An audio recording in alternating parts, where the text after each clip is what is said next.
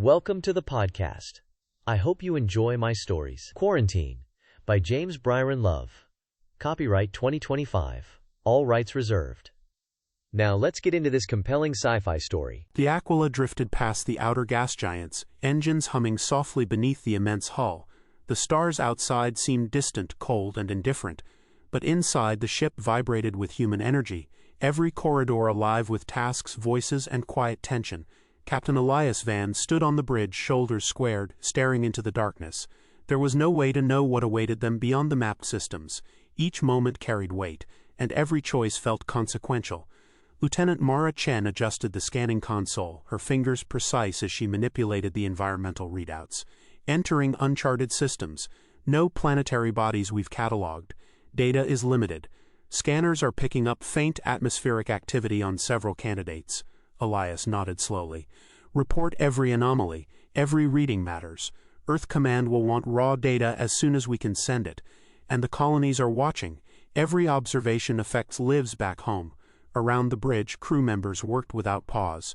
Engineer Tomas Velik monitored thrusters and structural integrity. Navigator Harun Patel adjusted trajectories in response to gravitational readings. Communications Officer Aisha Rahman transmitted final updates to orbital stations. No one spoke more than necessary. The tension of responsibility hummed through the space like static. Jaron Kiro, the geologist, hovered near the observation viewport, his tablet displaying topographical scans of a rocky planet spinning slowly below. "This one's mostly stable," he said. "Crater density moderate, tectonics appear minimal, temperature ranges acceptable for initial probe landings." Dr. Leora Say, head of the biology division, crossed her arms. "Acceptable doesn't mean safe. Don't assume stability. Microbial life or chemical imbalances could be hiding in ways our instruments can't detect." Jaron glanced at her. "I know, but we're stuck with the data we have. We move forward based on probabilities." "Probabilities aren't guarantees," Leora replied, voice sharp but calm. "This is why we test first, land cautiously, and record everything in the engineering bays." Tomas Velik oversaw the deployment readiness of terraforming drones. Their metallic exteriors gleamed under the bright overhead lights. Kira, his assistant, adjusted sensors and performed final diagnostics. "Drones are calibrated," Tomas said. "Scanners active. No anomalies reported so far. Survival pods stocked and ready." "Pods can't solve bad judgment," Kira muttered. Tomas shot her a glance but didn't respond. Words were unnecessary. Both knew the stakes. Back on the bridge, Harun Patel's voice cut through the hum. "Candidate planet readings complete. Polar regions show minimal seismic activity. Equatorial areas active, high volcanic output, gravity 0.96 of Earth. Radiation within operational tolerance. Atmospheric filtration will be required." Elias leaned back in his chair. "Polar landing. Prepare scouting drones, full surveillance before human landing parties touch the surface. Cross-check all environmental variables, temperature, gravity, radiation, chemical composition, and soil stability. I want double verification." Mara Chen's eyes narrowed as she typed commands. "Understood, Captain. Drones will deploy within 30 standard minutes. Real-time data streaming to bridge and engineering." Jaron Kiro's lips pressed together. "We're approaching another unknown. Every scan so far has been misleading in one way or another. I hope this time is different." Leora Say shook her head. "Hope doesn't factor into calculations, accuracy does. Observation, measurement, analysis." Elsewhere, in crew quarters, Nadia Roque and Thane Kaur, junior biologists, spoke quietly. Nadia ran a hand through her hair. "Do you think we'll find anything alive?" "Depends on how you define alive," Thane replied. "If you mean multicellular, intelligent, or dangerous, there's no way to predict it. Microbes, spores, elemental adaptations. We could see anything, or nothing." Nadia shivered slightly. "I didn't sign up for trouble. I signed up to study ecosystems. Ecosystems include hazards," Thane said. "That's the reality. Every planet carries risk. That's why we're careful. That's why the drones go first." Weeks passed with relentless repetition. Survey, scan, report, analyze, adjust. Teams worked long cycles without pause, collecting samples and logging every detail. Initial enthusiasm gave way to quiet fatigue. Minor conflicts arose over data interpretation. Decisions that seemed trivial became sources of tension. Captain Elias watched, intervening only when necessary. "Jaron," Elias said one evening, approaching the geology station, "I need a re-evaluation of that polar ridge. Your initial readings suggest stability, but cross-reference with historical seismic anomalies in similar compositions." Jaren frowned. Already running the models, but we have no comparative baseline for this type of rock formation in this environment. Any assumptions are speculative. Speculation isn't action, Elias said calmly. We proceed with caution, that's all. Adjust your model and brief me immediately when you have results, Leora joined them. I've identified microbial traces in initial soil samples. They're inert so far, but chemical composition is unusual. Could be nothing, could react under human-introduced variables. We need to monitor for rapid changes if we land a team, Elias nodded. Understood. Prepare contingency protocols. Full quarantine and data logging, no shortcuts. The tension was not constant panic, it was constant focus. Mara Chen adjusted drones repeatedly, ensuring optimal coverage. Aisha Rahman transmitted data to orbital relays, verifying signal integrity. Tomas Vilik double-checked drone power and sensor arrays, running simulations to predict every conceivable error. The crew functioned like a single organism, each part responsible for precision and safety. The days of travel were punctuated by moments of minor triumph. A previously unseen ice formation on a crater rim provided a potential water source. A plant sample found in simulated atmospheric conditions survived several cycles, hinting at life's adaptability. Every small success carried hope, but no illusions of easy victory. Tensions also surfaced in private moments. Jaren Kiro argued with Leora over the allocation of scanning priorities.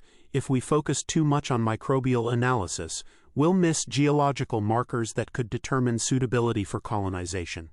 And if we ignore microbial hazards, we might be sitting on a ticking time bomb, Leora shot back. Both are critical. We adjust priorities according to risk. Captain Elias intervened only once. Your disagreement is noted. Competing perspectives are valuable, but resolve the methodology before presenting results. Personal opinions do not dictate procedure. By the end of the third week in uncharted space, the Aquila approached a planet that appeared superficially promising. Gravity slightly higher than Earth's, atmospheric composition marginally breathable with filtration, surface relatively stable. Sensors detected faint traces of seasonal temperature variation, minor storm systems, and consistent polar ice deposits. Elias called a meeting of the bridge officers. Scouting drones will deploy. Observe from multiple vectors. Note temperature variation, surface chemistry, atmospheric density, and any unexpected fluctuations. Full recording. Any anomalies reported immediately. Mara's fingers hovered over the console. Jaren checked geological scans. Leora finalized biological sensors. Harun confirmed navigation alignment, and Tomas monitored drone deployment power. Each person assumed full responsibility for their role, understanding the fragile balance between human error and planetary unpredictability. The crew worked methodically. Drone cameras transmitted live visuals, revealing cratered plains, jagged ridges, and shimmering ice caps. Leora's sensors detected chemical traces in the soil, minor variations that required repeated measurements. Jaren noted the consistency of rock formations, checking for structural hazards that might affect landings. Harun adjusted orbital patterns, correcting for gravitational anomalies that could shift unexpectedly. In the quiet observation room, Nadia and Thane analyzed preliminary readings. "Could this be the one?" Nadia asked, voice barely audible. "Too early to tell," Thane replied. "We need full drone coverage and multiple data sweeps. No assumptions." Captain Elias stood behind them, silently observing. No declarations, no speeches, only the expectation that work would continue. Meticulously, and without error, the crew understood that survival and discovery required patience, discipline, and absolute attention. The Aquila had left the known behind. Every scan, every landing attempt, every measurement and every adjustment was a careful step into uncertainty. The crew knew the planet might not yield a home, but every action taken was part of the larger effort to explore, understand, and endure. In these moments, leaving the known wasn't about hope, it was about precise, deliberate action. They advanced toward the planet with measured caution, drones collecting exhaustive data, scientists analyzing each fragment of information, and the captain ensuring cohesion and discipline. The steps were small, deliberate, and exhaustive, and as the Aquila maintained its orbit, scanning, probing, and preparing, the crew continued the slow, exacting work of leaving the familiar behind, one calculated step at a time. The ardent venture cut through the outer darkness of a star system far from the established colonies. Its hull, streaked with faint burn marks from prior jumps, glinted against the pale light of a distant sun. On board, the crew moved with practiced precision, yet an undercurrent of unease lingered. This expedition had already faced one near catastrophe on a barren moon, and the memory of malfunctioning drones and lost equipment was fresh in every mind. Commander Celine Riker surveyed the bridge, eyes tracing the blinking lights of the navigation array. "We're approaching the first candidate planet," she announced. "Atmospheric readings indicate oxygen content near Earth's surface temperatures within survival parameters. Terrain appears to be a mix of plains and dense vegetation." Lieutenant Eric Dune, heading Planetary Survey, raised an eyebrow. "Vegetation. Lots of it. Could be promising or dangerous. Hard to tell without closer scans. Either way," Celine said, her voice measured. "We need to know what we're dealing with before landing anyone. I don't want another incident like Ceres Prime." The landing party, composed of Eric, biologist Dr. Maris Vallow, geologist Tanner Kess, and engineer Lyra Cho, prepared in the drop bay. Each wore reinforced suits equipped with environmental scanners and portable defense modules. The mood was taut with anticipation and caution. "Ready for deployment," Lyra announced, checking the stabilization harness on her shoulder pack. Maris adjusted her visor. "I've reviewed flora scans. Nothing immediately hazardous on the surface according to preliminary scans. But keep in mind, biological sensors can't detect everything." "Good reminder," Tanner muttered. "Let's not assume we understand what we're stepping into." They descended in the shuttle, the planet's thick clouds reflecting the sun's light in green and gold streaks. Below, dense forests stretched for miles, punctuated by rivers that glinted like liquid metal. As the shuttle touched down on a plateau near the tree line, the ground vibrated faintly beneath them, a subtle reminder that this world lived and breathed in ways humans couldn't fully anticipate. Eric stepped out first, scanning the immediate area with a portable lidar device. "Terrain stable. Vegetation appears moderately dense but navigable." Maris knelt to examine a patch of moss-like growth. "Unfamiliar organic compounds, possibly photosynthetic, but the chemical structure is unusual. We should limit contact until we understand potential toxicity." Tanner examined a jagged rock formation nearby. "Looks structurally sound. We can establish a temporary base here if necessary." No sooner had they settled than a sound rippled through the underbrush. A low, rhythmic rustling. A massive shape emerged. A quadruped creature, limbs thick and armored, eyes glowing faintly in the dim light. Its movements were deliberate, intelligent, and predatory. "Hold position," Eric ordered. The scanner confirmed high biological activity and muscular density. The creature, however, did not retreat. It stepped closer, curious, almost challenging. Maris whispered, "It's observing us." "We should not provoke it," Tanner shook his head. "We're explorers. Standing still doesn't get us answers. We need to understand this world." With that, he advanced toward the creature, a scanner in hand. The animal hissed and lunged. Tanner barely dodged. Sprawling onto the damp ground, its claws grazed his suit, cutting shallow grooves into the reinforced plating. "Back, back," Eric shouted, firing a non-lethal pulse at the creature. It recoiled, but not fully. Its movements were too fast and precise. Maris grabbed Tanner, pulling him away from the line of attack. "We can't underestimate it. This species is stronger than anything on Earth. We weren't ready for this." Lyra activated a shield generator, a soft blue energy field wrapping the team. Sparks sizzled as claws met the force barrier. "Containment ready, but we can't stay here indefinitely," she said, eyes darting to the creature circling their perimeter.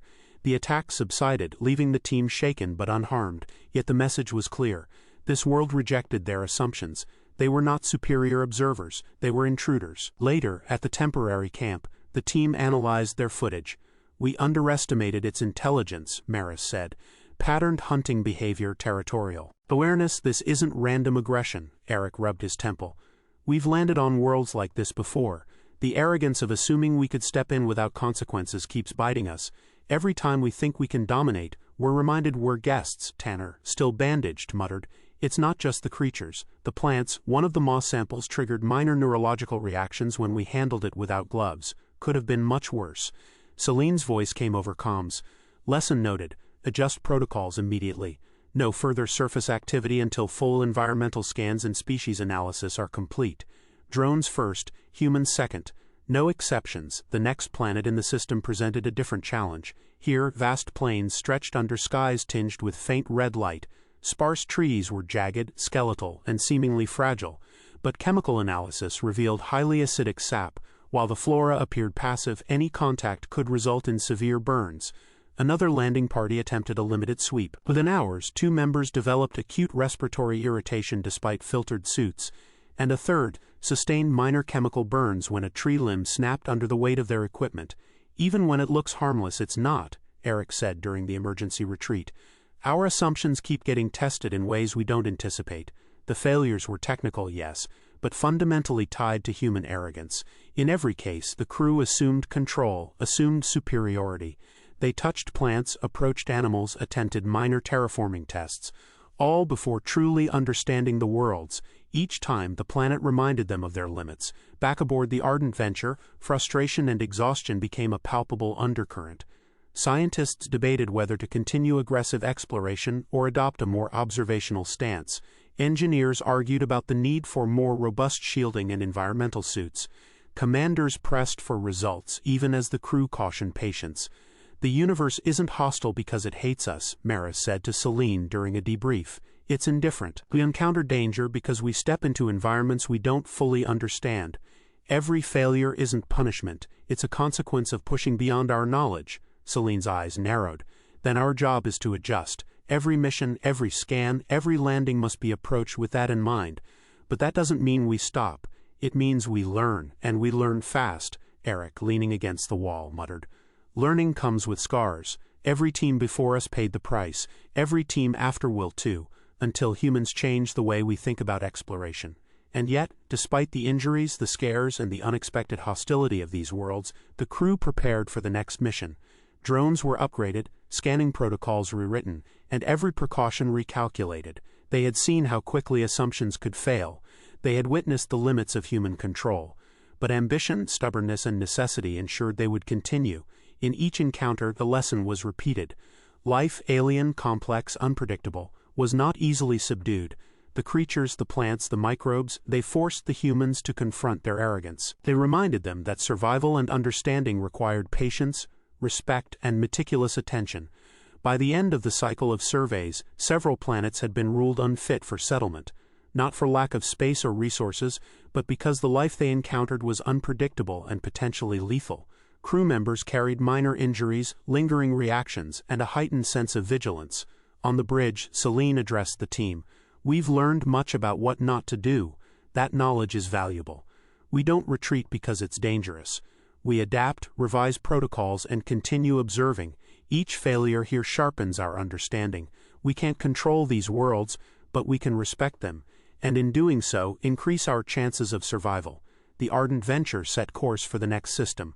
The crew remained vigilant, tempered by experience, carrying both the weariness of repeated failures and the determination to proceed. They understood now that the universe did not bend to human will. Hostility was not an insult, nor was it a challenge to pride, it was a fact of existence. And yet, in spite of the injuries, the near misses, and the moments when retreat seemed prudent, humanity's explorers advanced into the unknown. The stars outside were unchanged, indifferent to the struggles below. But inside the ships, inside the minds of those willing to risk everything, awareness had deepened. Humans were neither conquerors nor victims. They were observers, students of a universe that refused to be tamed. The mission continued, each landing a test, each scan a revelation. The hostile worlds had made their point, and the crews, carrying scars and data alike, prepared to learn more. The celestial pioneer slid into orbit around a moonless planet in the Loitan system, its exterior streaked with burn marks from repeated FTL jumps. Commander Rhea Corvin leaned against the railing of the observation deck, eyes fixed on the planet below. Vast deserts stretched under a sickly green sky, jagged cliffs fractured by sudden storms, and no sign of life or stability anywhere. The shuttle crews had returned empty-handed yet again. Below, the crew moved with heavy steps through the docking bay. Lieutenant Arden Fisk, leading a planetary survey team, dropped his scanner onto a maintenance table with a clatter. "Nothing usable, nothing. Gravity fluctuates unpredictably. Radiation bursts exceed safe exposure limits. Even the supposedly breathable atmosphere is laced with volatile compounds." Engineer Cale Torm adjusted his sleeve, smudged with planetary dust. "At least the landing pods survived intact. Barely. I swear, every mission, the systems are pushed harder than they were designed to handle." Ray's gaze remained steady, though fatigue lined her face. "We knew the risks. We also knew the failure rate would be high. But every empty report weighs heavier than the last. Send everything to command. Full logs, raw data, sensor readings.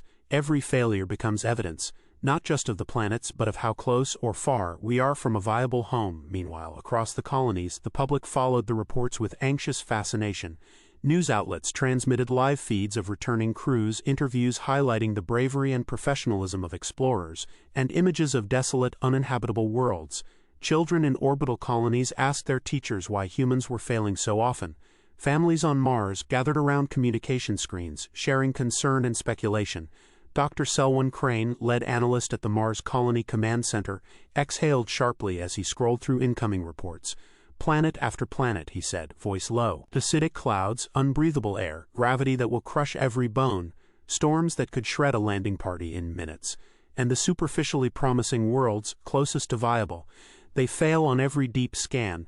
Subsurface conditions, toxic microbial life, unstable tectonics. We've reached a point where resources and patience are wearing thin. Political leaders were even less patient. Administrator Daria Vex of the Solar Council slammed her datapad onto the conference table. How many more ships return empty? How many millions of credits are we pouring into the void? The public grows restless. We need results, or we need a plan to explain why there are none, Commander Rhea responded over comms, her tone controlled. Every mission contributes data. Every failed landing informs the next. You cannot judge exploration by success alone. We can't force a habitable world. It either exists or it doesn't. And if it doesn't, Vex's voice sharpened. Do you understand what that means? We have colonies depending on this expansion. Mars isn't enough. The moons aren't enough. If you cannot find a new world, then all these efforts are wasted. We have to plan for the worst in the shuttle bays. Crews unloaded equipment, cleaning, recalibrating, and preparing for the next expedition. Each empty return carried a subtle weight, a shared recognition of the repeated setbacks. Lieutenant Eric Vega, handling environmental scanners, muttered to his assistant, "Every mission, the readings get worse. Atmosphere more toxic, soil more corrosive, storms more violent. It's as if the universe is deliberately unsuited for us." His assistant, a young technician named Sella Vorn, shook her head. "I don't think it's deliberate. I think it's indifferent. And our arrogance blinds us. We land, we probe, we expect it to yield results like a lab experiment. Reality doesn't work that way." Eric exhaled. "Indifference still kills us." Back on the bridge of the Celestial Pioneer, Rhea studied the incoming data streams. Multiple planetary readings, all arriving simultaneously. A desert world with constant electrical storms, a frozen planet where ice cracked unpredictably under the slightest pressure, a jungle world with acidic rainfall and aggressive fauna. Crew fatigue was evident in every report. The stress of repeated failures was etched into faces, hands, and voices. "Crew rotations are necessary," Chief Engineer Cale Torm said. "They're showing signs of mental strain. Minor injuries, overworked sensors, constant vigilance. It's wearing them down faster than any planetary hazard." Medical Officer Dr. Liana Yorick added, "And morale isn't improving. People are questioning why we continue to risk ourselves for planets that refuse to cooperate. Even the veterans are showing signs of stress-related fatigue. Headaches, sleeplessness, impatience." Rhea nodded. "I expected this, but we cannot slow down. If we halt, humanity stagnates. If we continue blindly, we fail. We must proceed with caution, discipline, and constant awareness." Reports from the field described increasingly hostile conditions. Acidic clouds that corroded ship sensors within hours, radiation bursts that interfered with navigation and communications, sudden gravity fluctuations strong enough to crush landing teams against their restraints, high-velocity storms that tore through surface equipment before the crews could shelter it. Even superficially promising worlds failed under scrutiny. Subsurface contamination, unstable tectonic plates, unpredictable magnetic anomalies. Every mission returned with its own set of minor disasters, each a reminder that the universe did not bend to human expectations. Ships required repairs almost immediately upon return. Crews required debriefing, psychological assessment, and weeks of recalibration before redeployment. Public fascination continued to grow, tempered with unease. Hollow transmissions of returning crews circulated widely. Analysts debated in live forums about the feasibility of interstellar colonization. Citizens questioned the wisdom of repeated ventures. Parents whispered concerns over children's futures on Mars. Politicians demanded timelines. Scientists stressed caution. Every sector of society felt the growing tension. Dr. Selwyn Crane presented his summary report to the Council. Of 50 missions dispatched over the past 3 standard months, 0 planets met the minimum criteria for colonization. Several candidates were superficially promising but failed detailed analysis. The likelihood of finding a second Earth within current exploration limits is decreasing. Resources allocated to these missions are being depleted faster than replacements can arrive. Every failure increases operational strain across all sectors. Administrator Daria Vex frowned. Then what do you recommend? Do we continue throwing ships into the void? Rhea, on the bridge of her own ship, responded through the comms network. We cannot stop. The next system, the next candidate, may yield results. We can only mitigate risks, apply lessons learned, and continue observing. Pulling back now achieves nothing except certainty of stagnation. The exhaustion of the crews became a cycle. Landing parties returned, debriefed, rested, and redeployed. Each team faced the same dangerous conditions: corrosive atmospheres, sudden storms, gravitational anomalies, and microbial hazards. There was no end to the unpredictability. Lieutenant Eric Vega leaned over a table cluttered with planetary scans. It's worse than we thought. Every planet has a flaw, every atmosphere a hidden danger. We prepare, we calculate, we act, and yet the universe refuses to cooperate. Selavorn, his assistant, looked up. We've been expecting the universe to yield. It doesn't yield. It exists. That's all. Our arrogance makes every failure seem personal. Indifference, Eric muttered. Same as the alien life we haven't even met. Indifference kills faster than hostility. Even in command centers on Mars and Earth orbit stations, worry was settling. Financial resources were diminishing, political pressure increased, public morale wavered, yet pride and arrogance prevented a formal retreat. Humanity had already declared expansion a necessity. Retreating now would be an admission of limits, a concept most leaders found unacceptable. Rhea watched the latest wave of shuttles return. Some landed with minor hull damage, others with sensor malfunctions. Crews were worn but determined. Each team carried logs, samples, and experience. They had discovered nothing suitable, but they had learned much about the universe's hostility, or indifference. The pattern was evident. No system, no planet, no landing yielded the desired result. Each crew returned with exhausted bodies, frayed nerves, and the bitter knowledge that the mission was failing. And yet, in the quiet spaces of their ship, away from comms and politics, the crews still discussed next steps, calculated next scans, and plotted the next jump. In the corridors of command, debates raged. Some officials argued for reduced expenditures and more reconnaissance. Others pressed for immediate deployment of additional ships. Strategists weighed costs, risks, and potential political fallout. The tension between resource scarcity and ambition became tangible, as though pressing down on the colonies themselves. On the bridge of the Celestial Pioneer, Commander Rhea Corvin surveyed her crew. Eyes were tired, but discipline remained. Each person moved with precision despite fatigue. Every failed landing reinforced their understanding of the universe: hostile, indifferent, unpredictable. They had found nothing, but they had gained knowledge.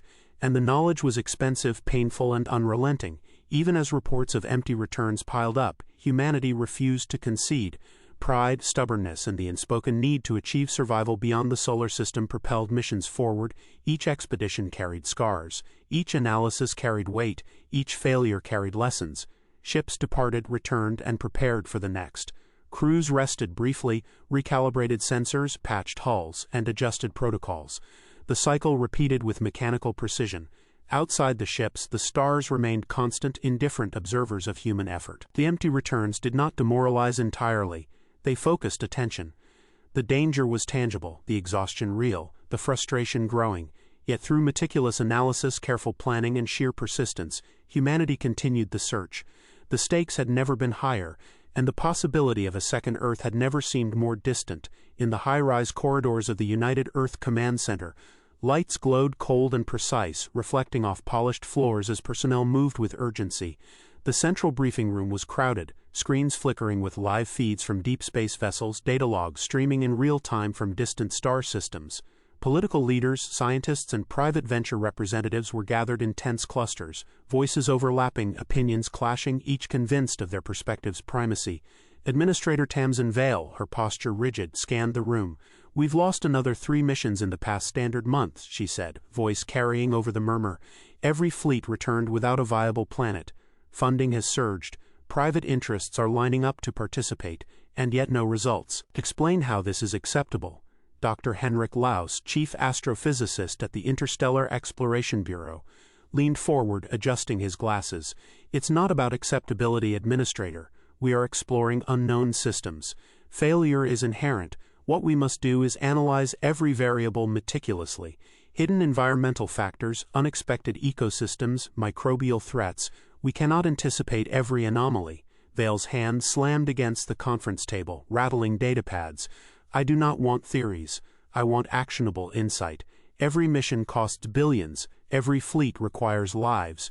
And the public is watching, the media is asking, and the colonies are asking. Results. From the back, Senator Ryan Kerr stood, tapping his cane for emphasis. With all due respect, administrator, this is exactly why we cannot rely on blind optimism. Our fleets are advancing further into the void, facing unknown hazards. Every failure diminishes public confidence. Every misstep increases risk to human life and infrastructure. We need oversight, accountability, and structured analysis, not endless conjecture. Dr. Laus shook his head. Oversight is present, analysis is continuous, and accountability is inherent. But exploration is a process, not a guarantee. We are pushing the limits of human knowledge. We may not find a second Earth. That possibility cannot be ignored. Tamsin Vale's gaze hardened. And if we don't find one, if the next wave fails as well, we cannot wait indefinitely, while humanity clings to hope. Dr. Leora Say, an exobiologist from the Global Science Consortium, raised a hand. Administrator, with all due respect, failure informs strategy. Each unsuccessful landing teaches us what conditions are lethal, what factors destabilize ecosystems, what combinations of variables make habitability impossible. Without that knowledge, we risk catastrophe on the next world. Vale exhaled sharply, pinching the bridge of her nose. I understand your position, Doctor. But the public does not. The media broadcasts returning crews with empty reports, and every failure fuels speculation, panic, and criticism. Governments are pressuring funding boards. Private investors are eager to get involved, but they demand measurable results. We need progress, or we need justification for continued expenditure. In another corner of the room, a consortium representative, Naomi Varak, interjected. Private ventures are ready to deploy supplementary missions with their own fleets and probes. Their technology may accelerate discovery, reduce costs, and provide redundant coverage. But even they acknowledge the high likelihood of failure. The data we have shows environmental instability on nearly every candidate planet. Dr. Laus's hand rose in emphasis. Exactly. That instability is not just a technical issue. It is an inherent property of the systems we are exploring. Planetary climates, atmospheric composition, tectonic activity, all variables that were previously theorized but remain unpredictable. Human arrogance in assuming control of alien environments has repeatedly resulted in near catastrophes. The failures are not merely mechanical, they are systemic. Vale's gaze swept the room, resting briefly on each member. I hear your reasoning, but reasoning does not fuel colonies or secure lives. Strategy without results is insufficient. I will not accept further excuses. Every subsequent mission must have explicit contingencies, clear deployment protocols, and redundancy in personnel, equipment, and resources. No room for improvisation. No assumptions about the universe bending to our will. Meanwhile, outside the command center, media crews prepared live broadcasts. Public fascination with the Great Search remained high, but commentary was increasingly critical. Analysts discussed patterns of failure, questioned whether humanity could realistically expand beyond the solar system, and debated whether resources were being allocated wisely. Families tuned in from orbital colonies and Mars settlements, anxious and restless. Teachers fielded questions about the likelihood of survival beyond the solar system. Citizens wondered whether the enormous costs, financial, technological, and human, were justified. Back in the conference room, debate intensified. Dr. Say interjected again. We are aware that environmental variables are unpredictable, but human error compounds the risks. Overconfidence, misinterpretation of sensor data, misallocation of crew efforts, these are preventable. Every failure is an opportunity to improve procedure. Senator Kerr's voice rose. And yet the same mistakes repeat. Ships return empty. Crews suffer stress, injury, and moral fatigue. Meanwhile, funding boards grow impatient, political bodies grow anxious, and public morale fluctuates. How do we justify further expeditions without tangible results? Vale's fingers drummed against the table. We justify it because humanity cannot stop searching. Mars and the moons are insufficient for long-term survival. We cannot retreat into complacency. We must push further, despite frustration, despite risk, despite resource limitations. In the briefing room, screens flickered, displaying data from the latest wave of fleets. Graphs showed atmospheric composition, radiation levels, surface instability, and unpredictable storm patterns. Analysts annotated anomalies, debated causes, and proposed countermeasures. Arguments ranged from equipment redesigns to revised landing protocols, from chemical containment strategies to new drone deployment procedures. Planet AV7 is unstable beyond expectations, Dr. Laus said, pointing to a chart. Surface storms are stronger than predicted. Radiation bursts exceed shielding capacities. Atmospheric samples indicate potential biological hazards. Yet even this planet is superficially similar to past candidates. We cannot rely on appearances. Naomi Varick's hand moved to highlight an alternative solution. Private probes equipped with adaptive shields and autonomous microdrones could map hazard zones in real time. Even if the crew cannot land, we gain actionable intelligence remotely. It reduces risk and maintains pace of exploration. Dr. Say nodded. That approach mitigates human error, but we still must analyze environmental interactions comprehensively. Every mission must incorporate these insights before human landings. Tamsinvale's voice was sharp. Comprehensive analysis is ongoing, but time is finite. We cannot delay indefinitely. While the crews rest, the boards deliberate, and the public wonders if the search is futile. Each wave must be prepared, funded, and executed with maximal efficiency. Arguments over responsibility flared. Some scientists blamed design limitations, others criticized command decisions, and some pointed to resource allocation failures. Every faction insisted their solution was critical, their oversight essential. Frustration mounted, voices grew louder, and tensions threatened to spill beyond the controlled environment of the command center. And yet, through the noise and fatigue, one truth persisted: humanity refused to abandon the search. Despite repeated failures, despite mounting criticism, despite dwindling patience from all corners, political, public, and private, missions continued to be sanctioned, fleets continued to launch, and explorers continued to venture into uncharted space. In the quieter rooms of the command center, individual scientists debated in smaller clusters. Dr. Laus conferred with Dr. Say over anomaly reports.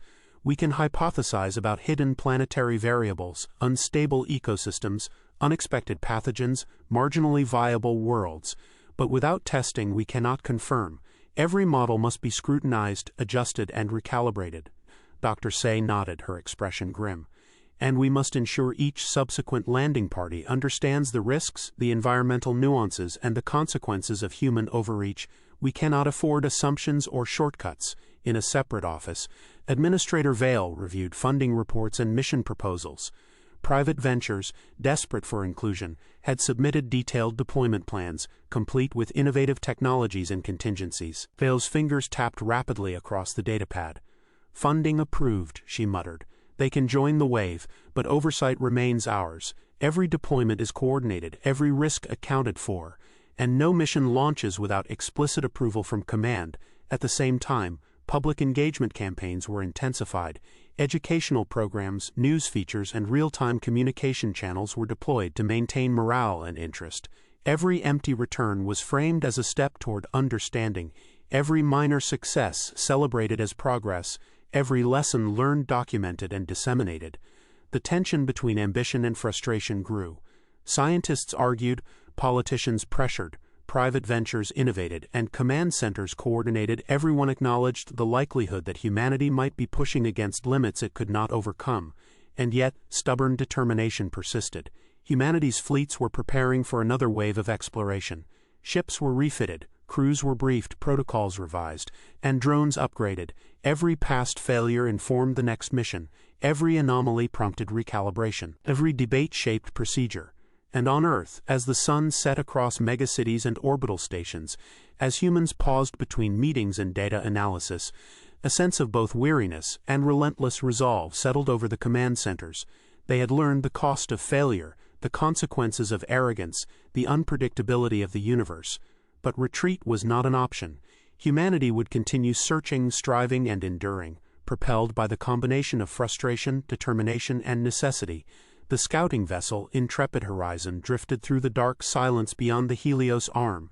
its engines idling at near zero output to avoid disturbing the delicate gravitational readings of the surrounding star system. The bridge was dimly lit, screens glowing softly as sensors scanned the void. Commander Elias Vaughn stood at the center, hands clasped behind his back, his gaze fixed on the holographic projection of the planet emerging on the main display. "Energy fluctuations are off the charts," reported Lieutenant Mara Day, her voice taut with a mixture of excitement and fatigue. "Thermal emissions, electromagnetic surges, some sort of structural anomalies, could be natural, could be artificial. I'd wager there's something down there worth investigating." Navigator Theo Raines leaned over his console, adjusting sensor parameters. "The atmosphere reads as breathable. Oxygen levels within safe parameters, trace compounds stable. Surface temperatures are mild, radiation is negligible for the short-term exposure. Looks comfortable, relatively speaking." Elias's brow furrowed. "Comfortable?" He turned sharply. "We're not vacationing, Lieutenant. Comfortable for human life isn't the same as safe. Get me a full scan on those anomalies. Repeat, full spectrum, every band. I want to know what's emitting energy in this range." Mara tapped rapidly, pulling up layered visualizations, streams of colored pulses highlighted structures sprawling across the planetary surface. Sensors indicate large, semi-organic constructs, some automated machinery in operation, mining patterns perhaps, not natural formations. "It's active, Commander. There's something down there moving, working." Elias leaned closer, his jaw tightening. "Define moving. Are we talking biological, mechanical?" "Both, maybe," Mara said cautiously.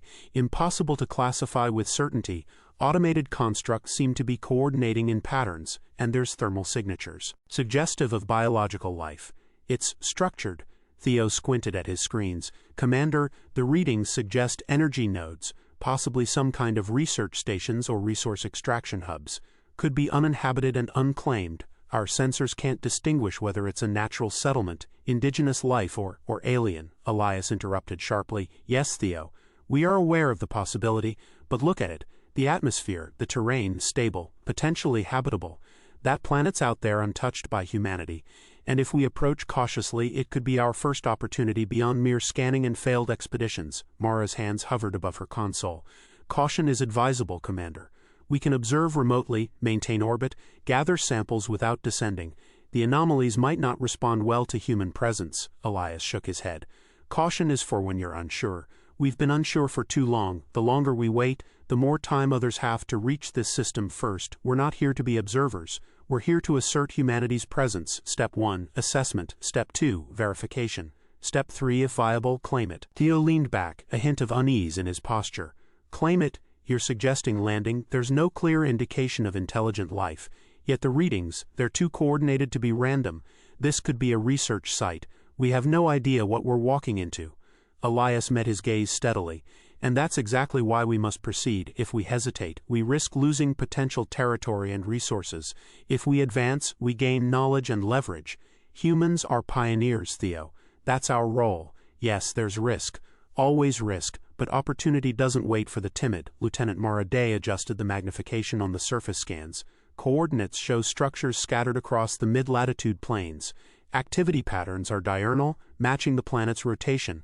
Automated constructs are active continuously, energy readings cycling in predictable intervals. Biological readings appear minimal, non-aggressive, but vigilant." Commander Elias exhaled sharply, pacing the bridge. "Vigilant? That could be defensive. Or it could be nothing. The key point is this planet is not hostile by nature. Atmosphere stable, gravity manageable, climate benign. We have the advantage. Sensors, reconnaissance drones, and our standard protocols. We can deploy safely and gather preliminary samples before anyone has a chance to interfere."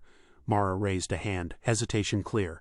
"Preliminary samples are fine, Commander, but I advise against landing without full understanding. All energy readings suggest high-intensity activity. Could be mining operations, could be alien research, could be experimental. The humans before us on other missions failed to anticipate environmental hazards. We could repeat the same mistake if we rush." Elias's expression hardened. "We do not rush blindly. We move with confidence. Observation can only tell so much. Assessment from orbit can identify anomalies, but some things require boots on the surface. We have all standard decontamination protocols. Environmental suits are rated for extreme exposure. We have weapon systems calibrated but not armed for safety. Every precaution is in place." Theo hesitated, rubbing the back of his neck. Confidence isn't caution, Commander. But if we're not interpreting the energy signals correctly, we could be seeing harmless activity, or worse, we could be provoking a defensive species. Any aggressive move from us could trigger conflict before we even understand the situation. Elias's voice dropped, steady and commanding. Theo, let me make this clear. Every mission we've sent beyond the solar system has encountered nothing but failure. Empty worlds, hostile terrain, unsustainable ecosystems. The stakes here are different. We are not simply exploring. We are establishing humanity's presence. We are asserting relevance. Hesitation at this stage will cost us more than a misstep. The planet below may be the first opportunity to secure resources, data, and strategic advantage simultaneously. Are you willing to let caution dictate our history? Silence filled the bridge. Mara glanced at Theo. He didn't respond immediately. Finally, he exhaled and nodded, a reluctant acknowledgement. Understood, but I want a contingency plan ready. If the activity escalates, we retreat immediately. We don't engage unless fired upon. Standard engagement protocols. Elias's gaze swept across the bridge. Good. Contingency is ready. Observation drones in place. Landing protocols prepared. Environmental samples queued for. Automated collection. Weapon systems remain in standby. Our priority is data, not confrontation. That's the difference between explorers and trespassers. Proceed accordingly. Mara keyed in the drone deployment sequence. Small reconnaissance units dropped from the hull, hovering silently above the planet's surface. Thermal imaging revealed coordinated movement, metallic structures, and energy fields pulsing at rhythmic intervals. Biological signatures flickered in sync with the automated constructs, suggesting a symbiotic relationship between the organic and mechanical elements below. Theo adjusted the visual feed. Notice patterns in energy emissions. They're cyclical, almost like scheduled operations. Machinery moves with precision. Biological units avoid direct contact with constructs but interact periodically. Whatever is happening, it's structured, systematic. They're collecting something or conducting experiments. Elias's eyes narrowed. And we're assuming this is alien in origin because it doesn't resemble anything human. Could it be natural? Could it be a phenomenon we misinterpret? Mara shook her head. The precision, Commander. The synchronization. It's not natural. Thermal outputs, electromagnetic fields, and movement patterns are consistent with intelligent design. We're observing an operational site, not wildlife or geological processes. Elias paused, letting the information settle. Then the question is, do we observe or do we act? Observation yields knowledge, but acting demonstrates presence and stakes claim. It's not about hostility, it's about assertion. Opportunity is visible. Advantage is measurable. Hesitation risks irrelevance, Theo muttered under his breath. Assertion can provoke hostility too. Misinterpretation could lead to disaster. Elias caught the tone but did not respond verbally. Instead, he turned toward the forward viewport, watching the planet rotate slowly below. Plains glimmered with reflective surfaces, low-lying constructs emitted pulsing lights, and occasional plumes of vapor rose into the mild atmosphere. The planet seemed benign, almost welcoming, yet the activity suggested careful, deliberate occupation by entities unknown to humanity. Prepare for preliminary descent, Elias finally ordered. Maintain orbit while surface teams deploy drones and conduct sampling. Keep communication logs active. Visual and electromagnetic data streaming continuously. Every movement is recorded. If they respond, withdraw. No engagement unless fired upon. But understand, this is our first real chance to interact with a non-terrestrial operation outside our solar system. We do this correctly, and humanity gains a foothold in deep space. We hesitate, and the opportunity vanishes. Mara nodded, her fingers flying over the control panel. Drones deployed, Commander. Initial scans underway. Early readings suggest minimal interference from biological units. Construct activity continues uninterrupted. Sampling protocols active.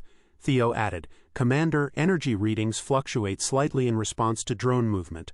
I can't tell if it's detection or just routine cycles. Elias's expression hardened. Then we proceed with caution and confidence.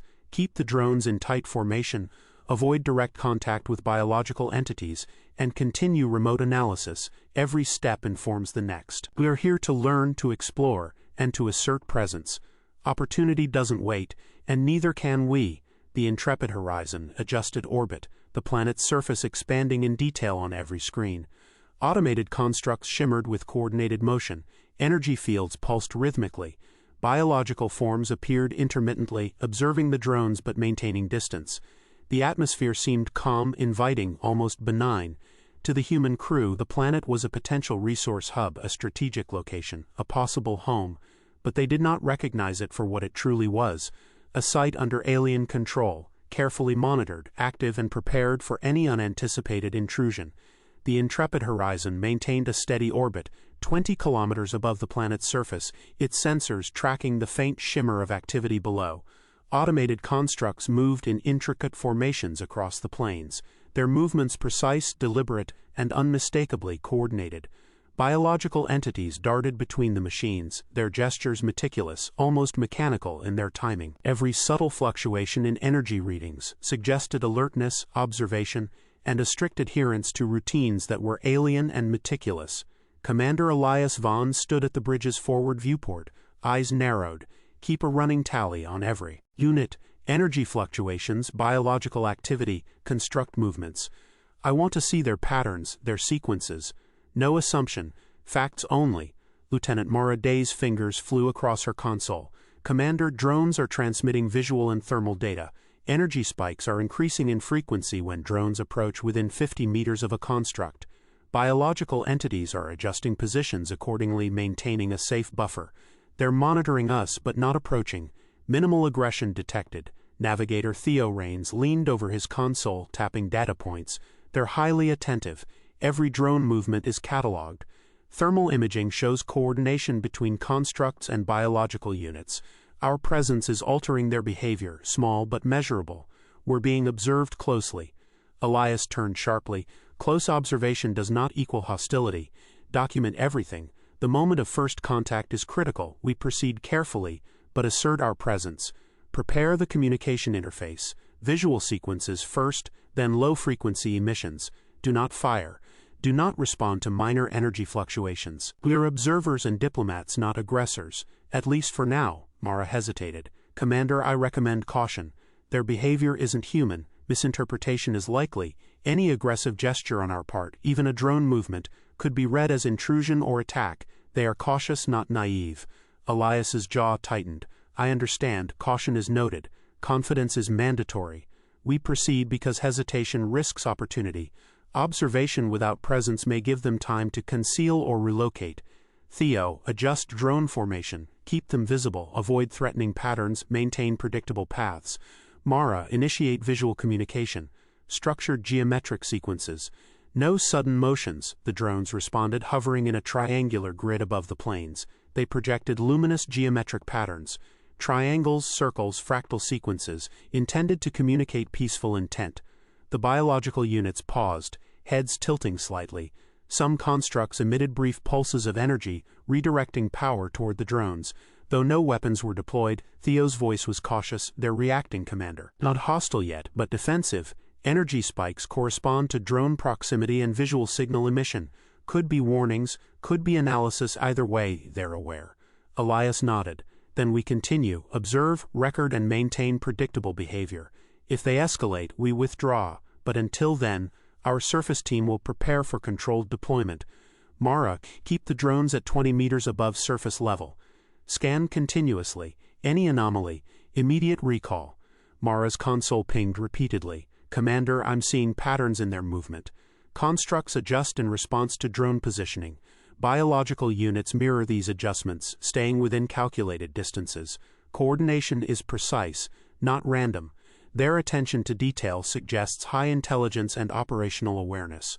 Elias exhaled. Good. That's the data we need. Every reaction, every adjustment, every fluctuation, it tells us what we're dealing with. We do not act impulsively. Observation continues until surface party is ready. Remember, engagement is reactive only.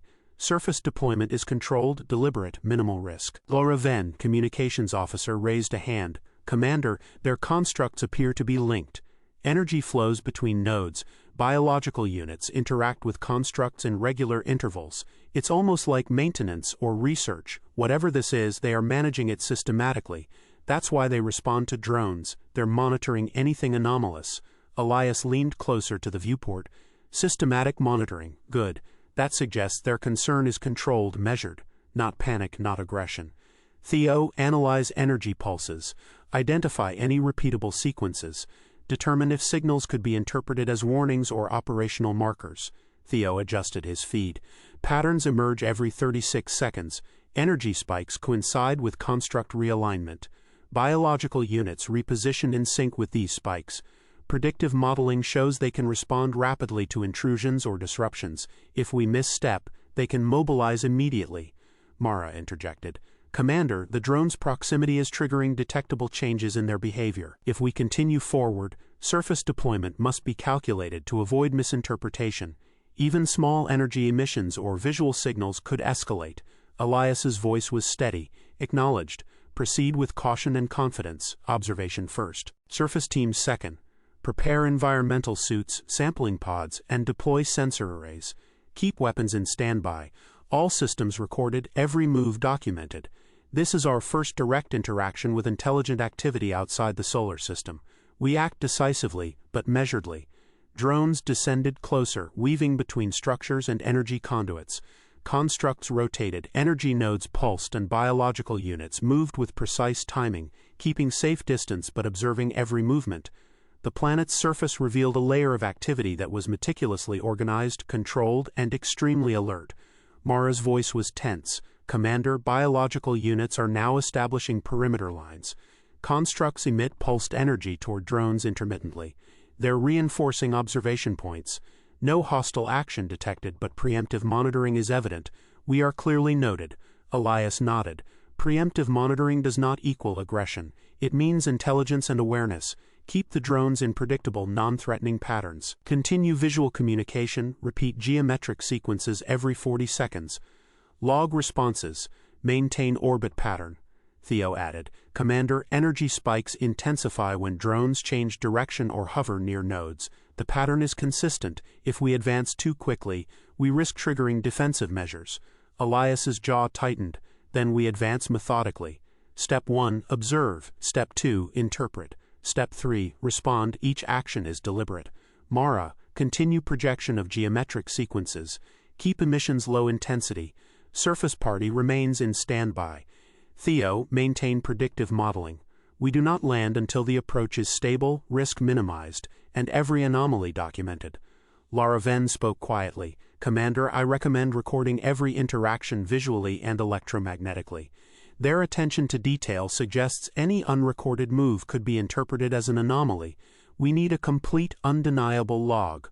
Elias gestured. Do it. Continuous recording, every pulse, every motion, every adjustment. Their attention is keen.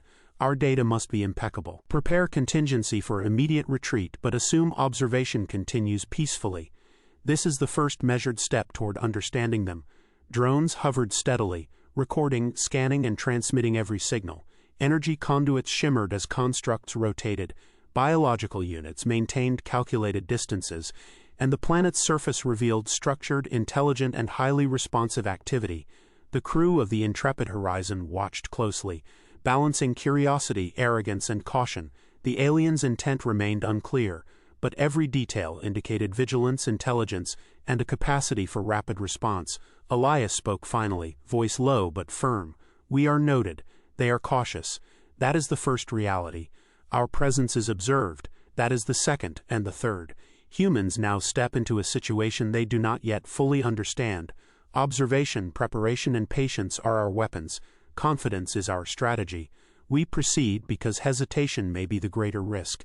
The intrepid Horizon hovered silently above the plains, drones projecting patterns across the alien constructs below. Commander Elias Vaughn's fingers drummed against the console, his jaw tight as he reviewed sensor logs. The biological units moved with precision, the constructs pulsing with controlled energy. Each movement was deliberate, methodical, and yet, somewhere in Elias's chest, a nagging unease stirred. Lieutenant Moraday leaned forward, voice cautious. Commander, they haven't shown hostility. Minimal response, defensive at most. Why escalate? Observation could continue. We can collect data, log energy patterns. Elias's eyes hardened. Mara, observation only delays action. Every second we wait is another second of uncertainty. We cannot assume passive tolerance. Their technology, their coordination, it's advanced. Waiting risks them adapting or countering before we understand the full scope. Theo, sensor sweep. Verify energy thresholds. Are any units approaching weapons readiness? Navigator Theo reins adjusted readings, scanning for anomalies. No immediate weapon signatures detected. Constructs remain in passive alignment. Energy pulses reactive to our drones but non-aggressive. Biological units maintain perimeter, cautious but non-threatening. Theoretically, we can continue monitoring safely, but their response times are extremely rapid. Any sudden maneuver could trigger an immediate reaction. Elias's hand hovered above the console. Safe, yes, but hesitation invites risk. Mara, open the weapons interface. Display targeting vectors. Full. Systems ready. Theo, monitor every pulse, every micro-movement. We do not fire unless fired upon, but I need options now. Mara exhaled sharply, reluctant. Commander, this is preemptive. These are not hostile actions, they are monitoring. If we attack, we are the aggressors. Elias's voice was firm. I understand, but theory and reality diverge in deep space. Their capability, even if unused, is potential threat. We proceed with awareness, not panic, weapons armed but deployment controlled. Drones maintain altitude, continue visual sequences, and if provocation occurs, we respond decisively. That is the rule. Sensors flared across the bridge, small energy pulses registering in rapid sequences. Theo's voice went tense. Commander, biological units are reacting, moving in tighter formation, constructs pulsing more rapidly. If we adjust altitude or speed any further, they may perceive threat. Probability of escalation is increasing. Elias's jaw clenched. Then we act first, before misunderstanding grows. Mara, Theo, prepare surface intercept protocols. Drones shift pattern. Targeting data logged, all systems go. On my mark, Commander, are you certain? Mara's voice was tight. This could be catastrophic. They're clearly intelligent. We do not understand the purpose of their activity. Elias interrupted sharply, we do not have the luxury of full understanding. Opportunity waits for no one. This is the first contact outside the solar system. We assert dominance to ensure survival, for ourselves, for humanity. Any hesitation may compromise everything. On my mark. He exhaled and pressed the activation sequence. The intrepid horizon fired first. Energy pulses streaked from drone-mounted cannons, hitting the nearest constructs with precision. Sparks flared along their exteriors, and several biological units reacted instantly, retreating behind energy shields and nodes. The planet's surface erupted into a controlled chaos. Drones maneuvered aggressively, constructs pivoted, and biological units scattered with rapid, almost preternatural coordination. Impact confirmed, Mara called, her voice tense. Constructs damaged, biological units withdrawing, minimal casualties observed, systematic retreat pattern initiated. They are not attacking, Theo scanned rapidly. Commander, they're retreating in an organized fashion. Energy conduits fluctuating, constructs rearranging in defensive formations. Their coordination is extraordinary. Casualties minimal due to advanced mobility and rapid adaptation. They are not defeated, they are withdrawing strategically. Elias leaned forward, expression grim. That is irrelevant. We struck first. We assert our position. Humanity demonstrates capability, control, and willingness to act decisively. The perception of victory is ours. Mara shook her head, voice low. Perception, yes, but their intent. They were conducting research, observation, collection. We've disrupted everything. This isn't victory, it's interference. Elias's jaw tightened. And yet the strategic fact remains. We acted, they withdrew. We are alive. Our ship intact. Document the outcome. Capture all data. Sensor logs, visual feeds, energy readings, every sequence of retreat, every adjustment, every pulse. Recorded. This is precedent. This is proof that humans take initiative in deep space. The retreating constructs pivoted, redirecting energy pulses back into defensive grids, forming temporary barriers between humans and their machines.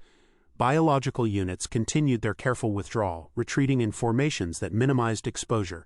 Their movements were coordinated, precise, deliberate, a living algorithm responding instantly to new stimuli. Theo adjusted predictions. Commander, they could re-engage at any time. Probability of counterattack rises with each approach. They are observing, analyzing, recalculating. Minimal casualties so far. If we continue forward, escalation may occur. Elias gestured to the display. Then we do not pursue. The surface is not ours yet. We've demonstrated control, asserted dominance, and captured invaluable data. Withdraw drones to safe orbit. Maintain observation at a distance. Record every secondary movement. Analysis will follow. Mara's voice was strained. We've created a scenario where we're the aggressors. They were not threatening us, not observing us with hostility, yet we provoked conflict. We've rewritten the first impression. Commander, this sets a dangerous pattern. Elias did not reply immediately. His eyes scanned the sensor data, patterns of energy flux, retreat paths of biological units, the recalibration of constructs. Pattern established, he said finally. Humans act preemptively. We assert our presence. Aliens retreat, minimally affected. Outcome: control perception, ensure safety, gather data. Any alternative would be riskier. Logically, this was correct. Morally, perhaps debatable, but irrelevant in strategic terms. Theo's fingers flew across his console. Commander, reports are streaming in from sensor overlays. Constructs recovering quickly, energy conduits rerouting, biological units repositioning. They are capable of rapid re-engagement. Our interference may force them to adopt defensive postures permanently. We've changed their operational behavior entirely, Elias nodded. Precisely. That is the effect of action. Observation alone never forces adaptation. We act, they respond. That is reality. Log all outcomes. Analysis will inform future engagements. Humanity must recognize the consequences of initiative. Ours is decisive, theirs reactive. Mara muttered under her breath. Reactive or defensive, we've just disrupted research. Minimal casualties, yes, but every sample, every construct interaction, every data stream, gone, interrupted, contaminated by our presence. Elias's tone was sharp. And yet the operational fact remains. Humans survive, assert presence, and control the encounter. That is the first engagement outside the solar system. Record it. Study it. Prepare for the next step. We do not retreat. We do not hesitate. Humanity will continue, confident in ability, aware of consequences, undeterred by the unknown, Theo added quietly. Commander, their withdrawal is controlled. They were not panicked. Advanced mobility and rapid reconfiguration suggest minimal loss. But yes, their work is disrupted. Entire research nodes compromised. Their response strategy will adapt from this encounter. Our engagement has consequences beyond observation. We cannot ignore that. Elias turned to Mara and Theo, voice steady. Then we document it fully, every signal, every movement, every recalibration. We were precise. We acted deliberately. They withdrew strategically. That is the outcome. Humanity asserts its role in the cosmos. Tactical victory secured. Ethical debates can follow later. Data first, decisions later. Drones returned to orbit, scanning for residual activity. Constructs were reactivating, biological units repositioning, energy flows recalibrating. The planet's surface, once meticulously organized, was now altered by human action. The intrepid Horizon maintained orbit, recording, logging, and analyzing, capturing every detail of the preemptive strike and its aftermath. Elias exhaled slowly. This is the precedent. First contact established. Humans act decisively. Aliens respond defensively. Outcome: retreat, minimal casualties, operational disruption. All further missions will refer to this engagement. Pattern recognized. Action ensures control, inaction invites uncertainty. Prepare detailed reports. This is the first blueprint of human interaction beyond the solar system. Mara glanced at the display, uneasy. Commander, we've just demonstrated how reckless we can be. We've forced a pattern of aggression that may shape every future encounter. Minimal casualties, yes, but the implications... Elias's gaze did not waver. Implications are noted. Data recorded. Observation concludes here. The outcome is controlled, documented, and repeatable. Humanity survives. Humanity asserts. That is sufficient for now. Retreat drones, maintain distant observation, and begin analysis. That is all we can do in this moment. The atmosphere aboard the intrepid Horizon vibrated with a charged, jittery mix of adrenaline, uncertainty, and self-congratulation. The bridge lights seemed brighter, the air a degree warmer, and every station hummed with an edge that hadn't been present before the first strike was fired. Commander Elias Vaughn stood squarely at the center display, arms folded behind his back, posture rigid with authority. The tactical replay looped on the main holoscreen, bright streaks of drone fire slashing across the alien constructs, the neatly coordinated retreat of the biological units, and the swirling dust clouds marking their rapid withdrawal. Lieutenant Mara Day watched the footage with a tight expression, her fingers pressed against the edge of her console. Theo Raines leaned forward, his eyes darting between telemetry and energy grids, practically glued to every recalibrating readout. Elias finally spoke, voice heavy with controlled certainty. All right, let's get this recorded. full log initiation. I want every system report, every visual feed, every pulse record uploaded, categorized, and backed up twice. Engineering, confirm the drones. Power cycles, make sure the discharge levels match the recorded fire sequence. Theo snapped to attention. Already in progress, Commander. Drones 1, 3, and 6 show minor overheating signatures from the initial volley, but all within acceptable parameters. Mara didn't look away from the holoscreen. Acceptable for us, she muttered. They were out there collecting samples, research. They weren't even pointing a weapon at us. Elias turned his head slightly. Lieutenant Day, log your assessment formally. Personal interpretation goes in the addendum, not in operational analysis. That wasn't interpretation, she said without flinching. It was observation. Theo shot Mara a quick warning glance, but Elias didn't bite. Instead, he lifted his chin toward the comms officer. Activate field recorder. Begin official summary. A chime signaled recording mode. First contact with non-human intelligences, Elias began, tone steady and authoritative. Initial encounter indicated advanced technological capability, unknown intentions, rapid adaptive movement patterns, and potential threat vectors. Operative analysis determined a preemptive strike to be the safest course of action to ensure crew safety and operational superiority. Mara's jaw tightened. Elias continued without acknowledging her visible irritation. Alien entities withdrew after minimal casualties. No counterattack, no pursuit.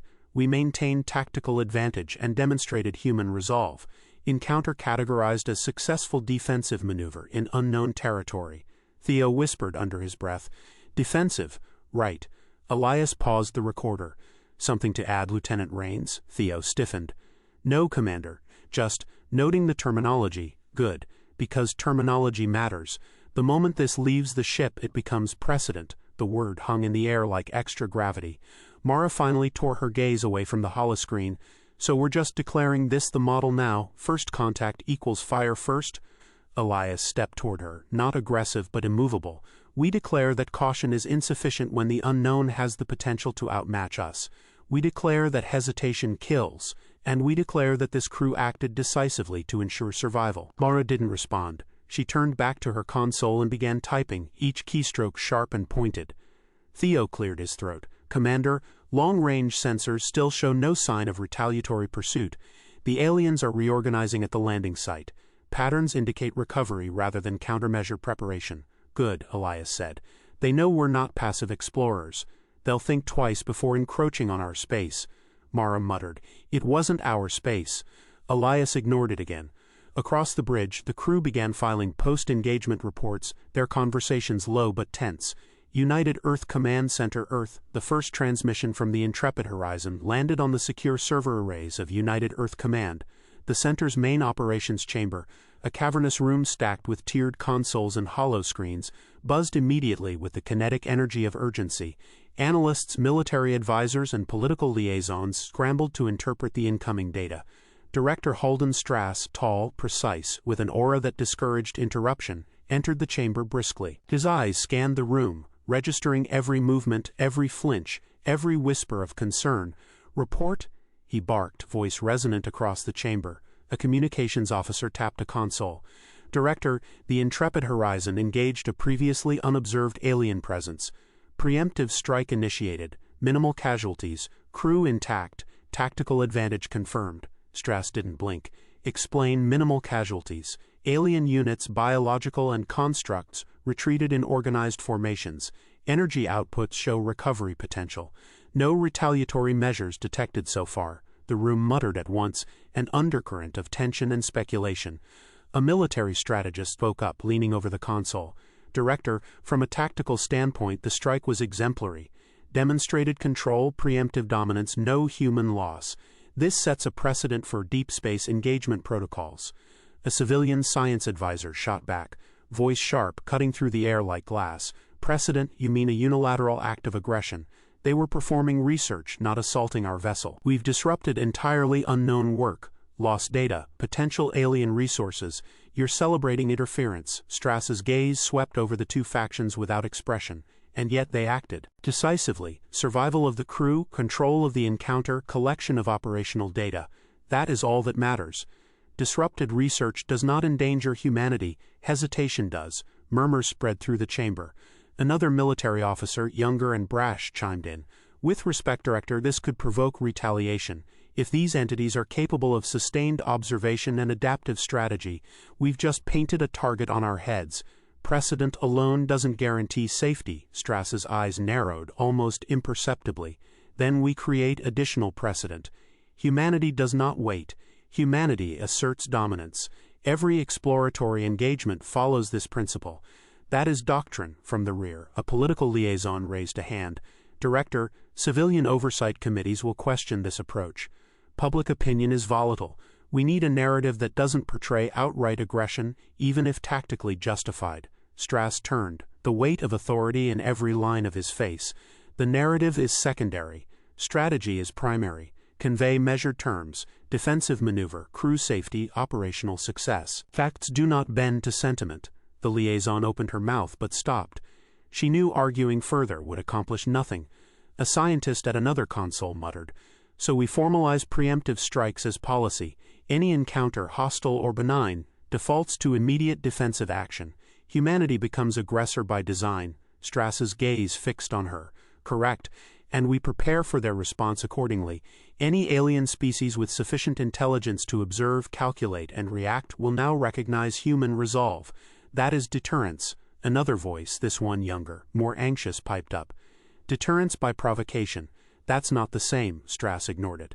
He turned back to the holo display showing the planetary surface, replaying the strike from the intrepid horizon. Every drone blast, every retreating unit, every dust plume mapped into memory.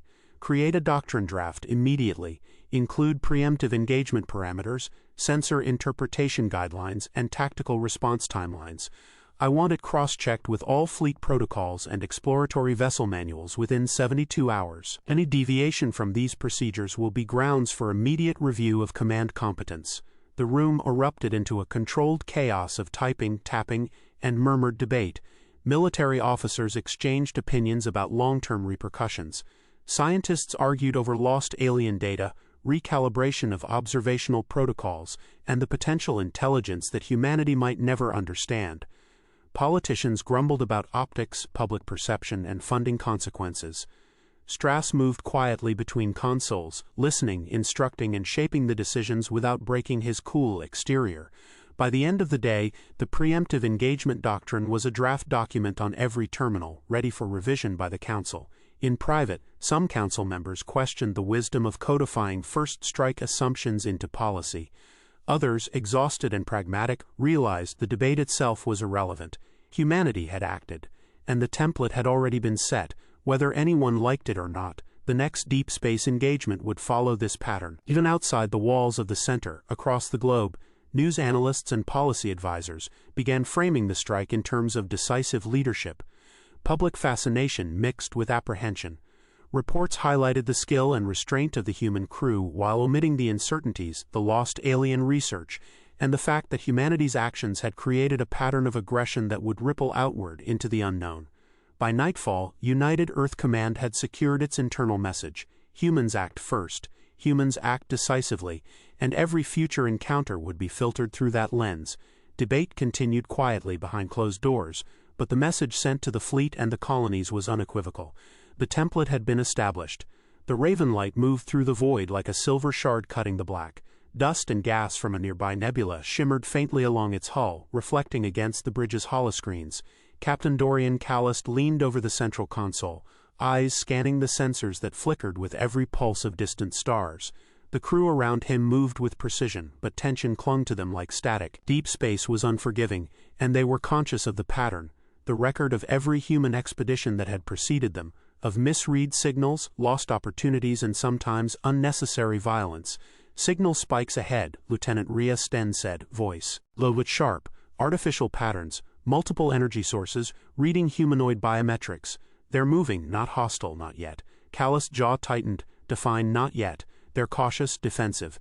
"They're observing," Sten replied. Commander Braden Solari crossed his arms. "Observation doesn't matter, Captain. Do we wait? Because waiting is hesitation, and hesitation gets people killed out here." Callous didn't answer immediately. His gaze was fixed on the planet below, barren and rust-colored, darted with strange spire-like structures that pulsed faintly with energy.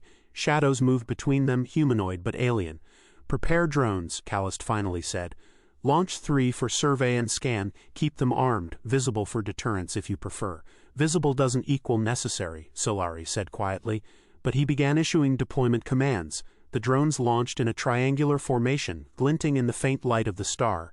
They descended slowly, weaving between the alien structures. The figures below stiffened, then moved in synchronized motions around the equipment, projecting soft blue pulses into the air. Signals, warnings, or something else entirely. "Captain, they're signaling," Sten said.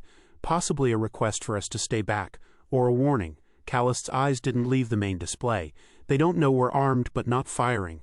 They interpret what they see, not what we intend." Solari's fingers hovered over his console. "They're not threatening. We're escalating the encounter before they even react." "Exactly," Callist said. "We establish dominance first. That's how patterns are set." The drone's sensors swept the alien array. Energy fields, atmospheric analysis, small robotic constructs, nothing overtly hostile. Still, Callist interpreted every movement as a potential threat. The crew followed orders, some with unease, some with blind obedience. The alien figures paused, raised devices, and emitted pulses toward the drones. Sten ran a quick analysis. Defensive scanning, no weapons detected, no offensive actions. "But they're maintaining perimeter formation," Callist leaned back. Lips pressed into a thin line. "Then we probe closer." Holt adjusted the trajectory controls. "Lower orbit, sir. The atmosphere is thin but stable. Sensors indicate no thermal activity that suggests weapons." "Make it so," Callist ordered. The Raven light glided into a low, sweeping orbit. The spire-like structures below shimmered as energy fields interacted with the thin atmosphere. The humanoid figures moved with cautious precision, analyzing, avoiding, and subtly altering their formation to maintain coverage over their arrays. Sten whispered, almost to herself, "They're not attacking, they're reorganizing." "Reorganizing because we're intruding," Callist replied. "They respond to pressure. That's what we need to observe." The tension thickened on the bridge. Every sensor ping, every flicker of movement on the surface below, carried weight. Some of the junior officers flinched as the aliens adjusted their positions, unsure whether they were facing an experiment or a confrontation. "Distance from target?" Solari asked. 2 kilometers, Sten said.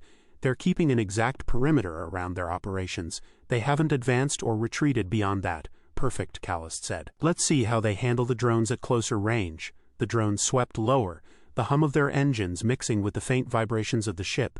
The aliens below raised devices again, projecting waves that interfered with some scanning frequencies. One of the drones reacted automatically, shifting its defensive posture slightly. Sten frowned. The drones are interpreting their pulses as potential threat signatures, automated defensive protocols kicking in. Callist's lips curved into a tight smile. "Exactly as expected. Threat perception is universal. Observe the reaction." For the next hour, the Raven light hovered above the alien array, drones sweeping systematically, sensors recording every movement. The humanoids never drew weapons. They were cautious, responsive, defensive. But human interpretation transformed their actions into provocation. The slightest deviation, the smallest signal, was catalogued in logs as evasive or potentially hostile behavior. Meanwhile, the human crew began to feel the strain. Sweat gathered at temple and collar. Fingers tapped restlessly on consoles. The bridge felt too small, every sound amplified by the unspoken tension. "You're reading too much into their movement," Holt said under his breath to Solari. Solari didn't respond. He knew better than to contradict the captain aloud. Callist's voice finally broke the quiet. "Prepare a landing team. Partial suit deployment, reconnaissance. No contact unless fired upon." "Captain," Sten began. "No discussion," Callist said. The landing team readied themselves in the bay. Ensign Cale Miro, pilot and exobiology enthusiast. Petty Officer Juna Voss, weapons specialist. Technician Rillan Dow, responsible for environmental systems and drones. Each checked their suits, sensors, and personal weaponry. Nerves tight but disciplined. As the landing shuttle detached and descended, the aliens paused, observing. No energy pulses, no movement toward the shuttle, just analysis. The humans interpreted hesitation as suspicion, even defiance. "Sensors picking up lifeforms approaching the shuttle," Voss reported. "Show me," Callist ordered. The feed displayed 2 elongated silhouettes moving with precise, deliberate steps, keeping distance. No weapons visible, but the shuttle's automated threat detection flagged them as potential hazards. "They're probably just curious," Miro said. Callist shook his head. "Curiosity in an unknown species is a threat. They may not mean harm, but uncertainty is danger." Below, the alien figures maintained their perimeter, some gesturing to one another. signals rippling faintly in patterns no human system fully decoded. The landing team tightened formation, every movement deliberate, weapons ready but unarmed, scanning the environment. Hours passed. No attack came. No signals requested communication beyond the soft pulses. And yet, the human crew catalogued every motion, every light emission, every subtle shift as data. Data that would later justify action, regardless of intention. By nightfall in orbit, artificial night set by the ship's rotation for crew cycles, the Ravenlight's logs were full of alien responses, threat assessments, sensor readings, and tactical interpretations. Every entry suggested caution, aggression potential, and the necessity of human dominance. Below on the planet, the aliens slowly adjusted back to their arrays, recalibrating fields and machinery. They had not acted aggressively, yet in human logs every movement was recorded as a reaction to pressure, a template of provocation and measured human response forming organically from misinterpretation. Captain Callist finally leaned back in his chair, staring at the planet below. "Pattern confirmed," he murmured. Sten looked up, her eyes sharp. "You mean," Pattern repeated. Callist didn't reply. He didn't need to. Every officer on the bridge understood. They had stepped into the same cycle every human crew before them had. Observation, intrusion, misinterpretation, defensive escalation. This was no accident. This was the rule of deep space exploration for humanity, and the Ravenlight had now reinforced it. The pattern wasn't emerging. It was alive, and they were part of it. Across the vast emptiness of space, the signals from human fleets moved like ripples across a calm pond, each pulse watched and recorded by countless alien observation posts. At first, the activity seemed unremarkable. A ship entering orbit, probes scanning, small land teams venturing onto unclaimed worlds. But over time, the patterns became possible to ignore. What began as small irregularities grew into a clear, undeniable behavioral line. The humans approached every new system with certainty and confidence, and every unknown signal, every unfamiliar sensor reading, was interpreted as a challenge. What should have been careful observation was instead marked by recklessness and arrogance. Even the way human ships decelerated into orbit screamed impatience. They came in too fast, too boldly, as if each star system had been expecting them and owed them its resources. In the orbital station Luma Core, representatives of multiple species convened. The chamber was a broad domed space with walls that glimmered faintly in response to movement and thought, reflecting the living presence of the delegates. The air hummed with a gentle resonance, created by the layered thoughts of so many beings communicating silently. They did not speak aloud.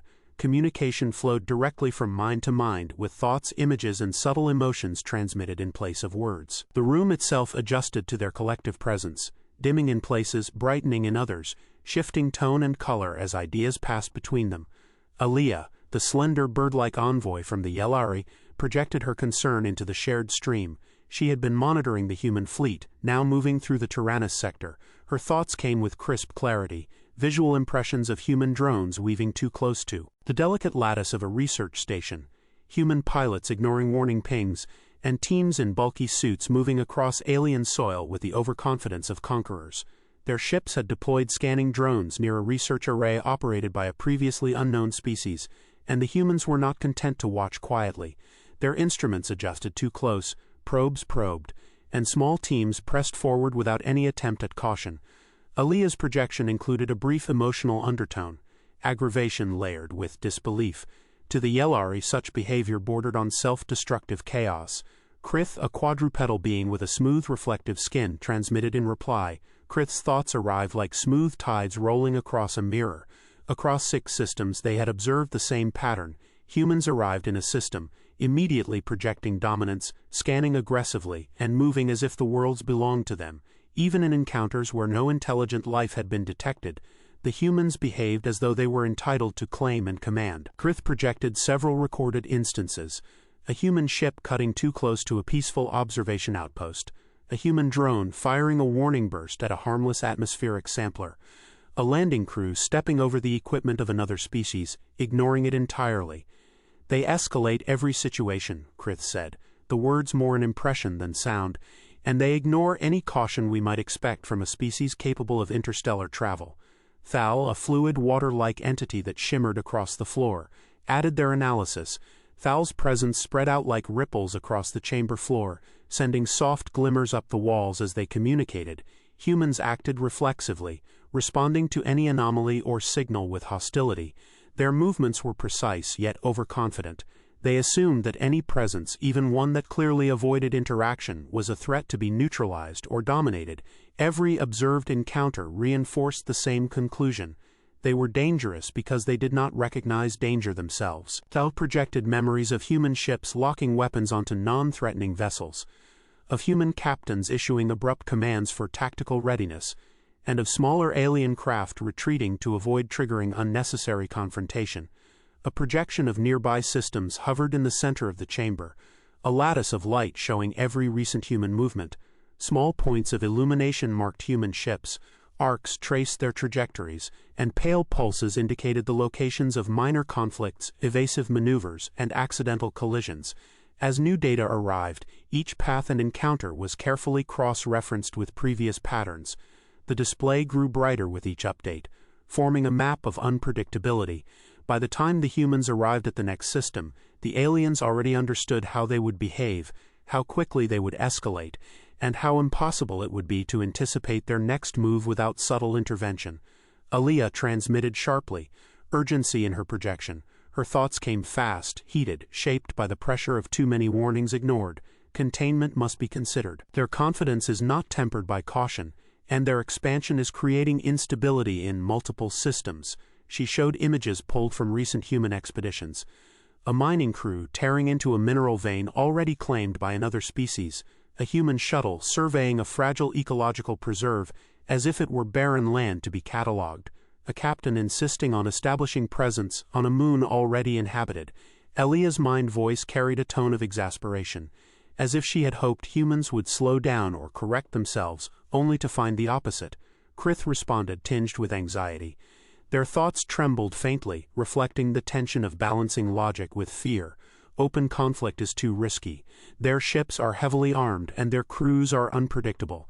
Engaging them directly could create far-reaching consequences. Krith projected the memory of a human frigate firing preemptively at an unmanned monitoring buoy, simply because it emitted a scan frequency the humans did not recognize. If they reacted so aggressively to harmless devices, what would they do when facing an organized response? Thal pulsed softly, almost reassuringly. The gentle wave of their projection calmed the shared space. Direct confrontation is unnecessary. We have the advantage of patience. Their arrogance can be guided and constrained. If we embed our influence quietly, we can shape the systems they build and the decisions they make without alerting them to our control. Their thoughts included diagrams of human decision, hierarchies, images of human engineers debating new ship designs, and the faces of political advisors who already depended heavily on outside expertise. Thal emphasized how easily humans accepted guidance if it flattered their sense of superiority. The council began to plan. Agents would be placed within human projects. Advisors, engineers, scientists, seamlessly integrated into human infrastructure. Recommendations for fleet design, research priorities, planetary defense, and even orbital positioning would be subtly shaped, steering the humans toward the outcomes the aliens desired. Every advancement, every exploration, every technological decision could be guided in a way that appeared wholly human, yet ensured containment. The plan relied on slow, intentional adjustment. Humans would believe they were improving their capabilities, unaware that each improvement nudged them toward limitations disguised as strategic necessities. Hours passed as the delegates debated the safest approaches. Every human action was considered, every pattern analyzed. The humans always initiated contact, interpreted any unknown signal as a potential threat, and escalated quickly. Even when no harm was present, they acted as though the world belonged to them, and any sign of life or activity was reason to assert control. When conflicts occurred, human logs praised their own tactical brilliance and minimized errors. The delegates reviewed human debriefing reports, noting how creative humans were at justifying their own aggression. Each line of human text radiated conviction, as though they truly believed every hostile action had been forced upon them. The discussions deepened into long mental exchanges. Some delegates expressed disbelief that a species capable of compassion within its own boundaries could be so careless beyond them. Others believed it was simply human nature, expansion first, reflection later. A few wondered whether humanity even had the cultural framework to understand restraint on an interstellar scale. Finally, Aliyah concluded the session, projecting her decision clearly and decisively. We act indirectly. We embed guidance, patience, and constraint. They will expand, they will explore, and they will think themselves sovereign. Their arrogance will blind them to our influence until the framework is complete. Patience is our weapon. Precision is our shield. The humans cannot be allowed to continue unchecked. Her projection carried a firm certainty, anchored in the growing evidence spread across dozens of systems. Outside the council chamber, stars moved silently across the void. In the calm and quiet, a network of observation, subtle influence, and careful intervention was already taking shape. Human fleets, unaware, continued their missions, believing themselves free to roam and claim, and yet every step they took, every decision they made would be watched, guided, and quietly constrained. By the time they understood the trap, it would be too late. Earth's orbital command station gleamed above the planet, a lattice of steel and glass bristling with antennas, observation decks, and sensor arrays. From here, the United Earth Command orchestrated humanity's expansion into interstellar space, monitoring dozens of fleets spread across countless star systems. Inside, the station's corridors hummed with the constant pulse of data streams, while walls of screens displayed live feeds from returning ships, detailing encounters that had unfolded far from the public's gaze. Reports arrived as polished narratives of success. Minor skirmishes were labeled defensive maneuvers, accidental breaches were presented as tactical precision, and every interaction with alien activity was framed as proof of human superiority. Behind the sanitized statistics, however, the truth was different. Crews had repeatedly misread signals, intruded on alien research, and initiated combat where none was required. Every fleet returned believing they were justified, every report emphasizing strategic brilliance while downplaying unnecessary aggression. Admiral Lena Corbett walked through the central chamber, observing the flurry of activity. Officers monitored consoles, inputting corrections, cross-referencing fleet logs, and preparing presentations for the political hierarchy. Even in the midst of constant movement, she could see the subtle patterns forming. The same arrogance that had plagued crews in distant star systems now thriving on Earth itself. Fleet Theta has returned from Kestrel Prime, Lieutenant Commander Harish Patel reported, bringing her attention to a streaming feed. No casualties. All encounters deemed defensive. Corbett leaned over the console, tapping the display to magnify images from the fleets. Orbital drones, tiny vessels hovered near unarmed constructs, sending beams of scanning light across automated equipment. Human teams moved cautiously, then aggressively, when nothing suggested threat. Defensive, she said. They approached too close, forced engagement, and justified it afterward. That is not defensive, Harish. That is arrogance. Behind her, Commander Seidel muttered, Admiral, if we published the full truth, the Assembly would question the fleets. The media would portray us as aggressive. Public trust, Corbett cut him off. Public trust, we're teaching them to trust the wrong story. Every fleet thinks they acted correctly. Every report reinforces that belief. Do you understand how dangerous that is? In another section, Dr. Celine Hawthorne scrolled through compiled logs. Across years of data, a single, consistent pattern emerged. Fleets approached every new system with confidence bordering on hubris, assumed hostility at every anomaly, and escalated far more quickly than necessary. Drones were fired on automated constructs, probes landed in uncharted terrain, and minor sensor blips were treated as active threats. Yet the reports presented each event as success, reinforcing a culture of self-justification. The crews genuinely believe they acted appropriately, Patel said quietly. They have no reason to think otherwise. Even mistakes are reframed as strategic decisions. Corbett nodded. And that is exactly the problem. Belief has replaced judgment. Confidence has replaced caution. Pride is guiding every decision, while actual risk assessment is ignored. The species we encounter are learning from our behavior. They know our patterns better than we do ourselves, and that makes us predictable. Dangerously so. Across the room, officers ran simulations of fleet behavior. Every scenario, every encounter followed the same trajectory. Humans misread alien signals, escalate without warning, and achieve victories that were more perception than reality. In these simulations, a minor breach was interpreted as hostile action, and aggressive responses were rewarded with high-efficiency scores. Real consequences were ignored, casualties understated, and errors minimized. It created a feedback loop. Human arrogance was encouraged, tactical restraint punished by the system of expectations. Political leaders in the Global Assembly seized on these curated reports as evidence of humanity's competence. Secretary General Marco Rinaldi's briefing that morning emphasized decisive action, minimal risk to human lives, and the strategic importance of asserting human presence in space, he spoke with measured confidence, framing every fleet's conduct as a model for future missions. "Our forces continue to uphold humanity's security across the galaxy," he said, his broadcast reaching billions below. "Encounters with unknown activity are handled with prudence and precision. Human crews act only when necessary, ensuring safety and progress." On the command floor, conversations blended seamlessly with activity. Corbett's officers discussed minor corrections to fleet reports, debated wording for upcoming public releases, and cross-checked sensor data. Every discussion reinforced the notion that humans acted correctly. Girish Patel noted discrepancies between actual fleet movements and the narratives being prepared for political and public consumption. Drones had hovered unnecessarily close, probes had triggered defensive systems, and minor skirmishes could have been avoided, yet the reports highlighted only efficiency, judgment, and success. Seidel, standing near a monitor, finally spoke. "Admiral, if we publicly acknowledge the mistakes, admit that some of these incidents were avoidable, we risk undermining morale across the fleets. Even politically, it would be disastrous. Then we continue on the path to catastrophe," Corbett said sharply.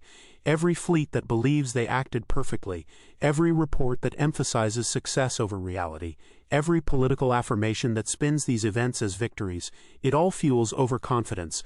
Our crews will escalate faster, strike first, and justify themselves later. That is the real danger, Seidel. Not the aliens, not the systems, us." Dr. Hawthorne brought up a composite map of fleet engagements over the past decade. Pulsing dots marked human ships' positions across countless star systems. Lines traced trajectories, arcs of engagement, minor skirmishes, and accidental collisions. Patterns repeated endlessly. Humans misinterpreted unfamiliar signals, overreacted to non-threatening activity, and escalated quickly, producing results they framed as decisive and efficient. "Every encounter reinforces the same story," Hawthorne said. "Humans interpret every anomaly as hostile, act first, and justify afterward. The culture now rewards aggression and self-assurance, not caution or diplomacy." Patel's voice was quiet but tense. "And the crews have internalized it. They will act the same in the next system, and the one after that. Nothing we do in briefing or review changes their perception. They believe the reports. They believe in their rightness," Corbett exhaled, scanning the map. Stars stretched across the viewport, distant and indifferent. "We've created a system where arrogance is strategy and denial is doctrine. Every fleet returning will reinforce this. Every public broadcast, every debrief, every record of tactical brilliance, but not recklessness, ensures that we continue the same mistakes. And that pattern is what will make our future encounters deadly." The officers exchanged uneasy glances. Even as they nodded in agreement, the reality sank in. Human denial was no longer just a psychological flaw, it was an institutional one. Every fleet, every report, every political affirmation compounded the arrogance and recklessness of human expansion. Earth's orbit may have been calm, but in the corridors of power, the seeds of future conflict were already taking root, unseen, unchecked, and unavoidable. Outside the station, the planet below rotated silently, oceans glittering in sunlight, cities sprawling across continents. Humanity imagined itself sovereign in space, confident that each fleet acted responsibly, that each engagement was justified. The truth, however, was far more dangerous. Denial had become a framework for action, and arrogance its engine. The council chamber of the Voranth species stretched like a cathedral across the upper level of the floating orbital citadel. Light shimmered along the translucent walls, bending as though it had a will of its own, reflecting the subtle pulses of thought from each delegate present. Each species represented moved differently. Some glided, some floated, some shifted shapes, all communicating not with sound but with streams of thought and emotion that tangled and intertwined in the great mental field. A member of the Yelari, Aliyah, tilted her slender frame forward, projecting sharp concern across the network. Her feathers bristled, catching glimmers of the refracted chamber light. "The humans do not temper themselves with caution. They reach into every system, forcing interactions that invite escalation," she conveyed, the meaning resonating with every other delegate, piercing their awareness like cold crystal. From the opposite side, Krith, a quadrupedal being with reflective, oil-dark skin, emitted a pulse that carried weight. "It is consistent," he thought, his voice a river of impressions rather than sound. "Every fleet, every probe, every landing party acts under the same presumption. They assume authority over what they encounter, regardless of consequence or intelligence present. A lyra from the flowing Haitian contingent rippled along the floor of the chamber, water-like and fluid, their consciousness moving like a current through the network. And even when no intelligence is observed, they behave as though ownership is inherent to presence. Their pattern is aggressive, immediate, and unyielding. The lattice of light formed in the chamber's center, displaying the recent movements of human fleets across dozens of star systems. Each line represented a trajectory, each point a probe or landing party, each pulsing mark a minor clash or misinterpreted signal. The more Aaliyah and Krith observed, the more the lattice seemed to thicken with overlapping arcs and nodes. We cannot rely on reaction alone, Aaliyah projected. If they continue this behavior, minor anomalies will escalate into destructive encounters. Observation is insufficient. Intervention must be considered. Her tone carried not threat but analytic urgency, an edge that urged the other species to weigh the gravity of their assessments. Krith's surface shimmered with subtle hesitation. Direct confrontation would be catastrophic. Their fleets are armed, and their unpredictability is impossible to calculate precisely. Even a single misstep risks devastation of entire systems.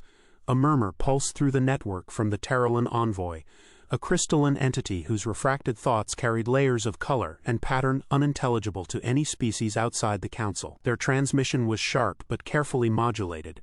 We need subtlety. The humans respond reflexively. They will overextend if given the appearance of autonomy.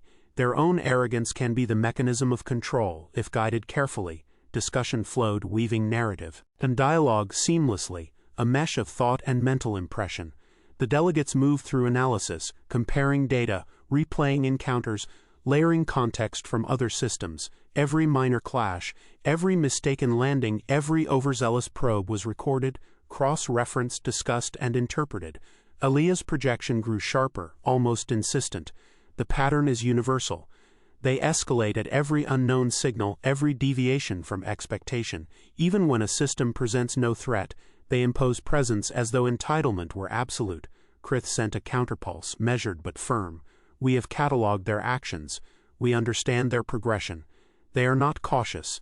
They assume sovereignty and react aggressively to potential observation even when none is present. Their behavior is not merely arrogant, it is consistent and predictable and dangerous. Hours passed within the chamber. The Council debated approaches, considering logistical channels, subtle influence, and the deployment of operatives to interface with the humans indirectly. Their minds intertwined in complex exchanges, conveying hundreds of thoughts per second, trading impressions of risk, consequence, and feasibility. Aaliyah finally projected decisively. We proceed with precision. Direct interference is unnecessary and risky. We will observe, guide, and if necessary, influence discreetly. Their confidence will be their blind spot. Their expansion will create opportunities for subtle intervention. The lattice of human activity continued to pulse in the center of the chamber, a living map of unintentional provocations and minor confrontations. The Council members traced the paths, noting patterns, minor errors, and systemic behaviors. Each arc on the lattice was analyzed for overreaction, each node for excessive initiative. Krith added a contemplative pulse. We must remain unseen.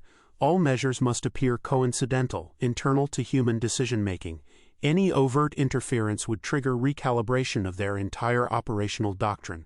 And we cannot afford that, Aaliyah responded with a note of finality, her projection sharp and iridescent. Then the measure is patience. Every mission, every fleet, every deployment will be an opportunity. The humans will act according to their nature. We must record, anticipate, and align without detection. The Council chamber settled into quiet observation. The delegates' forms shimmered faintly, settling into a reflective calm as the flow of thought shifted to monitoring, subtle coordination, and data absorption. The network of information, decisions, and projections expanded across the chamber, a silent pulse resonating with every system humans had touched. Back on Earth, the halls of the United Earth Command were alive with a controlled chaos. Officers moved from room to room, datapads in hand, discussing fleet schedules, planetary surveys, and orbital sensor outputs. The atmosphere carried the quiet intensity of people convinced they were steering the future of human expansion, every step calibrated by protocol, experience, and personal ambition. In Conference Room Delta, a group had gathered around a central hollow table. a lattice of light and data projections showing orbital trajectories, resource estimates, and planetary energy readings. Captain Lena Ortiz leaned over the display alongside Dr. Malik, whose expertise spanned both research and fleet logistics. The readings from Typhon 3 show unusual energy fluxes along the equatorial belt, Malik said, sweeping his hand through the holographic projection. The patterns repeat in cycles we've observed in previous sectors, suggesting something consistent with prior anomaly clusters. His tone was calm, precise, persuasive, exactly the kind of voice that could slow Ortiz's impatience for analysis. Ortiz frowned, tapping a trajectory line with her finger. Are we certain this isn't a transient phenomenon? I want multiple scans before committing any landing parties. Malik's gaze didn't waver. Normalized data suggests a repeating cycle. Limited probe deployment is recommended while we verify the flux consistency, minimal risk, sufficient readings, across the room. A simulation team argued quietly, voices low but tense as they manipulated their own holographic models. Engineers adjusted orbital parameters, recalculated shuttle descent patterns, and debated probe efficiency. Lieutenant Commander Havlik leaned toward a junior officer. Recalibrate the atmospheric stabilizers according to these new projections. Every decimal counts. Yes, sir, the officer said. Fingers flying over the control panel, adjusting settings, confirming calculations.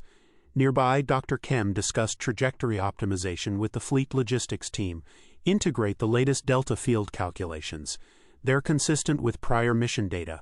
This should improve efficiency by roughly 3.7%. One engineer spoke up, concern flashing across their face. That adjustment also requires minor changes to communication relay satellites. Correct, Dr. Kem replied evenly. Minor recalibrations, well within tolerances. All systems can handle the changes without affecting operational safety. In another wing of the command complex, advisors moved seamlessly between conference rooms, appearing to offer guidance, while quietly ensuring that overlapping calculations, risk assessments, and shuttle readiness remained consistent. Officers debated, engineers argued, junior analysts whispered predictions about planetary conditions, but through it all the discussions had a rhythm, debate tempered by guidance, questions framed by data, and decisions shaped through shared scrutiny. By late afternoon, Ortiz and Malik were attending a cross-departmental briefing. Representatives from orbital engineering, fleet coordination, and planetary survey teams presented updates. Each report flowed into the next, linking energy flux measurements with shuttle recalibrations and probe trajectory predictions. Malik interjected in his calm, professional manner. If we align shuttle sequences with updated orbit adjustments, probe collection windows expand by 14 minutes. That ensures minimal interference from atmospheric turbulence. Ortiz nodded slowly, then adjust schedules accordingly. I don't want delays once we begin deployments. From the far side of the room, a junior officer piped up. Captain, the northern plateau's atmospheric readings still show some inconsistency. Ortiz turned sharply. Which models did you use? Current delta field simulations, sir. All standard protocols applied, the officer said. Run them again using the secondary calibration set. Report back in 30 minutes, Ortiz ordered. I want every potential variable accounted for. As night fell over command centers across Earth, screens glowed with activity. Deep space reconnaissance vessels fed data back into the central systems. New planetary surveys blinked to life on holo displays, and orbital monitoring systems streamed readings continuously. Teams ran simulations, compared historical data, recalibrated instruments, and confirmed projections. In one large briefing hall, officers gathered for a final conference of the evening. Ortiz stood at the center, reviewing fleet deployment plans with senior officers. All exploration routes Alpha through Delta are finalized, she said, gesturing to a holographic map of projected probe paths. Probe deployments begin at 0700. Every department must confirm readiness before that time, Dr. Malik added smoothly. Atmospheric data, flux patterns, and shuttle calibrations have been cross-verified. All projections fall within operational limits. Officers exchanged nods, some muttering about last-minute adjustments, others already running mental checklists of tasks to be completed before morning. Conversations moved seamlessly between dialogue and action. Decisions refined, contingencies evaluated, and human ambition driving every step forward. Throughout United Earth Command, the hum of human planning never ceased. Junior analysts whispered about potential new worlds. Senior commanders deliberated over strategic deployments. Engineers adjusted simulations. Fleet logistics recalculated orbital paths. Advisors offered analysis and debate, all presented as guidance. Captain Ortiz finally leaned back in her chair, reviewing the mission projections one last time. "We're ready for the next deployment. All systems green. Personnel at optimal readiness," she said, a faint satisfaction in her tone. Dr. Malik nodded. "All indicators suggest projections are reliable. System operations remain within expected tolerances." The hum of Earth Command continued into the night, a symphony of calculated preparation. Conferences, meetings, simulations, and discussions flowed uninterrupted. Decisions were made, refined, and executed with precision, all appearing entirely human-driven. Dialogue and narrative action intertwined naturally.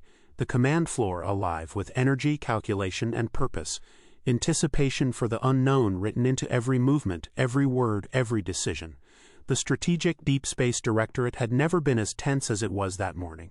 In the central briefing hall of United Earth Command, long rows of analysts, officers, and civilian advisors leaned over data panels and holographic displays, murmuring in low tones while trying to reconcile the latest mission reports. Each expedition that had returned from the outer sectors carried data fragments, some trivial and some alarming, but when combined, patterns emerged that no one could deny. There had been 6 major contact events in the last 18 months, and each had left subtle traces of coordination and response that defied chance.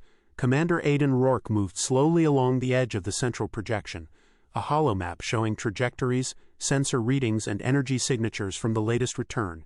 He traced a glowing line connecting the latest survey vessel, Horizon's Reach, to the orbit of Typhon 3. "Look at this," he said, gesturing toward the overlapping tracks of the expedition and previous fleets. "Every time we expand, something reacts. The readings are consistent across multiple systems, not random interference. This is systematic." His voice carried over the low hum of the hall, and heads turned toward him as he continued. "The aliens aren't just present, they're observing, they're communicating, and we've been walking into their awareness blindly." Across the table, Chief Analyst Daria Kelm tapped a tablet, pulling up comparative graphs that layered the energy fluctuations, probe activations, and orbital anomalies from the past 3 missions. Her expression was sharp and focused. "We can't assume these were coincidences anymore," she said. "The frequency and coordination of the responses match patterns consistent with intelligent intervention. Multiple species, entirely different methodologies, yet every encounter shows the same escalation threshold. They react the moment we probe or extend beyond previously marked zones." A low murmur rippled through the room as younger officers compared datasets, whispering tentative questions about what these patterns implied. Colonel Reese Tan, overseeing the fleet's operational readiness, ran a hand over his jaw. "We've been lucky that these incidents didn't result in direct confrontation. But luck is not a sustainable strategy. Each new expedition increases the probability of misinterpretation.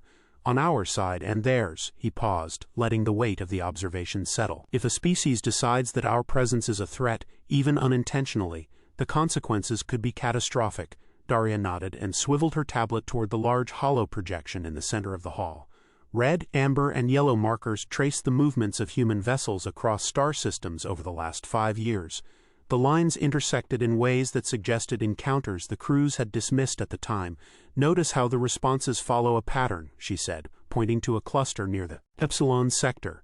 "Sensor interference at first contact, increased orbital presence within 24 hours, shadowing of our vessels, and occasional minor energy emissions that correlate with our fleet maneuvers. Every time we enter a new system, these markers show repeated observation and reaction." A junior officer, Lieutenant Mara Vin, raised a tentative question. "Are we sure we're interpreting this correctly? Couldn't some of these be natural phenomena?" Her voice was measured, but it carried the subtle tension of someone aware of the consequences. Rourke shook his head. "We've accounted for natural interference. All environmental factors, gravitational anomalies, radiation patterns, they've been normalized across every encounter. The variables left are intentional. These aren't accidents, they're responses." A senior logistics officer, Captain Elaine Kaur, leaned forward. "So by that logic, the aliens are coordinating, sharing observations, comparing notes?" "Yes," Daria said. "On some level, yes, we can't know their communication networks, but the consistency implies rapid information transfer. They adjust their responses in ways that indicate shared intelligence. This isn't one-off hostility, it's systematic awareness." Rourke gestured to a series of panels showing simulations of possible reactions. And here's the critical part. Our overconfidence is magnifying the risk. Every probe we launch, every orbital scan, every team landing without precaution increases the likelihood of escalation.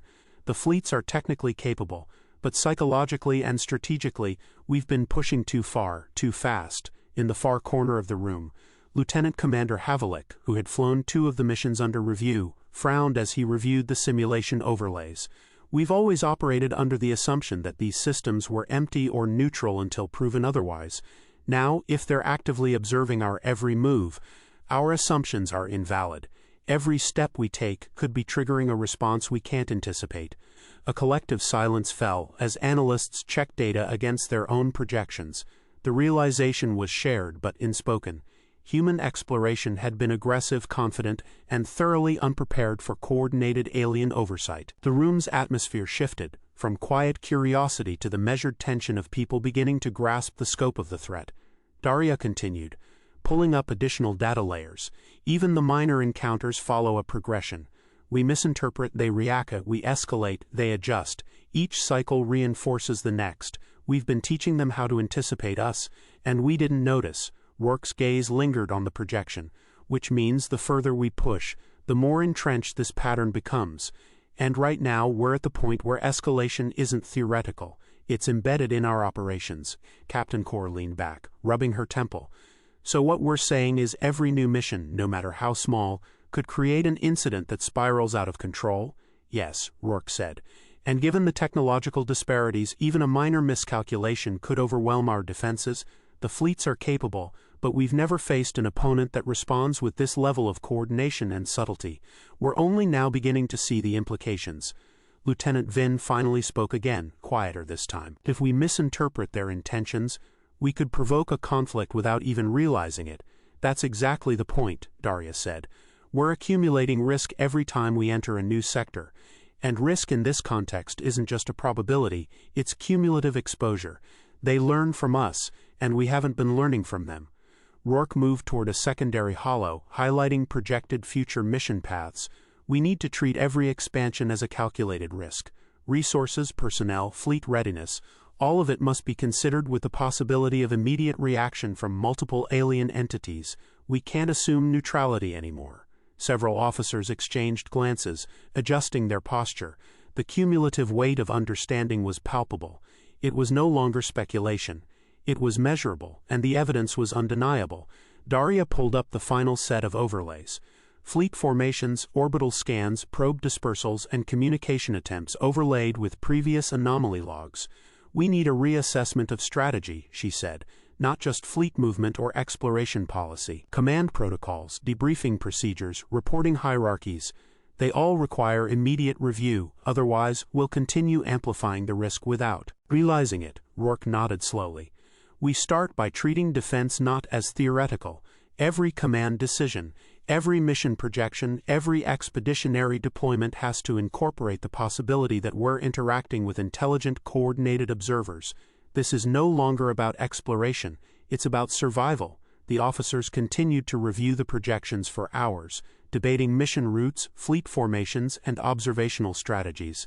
Analysts cross-checked anomaly reports with environmental data, looking for any sign that might mitigate the growing pattern. Each discussion circled back to the same conclusions. Human overreach had exposed weaknesses, aliens were responding with consistency, and future missions could no longer proceed under the old assumptions of neutrality or random interference. By mid-afternoon, the room had become a hive of activity. Officers briefed subordinates, analysts generated new probability matrices, and the combined focus of military and civilian experts rested on recalibrating the entire framework for deep space operations. What had been casual planning meetings now demanded precision, thorough documentation, and constant reevaluation. The room remained intensely focused, but the undertone of apprehension lingered. No one dismissed the evidence, no one suggested continuing as before. Even those who had once assumed humanity's superiority acknowledged that the margin for error had shrunk dramatically. Every mission report, every projection, every anomaly contributed to a growing understanding. human expansion into deep space had entered a phase where misjudgments could provoke consequences that were neither predictable nor survivable without immediate strategic adjustments. The morning bled into afternoon, and yet the hall remained active. Projections spun, discussions continued, and the leadership of Earth began to acknowledge what had previously been whispered in corridors and private offices. The risks were real, the patterns undeniable, and the future of human exploration required a level of scrutiny and control never before implemented. For the first time in decades, the combined human command realized that their approach had to change, not gradually, not theoretically, but fundamentally. Every choice from this point forward had to consider the behavior, intelligence, and responsiveness of the alien civilizations whose existence had once been background data. Every fleet movement, every probe, every landing party was now under a lens of critical evaluation. Humanity had entered a new phase of awareness, one that demanded planning, caution, and acknowledgement that exploration carried consequences far beyond the immediate horizon. The moment the reports filtered up from United Earth Command, the atmosphere in planetary capitals shifted. News that human fleets had encountered repeated, coordinated alien responses began to leak. First in internal briefings, then in classified channels to civilian councils, and finally into wider government discussions. The leak was partial, carefully controlled, but enough to ignite concern, skepticism, and argument among politicians, advisors, and lobbyists. In the circular council chamber of the Terran Senate, representatives from Earth's major nations convened. Holo displays showed the fleet's latest mission paths, energy flux readings, and anomaly reports. The room smelled faintly of recycled air, coffee, and tension, and it hummed with the quiet energy of hundreds of minds calculating possibilities. Senator Lydia Marquez of the Pacific Coalition stood first, her hands resting on the polished surface of the projection table. Our fleets have faced multiple incidents that, by all accounts, indicate observation by intelligent entities, she said, her voice precise and deliberate. The reports indicate that any human action, probing, landing, scanning, has triggered responses that escalate faster than anticipated. Our question today is how much of our resources should we allocate to prepare for scenarios that have not yet manifested as open conflict? A murmur ran through the chamber as council members shuffled papers and adjusted holo panels. Deputy Minister Tarek Zhao leaned forward, fingers steepled. Senator Marquez, with all due respect, the fleets are still operational, the encounters non-lethal, and no direct aggression has been recorded. Why should we divert billions, nay, trillions of credits toward defenses for threats that may never reach our system? From the opposite side, Representative Nia Valen interjected sharply. Because the risk is cumulative, every time a fleet ventures further into the outer sectors, we learn that these encounters are coordinated, not random. We cannot wait for aggression to materialize before acting. Our lack of preparation could mean total disaster in a matter of months. Lobbyists representing industrial consortia, technological firms, and research conglomerates seized the opportunity to weigh in. A tall figure with angular features and a measured tone spoke from a side panel. Allocating additional resources for defense infrastructure could stimulate our economy, create thousands of jobs, and accelerate technological development, he said, projecting slides showing hypothetical orbital defense grids and planetary shield platforms. We're not talking about fear-driven spending. We're talking about calculated investment that would provide both security and economic growth. Senator Marquez frowned. Calculated or not, this is a delicate line. Any action we take could be visible to alien observers. Funding, deployment, and construction, each step could be interpreted as offensive. We must weigh the benefits of preparation against the possibility of provocation. An older counselor, his face lined with decades of political service, muttered from the back. And in the meantime, inaction invites risk. We can't assume the aliens will allow our continued expansion without consequence. Every delay in planning compounds our vulnerability. The debate stretched into hours, punctuated by carefully measured exchanges, slides illustrating orbital mechanics, simulations of fleet readiness, and projections of potential casualties in worst-case scenarios. Representatives argued over manpower allocations, whether engineers should be reassigned to defensive projects, how many resources could be diverted from ongoing research and colonization programs, and the political optics of appearing either proactive or alarmist. Dr. Simone Iyer, A leading scientific advisor stepped to a central hollow and gestured at layered maps of planetary positions, orbital stations, and fleet deployments. We're discussing probabilities, not certainties. But the simulations indicate that even moderate acceleration of defensive measures drastically reduces the potential for catastrophic losses. We can allocate resources incrementally, modular orbital defenses, adaptive shield networks, and automated observation arrays. Without committing to full-scale militarization immediately, it's a phased approach that preserves flexibility. Several council members nodded, though others remained unconvinced. Senator Vallen's voice cut through the chamber again. Phased or not, the resources are finite. We're already behind on colony support, infrastructure expansion, and economic recovery. After the last 3 fiscal cycles, diverting personnel and funding will require sacrifices elsewhere. Roads, schools, energy projects, research grants. We must understand the trade-offs, Tarek Zhao exhaled sharply, which is exactly why we cannot overreact. These simulations are based on assumptions about alien behavior. We have no empirical evidence that hostile intent exists. Excessive allocation could create internal instability, economic strain, and political backlash. The chamber erupted briefly, a wave of voices overlapping as representatives and advisors argued the balance of caution and ambition. Lobbyists interjected proposals emphasizing technological spin-offs and potential civilian benefits. Military advisors countered, stressing fleet readiness and the psychological impact on crews, knowing that higher authorities were debating the seriousness of the risk. After a pause, Senator Marquez raised her hand, and the room gradually quieted. Let's remember, the fleets are the reality on the ground, or in orbit rather. We can argue about probabilities, but they are operating with real constraints, real data, and real exposure. We need a decision-making framework that allows us to respond swiftly if escalations occur. This is not theoretical anymore. It is a matter of operational necessity. Representative Vallen leaned forward, voice lower but deliberate. And yet every decision we make, every allocation, every shift in priorities, must also consider public perception. If citizens believe we're acting in fear of entities they cannot see, we risk panic. If we appear indifferent, we risk complacency. There is no perfect path. From the gallery, Dr. Iyer offered a suggestion. We should separate immediate defensive planning from public messaging. Funding and personnel can be reassigned under the guise of expansion projects, research programs, and interplanetary logistics. The public sees growth and innovation. The fleets receive risk mitigation. Both objectives are met without compromising political stability. A silence fell across the chamber. As council members weighed the proposal, the logic was undeniable, but the implications complex. Reassigning personnel subtly, funding defensive projects under benign labels, maintaining morale, all required coordination at levels that no single office controlled. Bureaucratic tension became a new battlefield, and human limitations in communication, trust, and interdepartmental negotiation began to show.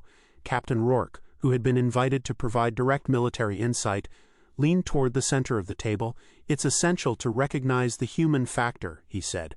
Our personnel are trained, competent, and capable of executing complex operations, but they are also overconfident, accustomed to autonomy, and rarely questioned at the strategic level. Political delays, factional arguments, and ambiguous directives increase the risk of operational misjudgment. If decisions are slow, mission crews will improvise, potentially exacerbating risk exposure. Council members absorbed the warning in a low hum of acknowledgement. Debate continued, yet the practical constraints of funding, manpower, and political optics dominated much of the discussion. Representatives argued about fiscal quarters, planetary revenue streams, resource allocations, and legal limitations on reassigning scientific personnel. Lobbyists emphasized civilian benefits, while engineers projected timelines for equipment development, orbital infrastructure installation, and fleet readiness. By late afternoon, the chamber had reached a fragile consensus, a phased approach to defensive readiness, incremental resource allocation disguised as routine expansion and infrastructure work, and creation of advisory councils tasked with continuous risk assessment. Every step was politically defensible, technically feasible, and publicly plausible. But the tension lingered. The awareness that human actions could provoke unpredictable responses from alien entities weighed over every decision. As council members filtered out of the chamber, discussions spilled into hallways, conference rooms, and smaller offices. Analysts continued parsing mission data. Lobbyists recalibrated their influence strategies, and engineers debated technical feasibility in hushed tones. The political machinery moved slowly but inexorably, balancing public perception, internal competition, and long-term strategic necessity. Outside the halls, media outlets had begun subtle reporting. Brief bulletins described exploratory missions encountering anomalies, energy fluctuations, and unexpected signals, carefully phrased to maintain public calm while acknowledging risks. The coverage fueled discussion among citizens, investors, and local governments. Some called for immediate expansion of defense programs. Others mocked what they called overcautious reactions. In all, the political process mirrored the complexity of human society itself. Messy, unpredictable, and incapable of simple resolutions. Inside the council chambers, the last of the members debated allocation figures for the coming fiscal cycles. The room buzzed with muted frustration, professional rivalry, and cautious optimism. Each faction, lobbyist and advisor, had contributed to shaping a framework that would guide future decision-making, even if imperfectly. And though the future remained uncertain, the recognition that human civilization had to adapt, politically, economically, and strategically, to the reality of alien encounters had finally settled in as a shared, if uneasy, understanding. In the cavernous briefing hall of the United Earth Command, projection grids lit the walls with a lattice of planetary orbits, satellite networks, and fleet trajectories. The hum of machinery was punctuated by the quiet murmur of officers and analysts, interspersed with the occasional deliberate cough or shuffle of data tablets. Today's session was one of the largest yet. Representatives from the military, scientific councils, and engineering advisory boards had gathered to plan humanity's future defensive posture. General Eamon Rivas stood at the head of the central platform. Voice firm but measured. We are tasked with a single objective today: designing a defense network capable of responding to threats that may already be observing our systems. We have no certainty of intent, only repeated encounters and escalating patterns. Every planetary orbit, every orbital station, every deployed probe represents a potential vector of exposure. From the side of the hall, Dr. Alara Kim, lead astrophysicist on interstellar risk assessment, tapped a control panel, highlighting nodes representing fleet positions and key planetary infrastructures. Our models indicate that gaps exist in both detection coverage and rapid response capability, she said. We can propose multiple layers of orbital monitoring, automated detection satellites, shielded relay stations, and redundancy in power systems. The challenge is scale. No single planet can act alone without coordinated support. Captain Jonas Mertz leaned forward, fingers brushing the edge of the projection table. Redundancy is essential, but it comes at a cost. If we over-prioritize orbital defenses around, say, Mars, we leave colonies on the outer belts vulnerable. Likewise, overextending shields around the outer planets increases supply strain and risks leaving Earth itself underprotected. An engineer, Lieutenant Commander Celine Tran, gestured at a separate schematic. We need to consider weapon platforms integrated into orbital grids. Autonomous systems could provide rapid targeting and defense, but calibration is critical. If they misfire, we risk catastrophic failures. Fail-safes and automated overrides are mandatory, Dr. Kim nodded. Automation is key. Human reaction times are insufficient for intercepting fast-moving threats across multiple vectors simultaneously. But the programming must allow flexibility. Sensors, weapon arrays, and shield modulation need predictive algorithms to account for unknown technologies. It's not just redundancy, it's adaptability. From the back of the room, political liaison ambassador Hugo Lenz interjected. All of this assumes a high degree of political and interplanetary coordination. Resource allocation will require approval from multiple planetary councils. Mining operations, energy grids, and transport infrastructure must be redirected at times. Every delay in funding or authorization delays construction. Even with ideal designs, bureaucratic friction is the largest threat to readiness. Dr. Kim adjusted her glasses, eyes scanning a rapidly shifting map of projected defense nodes. Exactly. We must plan logistics alongside infrastructure. Deployment schedules, supply chains for materials, energy management, and personnel rotation are as important as orbital shield placement. A poorly timed resupply could render a platform useless at the precise moment it's needed. General Rivas stroked his chin thoughtfully. Then we need layered contingency planning, planetary prioritization, redundant supply lines, and simulation of multiple conflict scenarios. Each scenario must account for variable fleet readiness, energy fluctuations, and potential alien interference. A junior officer piped up hesitantly. Sir, should we integrate civilian industrial capabilities into this planning? Orbital shipyards, research labs, and private engineering firms could accelerate production. Rivas's eyes flicked toward the officer, expression unreadable. Yes, but integration requires strict oversight. Every civilian contribution must be verified, every resource tracked. The larger the network, the more variables we must manage. The discussion deepened into technical minutiae. Shielding arrays were debated in terms of material composition, plasma-repellent alloys, nanocarbon lattices, and energy-dispersing coatings.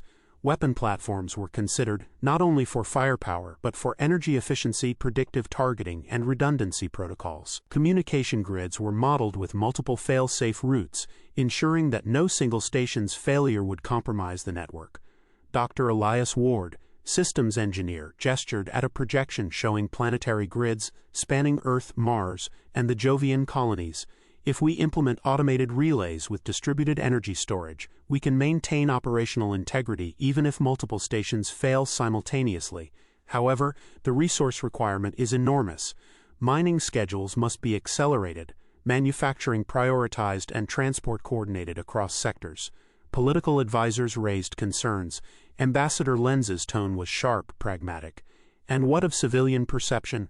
Reassigning resources on this scale will be noticed. We must manage public messaging carefully. Any sudden construction of orbital stations or rapid mobilization of resources could be misinterpreted as a provocation, domestically or externally. Dr. Kim responded, her voice calm but firm. That's why simulation is critical. Before we authorize construction, every deployment must be run virtually, testing energy grids, orbital interference, failover systems, and population impact. No project goes live without virtual verification. In one corner, Captain Mertz spoke to a small group of tactical officers. We need to simulate fleet coordination with these defenses. Orbital stations are only effective if our ships can integrate seamlessly, relay sensor data, and respond without human. The junior officer adjusted a console. Simulation suggests 2-second delays in signal processing could cause up to 30% reduction in intercept efficiency. Mertz nodded grimly. Then the software must be upgraded, or we must rely on autonomous response protocols. Redundancy must extend to both hardware and human oversight. Hours passed with projections updating, lines of energy and trajectory shifting as new variables were introduced. Analysts argued, engineers recalculated, and political advisors debated fiscal feasibility. Every proposal sparked discussion. Should Earth's immediate vicinity be prioritized over outer colonies? Are defense expenditures justified if encounters remain intermittent? What if a misstep provokes the entities we are preparing for? Dr. Ward spoke over the hum of conversation. Every shield array, relay station, and weapon platform must be designed modularly. Phased construction allows scaling and flexibility. If new information arrives or conditions change, we can adjust without overhauling entire systems. Senator Marquez, present as a liaison, raised an important point. Modular construction is ideal, but procurement must be coordinated. Raw materials, specialized components, and engineering teams are spread across multiple planets and orbital facilities. How do we synchronize the production and transport schedules without delays causing cascading failures? Dr. Kim tapped rapidly at her console, projecting a live timeline. Supply chains will be layered. Primary, secondary, and tertiary routes for materials and energy distribution are mapped. Redundant energy sources are allocated for critical stations, ensuring uninterrupted operation. Construction can proceed in parallel phases across multiple orbits, reducing reliance on any single planet or transport corridor. General Rivas leaned back, studying the hollow lattice of proposed defenses. The key here is cohesion. Every orbital platform, every planetary shield, every automated weapon array must operate as a single, integrated system. Fragmented implementation defeats the purpose. Coordination, verification, and redundancy are essential. Any weak link compromises the entire network. As night fell across Earth's major command centers, the Council continued to debate, simulate, and project. Smaller teams ran continuous calculations, running failure simulations, recalculating energy budgets, and adjusting orbital grids. The complexity was staggering. Hundreds of thousands of variables, each with potential consequences for the safety of planetary populations, fleets, and colonies. During a late session, Dr. Iyer and Dr. Kim ran a simulation showing a potential multi-vector threat. In this scenario, Iyer explained, a coordinated strike could impact Mars, Jupiter's moons, and orbital stations simultaneously. Redundant grids and autonomous defenses prevent catastrophic failure, but response timing is critical. Every second counts, Captain Mertz nodded.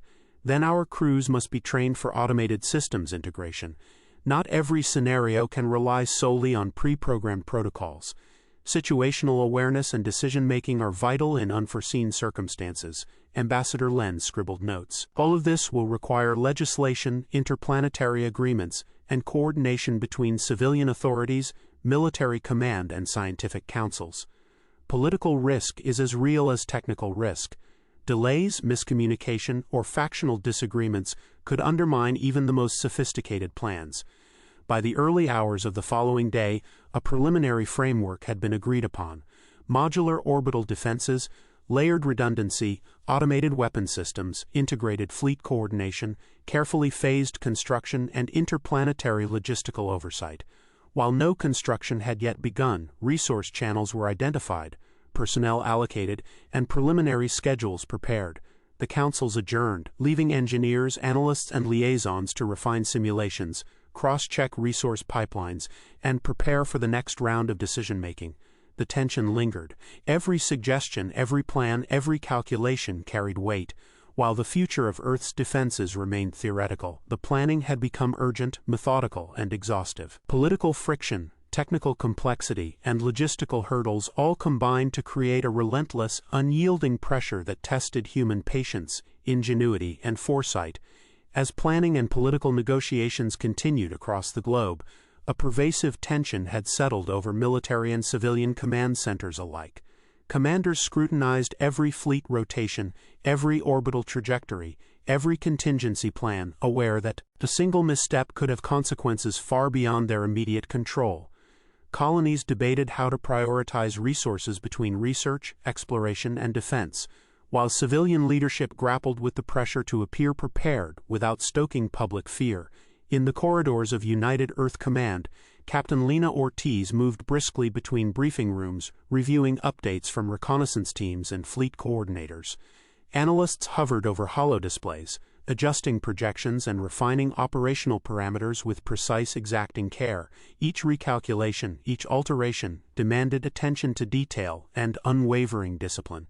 Decisions were debated, sometimes contested, and ultimately finalized after careful consideration, but the urgency hung in the air like static electricity, ready to ignite at any misstep. Among the humans, most were unaware that a subtle layer of influence had already begun. Alien operatives, seamlessly integrated into human society as advisors, engineers, and consultants, attended conferences, workshops, and planning sessions. Their presence was ordinary on the surface, just another voice in the room. But every suggestion, every recommendation, nudged planning in ways humans never noticed. They monitored reactions to proposals, measured pride and hesitation, and noted the willingness of commanders and analysts to overreach or compromise. At a planetary defense symposium in New Geneva, Dr. Malik stood at a holo display beside Ortiz, demonstrating the capabilities of a new orbital sensor array. We've adjusted the sensitivity thresholds to account for atmospheric interference near the equatorial belt, Malik explained, tracing the projected scan paths. Officers nodded, impressed with the clarity and logic of the presentation, unaware that Malik's adjustments subtly emphasized redundancy in ways that aligned with hidden criteria set by alien observers. Ortiz leaned closer to the display. What about cross-calibration with the relay satellites? Can we verify signal integrity without risking overexposure? Yes, Malik replied smoothly. We can run dual calibration sequences over the next 24 hours. It'll provide the verification without delaying deployment schedules. His tone left no room for objection, yet officers felt they had fully contributed to the discussion. Elsewhere, Lieutenant Commander Havlicek conferred with a group of engineers over power distribution for orbital relay stations. Ensure that we maintain full load balance across the network, he instructed. A consultant from a recently integrated private venture, seated quietly nearby, suggested minor optimizations. A slight reconfiguration could improve stability during high-demand periods, they said. The engineers followed the advice without hesitation, taking the consultant's presence as ordinary expertise, unaware that every recommendation was being used to gauge their operational assumptions. In another room, junior analysts debated telemetry corrections. The sensor array data from Typhon 3 shows variance near the equatorial region, one analyst noted, fingers flying over the console. Do we assume instrumentation error or environmental flux? Dr. Malik, leaning over the shoulder of another officer, offered a calm evaluation. Both are possibilities, but cross-referencing with orbital relay data suggests the anomaly is consistent with previous environmental fluctuations. Implementing a minor probe sweep would verify the reading without triggering unnecessary alerts. Minor probe sweep approved, Ortiz said, nodding, her decision carrying authority but leaving the impression of collaborative judgment. The team executed the plan, fully believing it was a human-generated decision. Across multiple command centers, similar patterns unfolded. Humans argued refined simulations and debated over resource allocations, all while alien operatives quietly observed and logged behaviors. Every question asked, every challenge issued, every moment of uncertainty provided insight. No one suspected that the room contained more than human participants. No one recognized that subtle guidance was shaping their decisions, not through coercion, but through careful strategic influence. At the Mars Orbital Defense Hub, analysts pored over trajectory projections and shield recalibrations, debating the relative merits of different planetary defense priorities. If we reinforce the outer perimeter first, one officer suggested, we risk leaving the inner zones vulnerable to unexpected vector approaches. Another countered, but focusing on inner defenses first ensures that any breach can be contained before reaching critical infrastructure. A quiet observer, ostensibly a visiting technical consultant, interjected. Both approaches are viable, but a hybrid model could leverage your existing resources while introducing redundancy without requiring additional personnel. The team nodded, incorporating the advice seamlessly. All while the consultant's eyes flicked subtly across the analysts, noting which officers were cautious, which were bold, and which were likely to push decisions through overconfidence. Back on Earth, political pressure intensified. Legislative councils debated the allocation of billions of credits toward defense programs, weighing the unknown risk of alien encounters against the tangible costs of expansion and research. Lobbyists pushed agendas, scientists presented conflicting reports, and military advisors sought additional resources. Alien operatives attended briefings as consultants or technical experts, carefully listening, noting argument patterns, and occasionally offering input framed as technical clarification.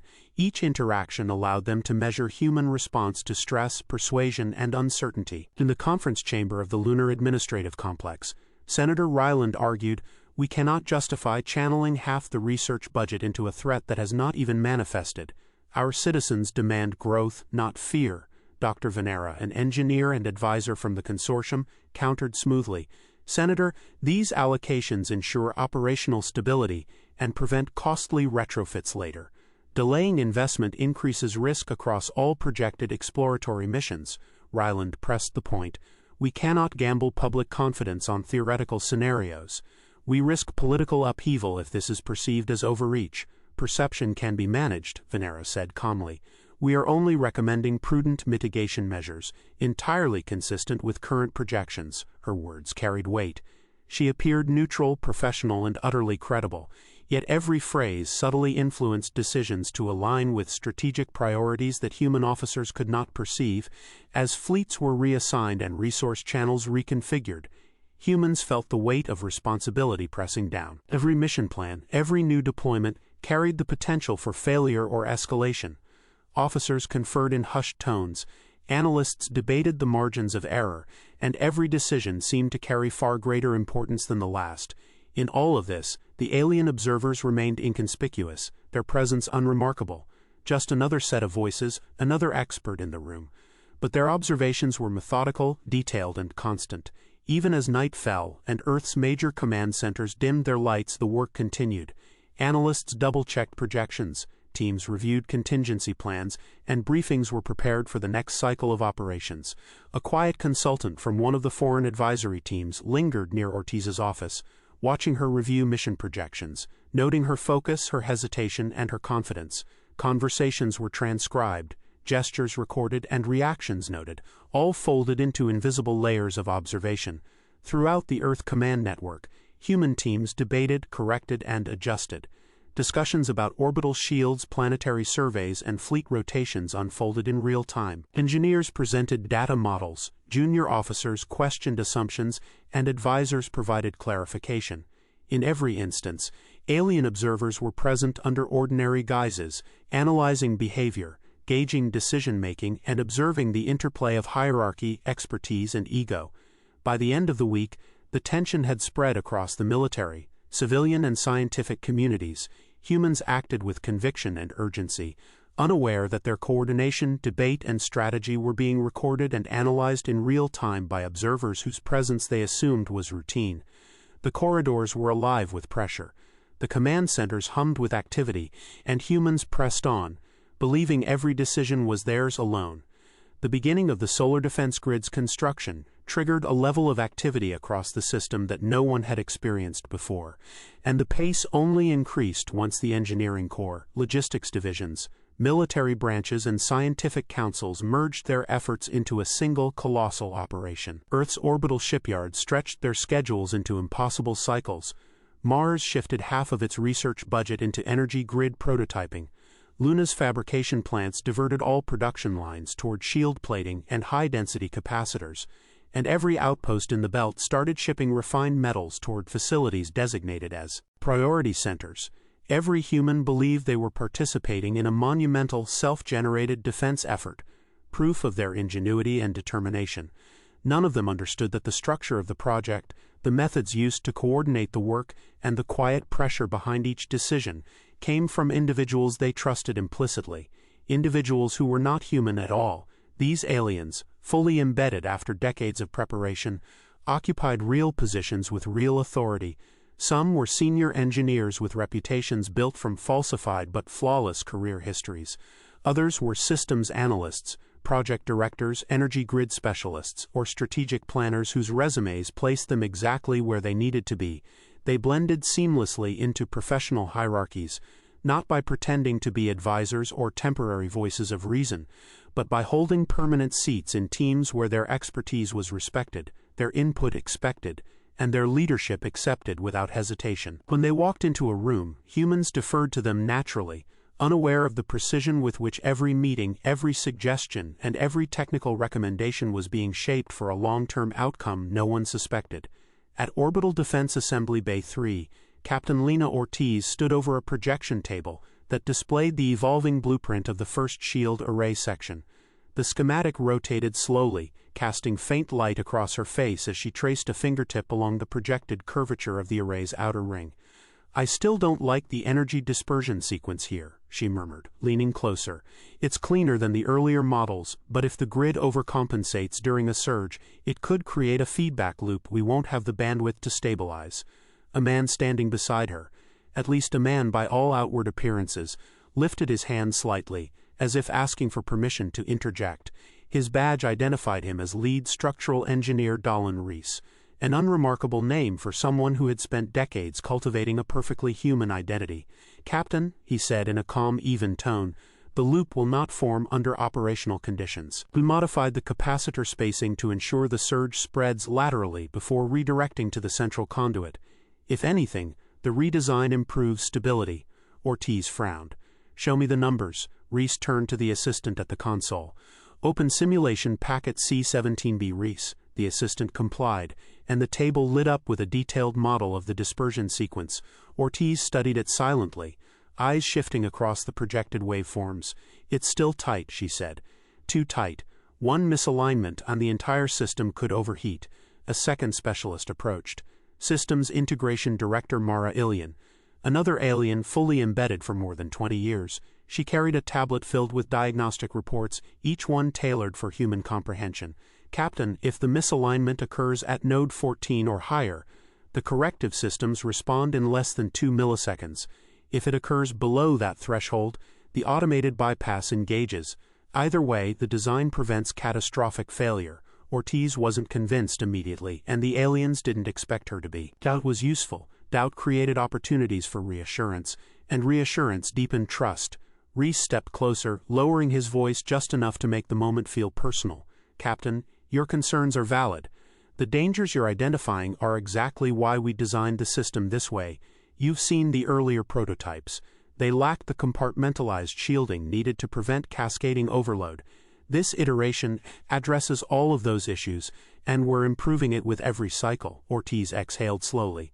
"Fine, as long as you're confident it won't collapse under a surge. If it does," Reese replied, "I will personally sign off on halting the entire project." She nodded, satisfied by the level of accountability he projected, completely unaware that alien physiology carried no sense of personal risk.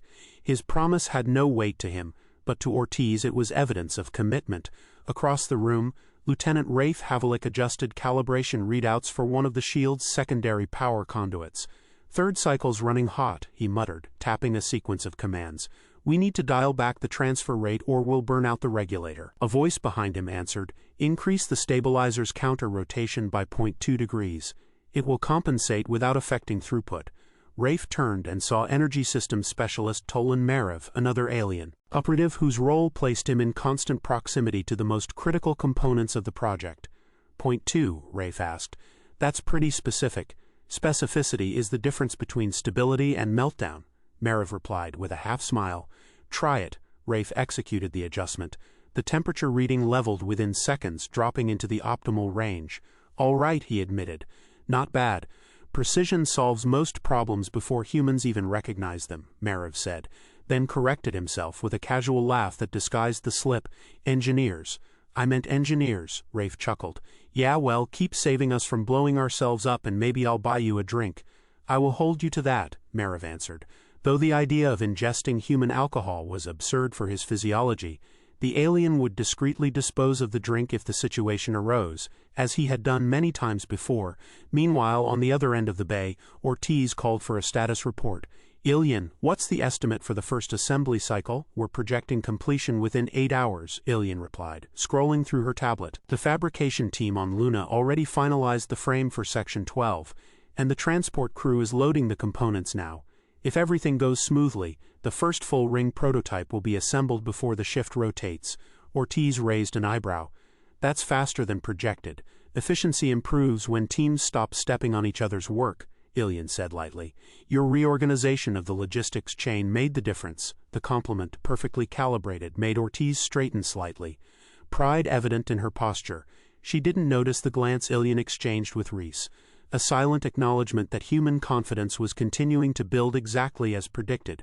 Further down the bay, a group of junior engineers debated design parameters for the shield's modular anchors.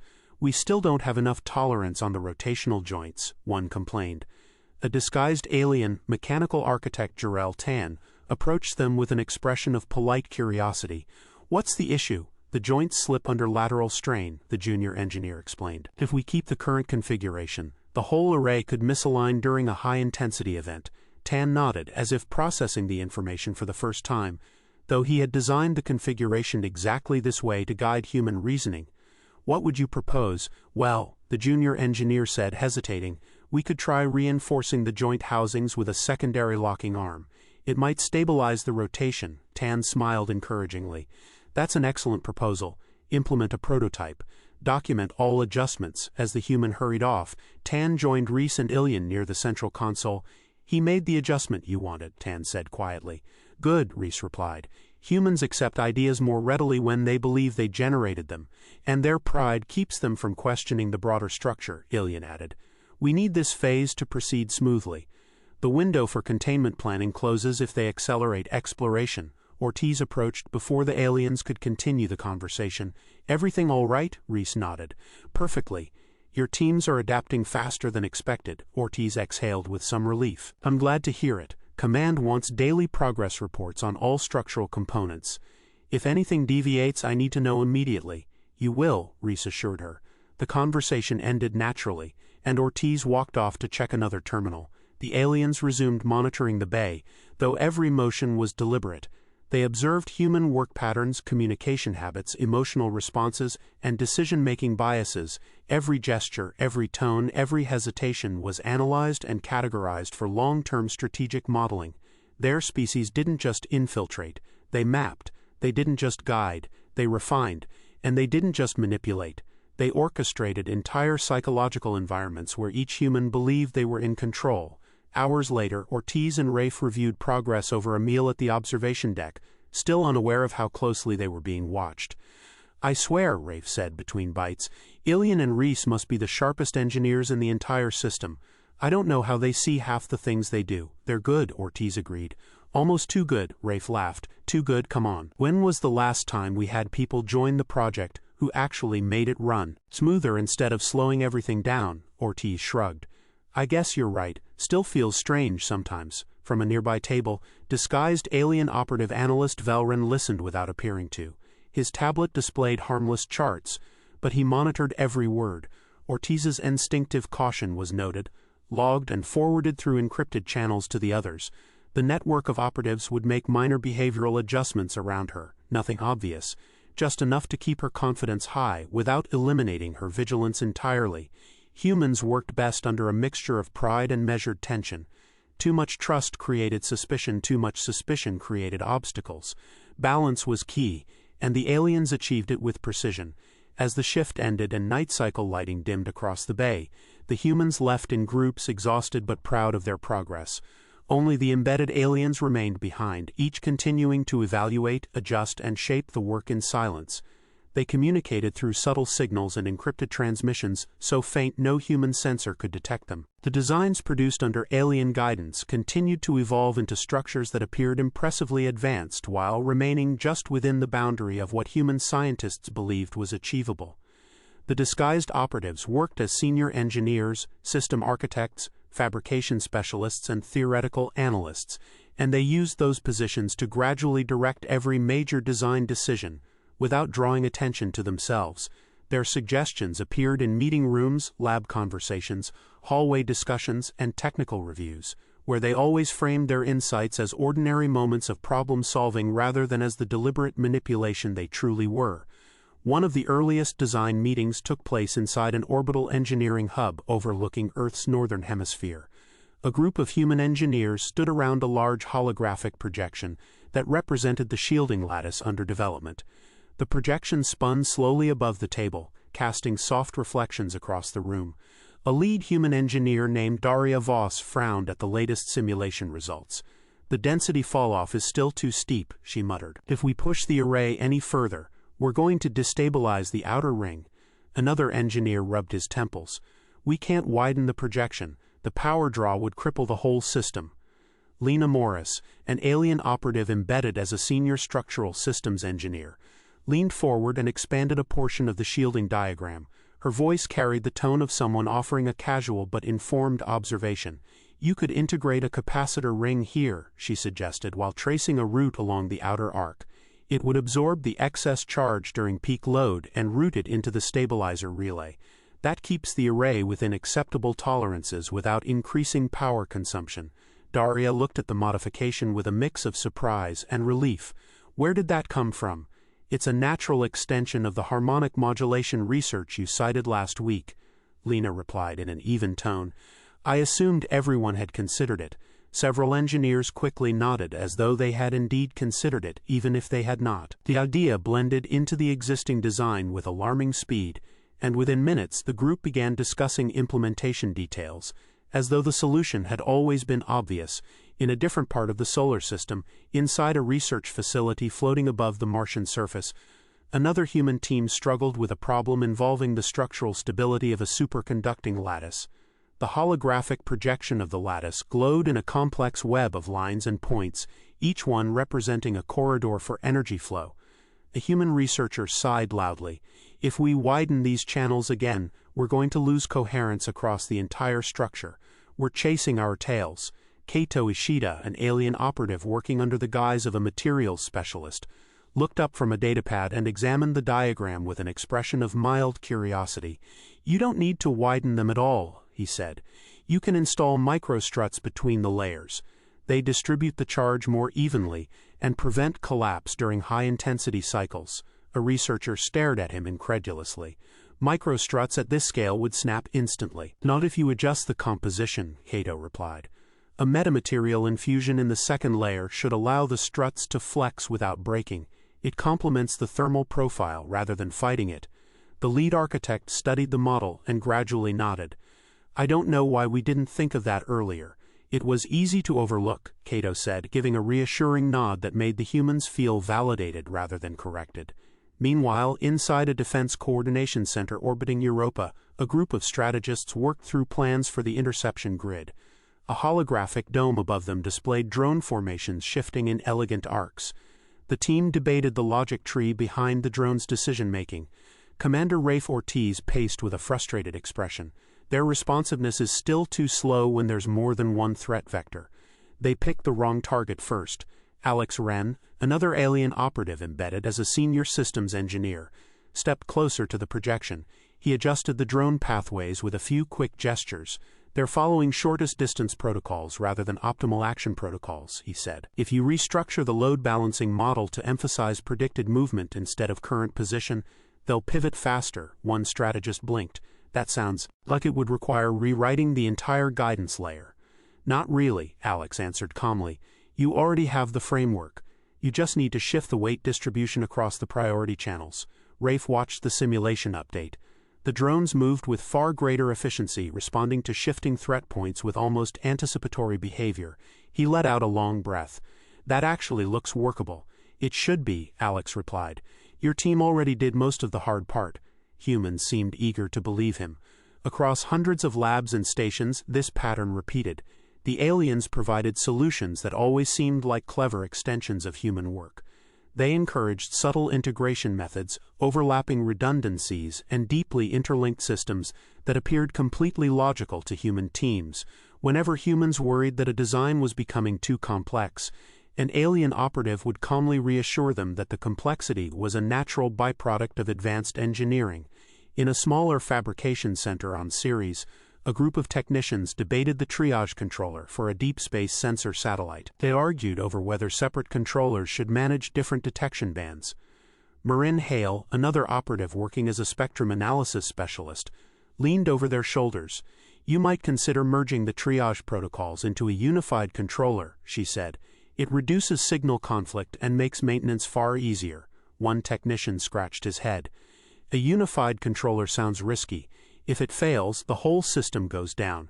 That's why you include a staggered handshake protocol between the layers, Marin said, zooming in on the schematic.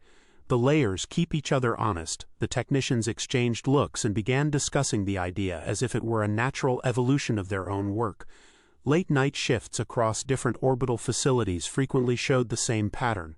A tired pair of human engineers might sit staring at a simulation that revealed a recurring harmonic instability, only for an alien operative, perhaps Elias Ward, working as a propulsion specialist, to glance at the screen and suggest anchoring a dampener to the tertiary node. The humans would quickly convince themselves that the reference Elias made to an obscure research project was something they should have remembered, and the problem would quietly resolve itself. As the weeks progressed, the interconnected nature of the designs became increasingly elaborate. The aliens disguised as humans encouraged heavy automation, deeply integrated control networks, unusually extensive error-checking systems, and interlocks that were difficult to modify once implemented. They framed these choices as diligent engineering practice, ensuring that any human objections dissolved into technical enthusiasm. Human teams celebrated successful simulation results, toasted their incremental breakthroughs, and praised each other for pushing the boundaries of ingenuity. During informal breaks, they talked excitedly about the technological leaps they believed they were achieving. When doubts surfaced, the alien operatives answered them with calm explanations, reassuring tones, and references that sounded entirely plausible. Human engineers and strategists grew increasingly confident that they were building a monumental defense system through their own brilliance. They admired the seamless flow between different subsystems, celebrated the unusual efficiency, and took pride in how quickly the designs came together. Every piece felt like it belonged exactly where it was. The humans believed they were simply becoming more capable as scientists, engineers, and leaders, and the aliens fostered that belief with quiet, carefully placed guidance disguised as collaboration. The opening phase of construction unfolded across multiple orbital lanes and planetary staging grounds, each one running around the clock as teams scrambled to keep to the aggressively accelerated schedule. The official narrative described the pace as an act of human determination, a collective refusal to ever again be caught unprepared. But anyone standing inside the command hubs could feel the tight pressure under every conversation, every checklist, every inspection pass. The disguised alien specialists rarely introduced themselves the same way twice, sometimes presenting as structural safety auditors, sometimes as efficiency experts, sometimes as subcontracted engineers with unusually specific domain knowledge. But no one questioned their presence. The project was too large, the deadlines too unforgiving, and their advice too consistently on point for anyone to look at them with suspicion. On the lower deck of orbital shipyard Theta, a cluster of human engineers stood around a suspended chassis while the alien in human form, posing as Chief Structural Analyst Veron Cade, a name that never appeared on any HR roster, monitored the alignment of the new satellite framework. His borrowed human face carried an expression of mild interest, the sort of quiet confidence that made people relax around him even before he spoke.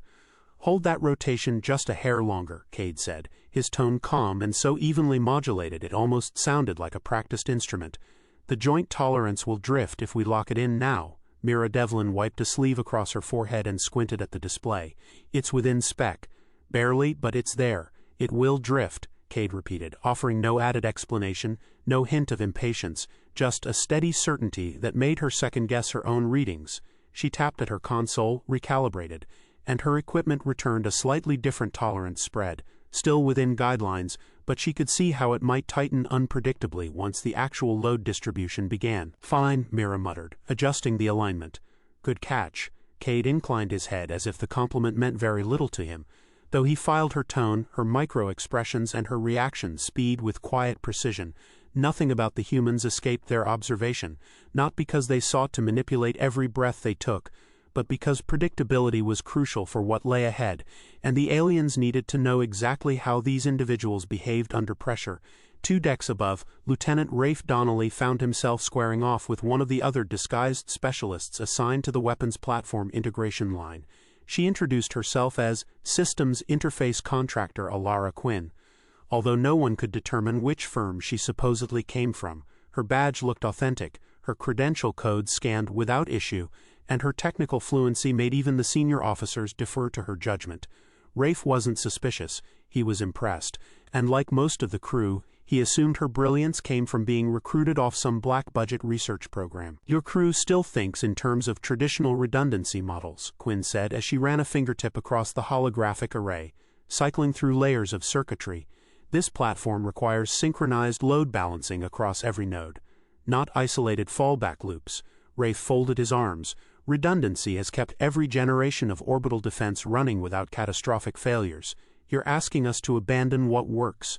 "I'm asking you to improve it," she countered, and for a moment her expression softened just enough to look humanly tired, a gesture she copied with convincing precision.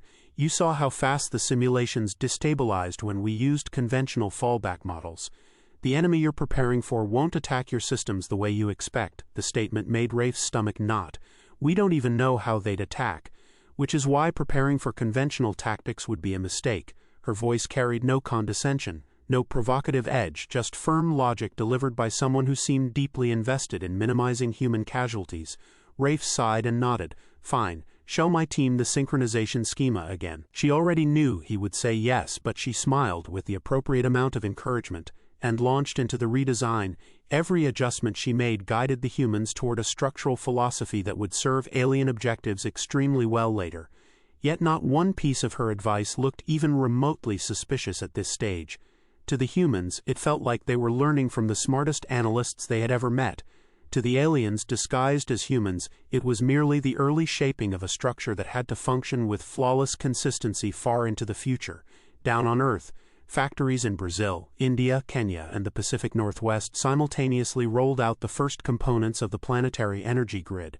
Teams struggled with calibration inconsistencies and unexpected thermal load spikes, problems that should have slowed progress to a crawl. but each time the aliens disguised in a human forms as specialists stepped in with an adjustment that looked deceptively simple. One specialist demonstrated a new method for embedding coolant channels deeper into the lattice without increasing weight, while another corrected what appeared to be a human miscalculation in power flow simulations, even though the miscalculation had been planted intentionally the week before to ensure humans accepted outside input without argument. Inside the Nairobi Coordination Hub, Chief Engineer Tomas Alonso crouched beside the prototype energy dispersal panel while a disguised alien who called herself Dr. Celine Ward monitored the diagnostics. Her eyes didn't move the way human eyes did, her gaze drifted with too much smoothness and too little focus. But in a busy room filled with flickering lights and rushing personnel, no one noticed the discrepancy. "It keeps jumping 3% on the mid-band frequencies," Tomas said, tapping the readout.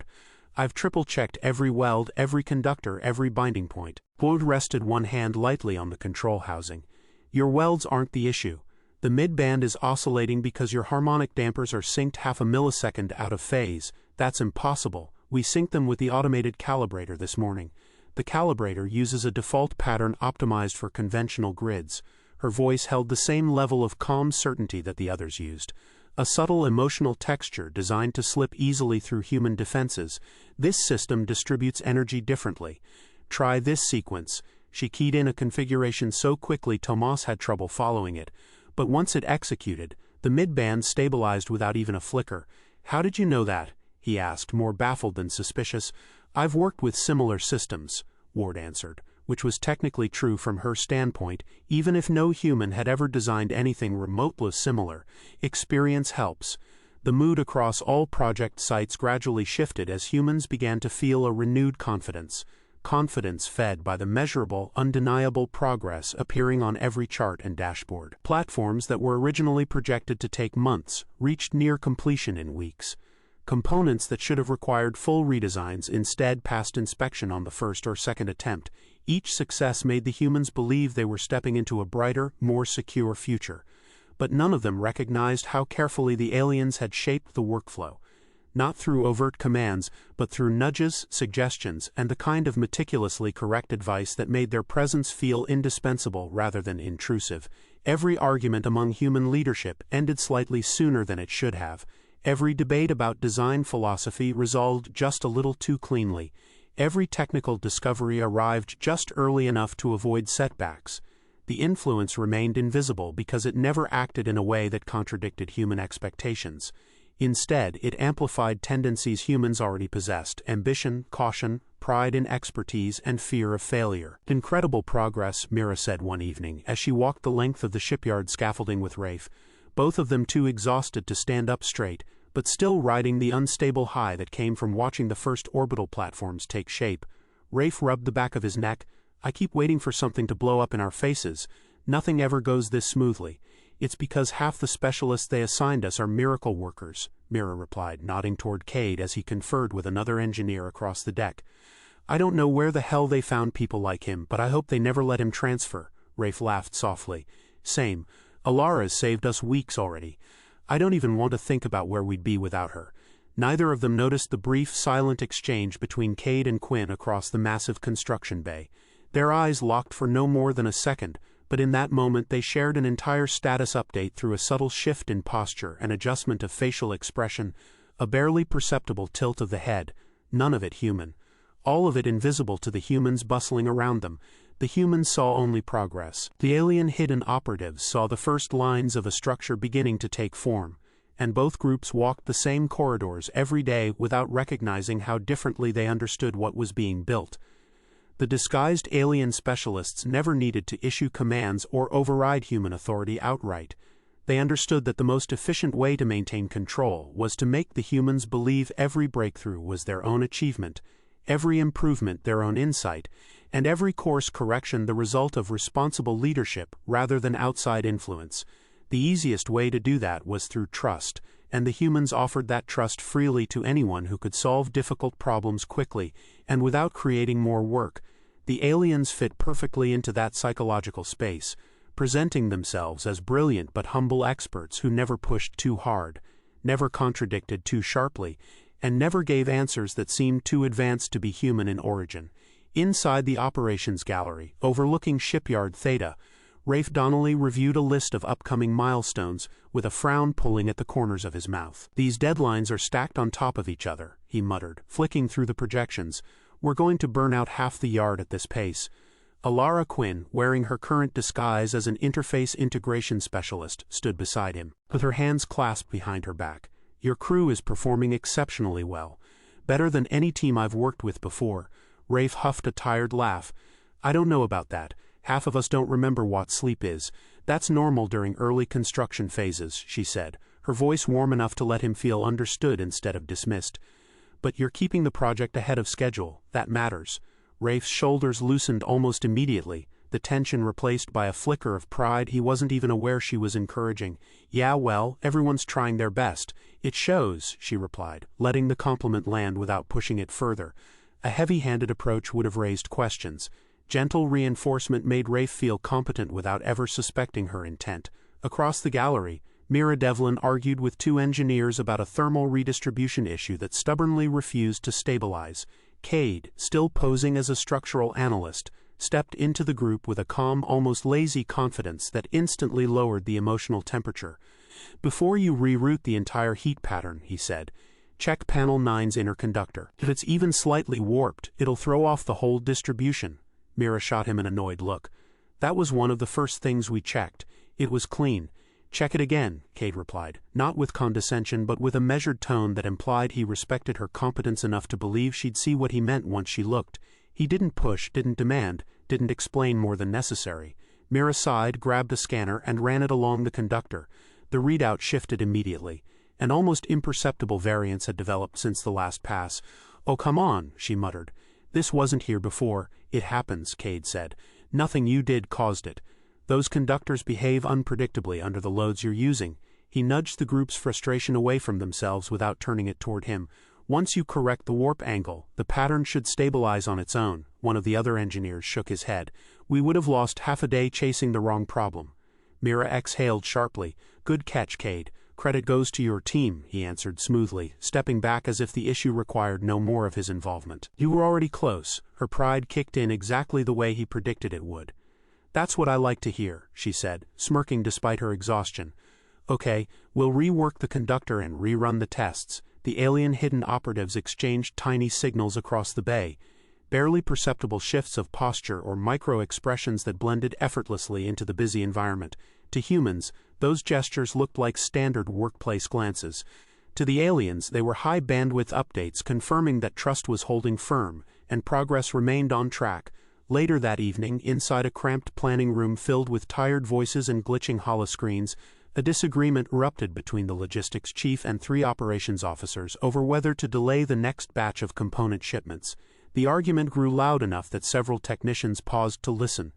Delays threatened the entire timeline, and morale was already showing cracks after weeks of nonstop work. Tomas Alonso rubbed his temples. "We can't push the satellites to assembly if the transit hubs are still bottlenecked. It's a chain reaction waiting to happen." "Then we delay the next sequence," the logistics chief snapped. "We're not miracle workers." "We don't need miracle workers," countered an ops officer. "We need to stick to the schedule the council approved." Celine Ward, still hiding behind her human disguise, slipped between them without overt authority. "Tomas," she said softly, "you're right to be cautious, but you've got the most adaptive manufacturing line on the planet right now. You can absorb a temporary load shift without sacrificing stability." Tomas blinked at her. "How do you figure that?" "Because your team corrected the harmonic synchronization issue faster than anyone anticipated," she replied. "That bought you more tolerance in your grid than the projections show," the logistics chief scoffed. "Projections are projections. They're there for a reason. Projections don't always reflect dynamic efficiency gains," Ward said, maintaining a tone that sounded patient rather than superior. "If Tomas's line can handle the adjustment, and I believe it can, then the delay isn't necessary. And I'll know the schedule gets harder to maintain the longer we push things back." Tomas hesitated. Ward gave him a look, a subtle expression of confidence that he interpreted as professional respect rather than psychological leverage. Her posture said, "I believe you can do this," and because he wanted to believe he was that capable, he stepped into the role she crafted for him. "All right," he said finally. "We handle the load shift. No delays." The room calmed immediately. the tension dissolving into relieved nods as everyone accepted the new plan. Ward stepped back, ensuring the praise circulated among the humans instead of drifting toward her. By the end of the week, the aliens in disguise had refined the process even further. They began crafting personalized interactions tailored to individual personalities, encouraging ambitious officers with strategic praise, easing the anxieties of risk-averse engineers with calm reassurance, and sidestepping the egos of senior officials with carefully phrased suggestions that made those officials feel brilliant for agreeing with them. The humans interpreted every interaction as helpful, supportive, or insightful, never realizing how meticulously those responses had been shaped to keep them moving in exactly the right direction at exactly the right pace. Rafe, Mira, and Tomas, all from different divisions, all under different pressures, found themselves defending the disguised specialists during late-night conversations in break rooms and cafeteria lines. They argued that the newcomers were essential, brilliant, and irreplaceable, because the alien operatives had engineered their interactions to produce precisely those conclusions, and the trust that humans extended so freely became the most efficient tool the aliens possessed, smoothing over conflicts before they escalated, guiding decisions without appearing to guide anything, and ensuring that every milestone was met without anyone ever pausing long enough to ask whether the milestones themselves were truly human in origin. The skeletal frames of the first orbital platforms hovered above Earth and Mars, catching the glare of the sun as they rotated slowly to achieve precise alignment. Engineers, technicians, and construction crews moved along scaffolding and catwalks, each step calculated, measured, and repeated until it matched the schematics to the millimeter. Wires, conduits, and support beams stretched across the skeletal lattices, forming the early outlines of what humanity already hailed as a marvel of ingenuity. Captain Lena Ortiz leaned over a holographic display, tracing the projected alignment of power cores and orbital thrusters. "Rafe, I want the stabilization sequences double-checked before we energize the core modules," she said, her tone calm but insistent. Even a minor misalignment could cascade through the array. Rafe tapped at the control panel, running simulations. "Stabilizers are within nominal parameters, but I'll run a secondary loop anyway. These early modules are too critical to leave to chance." He glanced at Ortiz, offering a small grin. "Feels good to see the pieces actually lining up. For once, the diagrams match reality." Ortiz allowed herself a faint smile. "It's about time, isn't it? Everything finally working as it should." Above the work platforms, a figure observed quietly, notebook in hand, noting adjustments, timings, and procedural decisions. No one paid the figure any mind, and Ortiz herself didn't acknowledge the presence. Yet when a suggestion passed through the comm system, slight, almost imperceptible about the angle of a load-bearing brace, human teams accepted it without question. The adjustment was minor, practical, and went unnoticed as an intervention of any kind. On the ground, junior engineers debated the placement of modular power cores. "If we rotate the emitters by 3 degrees, we reduce torsional stress across the lateral beams," one said, pointing at a digital projection. "I'm not convinced," another replied. "That might compromise the secondary supports. We'd have to reinforce them first." Ortiz stepped closer, examining their calculations. "If we adjust the secondary bracing at the junctions here, the torsion is balanced without stressing the main supports," she suggested. Both engineers nodded, updating their models and recalculating tolerances. The correction seemed logical, even inevitable to them. Elsewhere, teams tested early power conduits, measuring voltage fluctuations, thermal outputs, and resonance patterns. Screens flickered with numerical readouts and predictive graphs. Every irregularity prompted immediate corrections. A cable tightened here, a minor alignment shift there. The platform responded as designed, vibrations damping naturally, power flows stabilizing, and projected stresses aligning with simulations. Pride rippled through the engineers.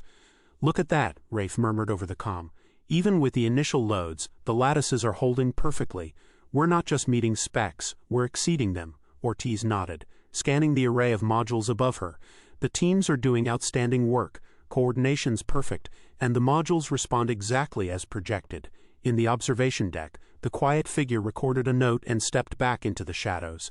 The presence was subtle, almost undetectable, yet the minor adjustments suggested earlier had altered the course of the assembly in ways unnoticed by the humans. The suggestion about bracing angles, for instance, improved stability more than anyone realized, but it was received as entirely human ingenuity. Supplies continued arriving from lunar and asteroid bases. Each shipment was meticulously logged, inspected and routed to assembly bays with precision that left human logistics officers impressed by their own efficiency. Ortiz reviewed the feed of incoming cargo.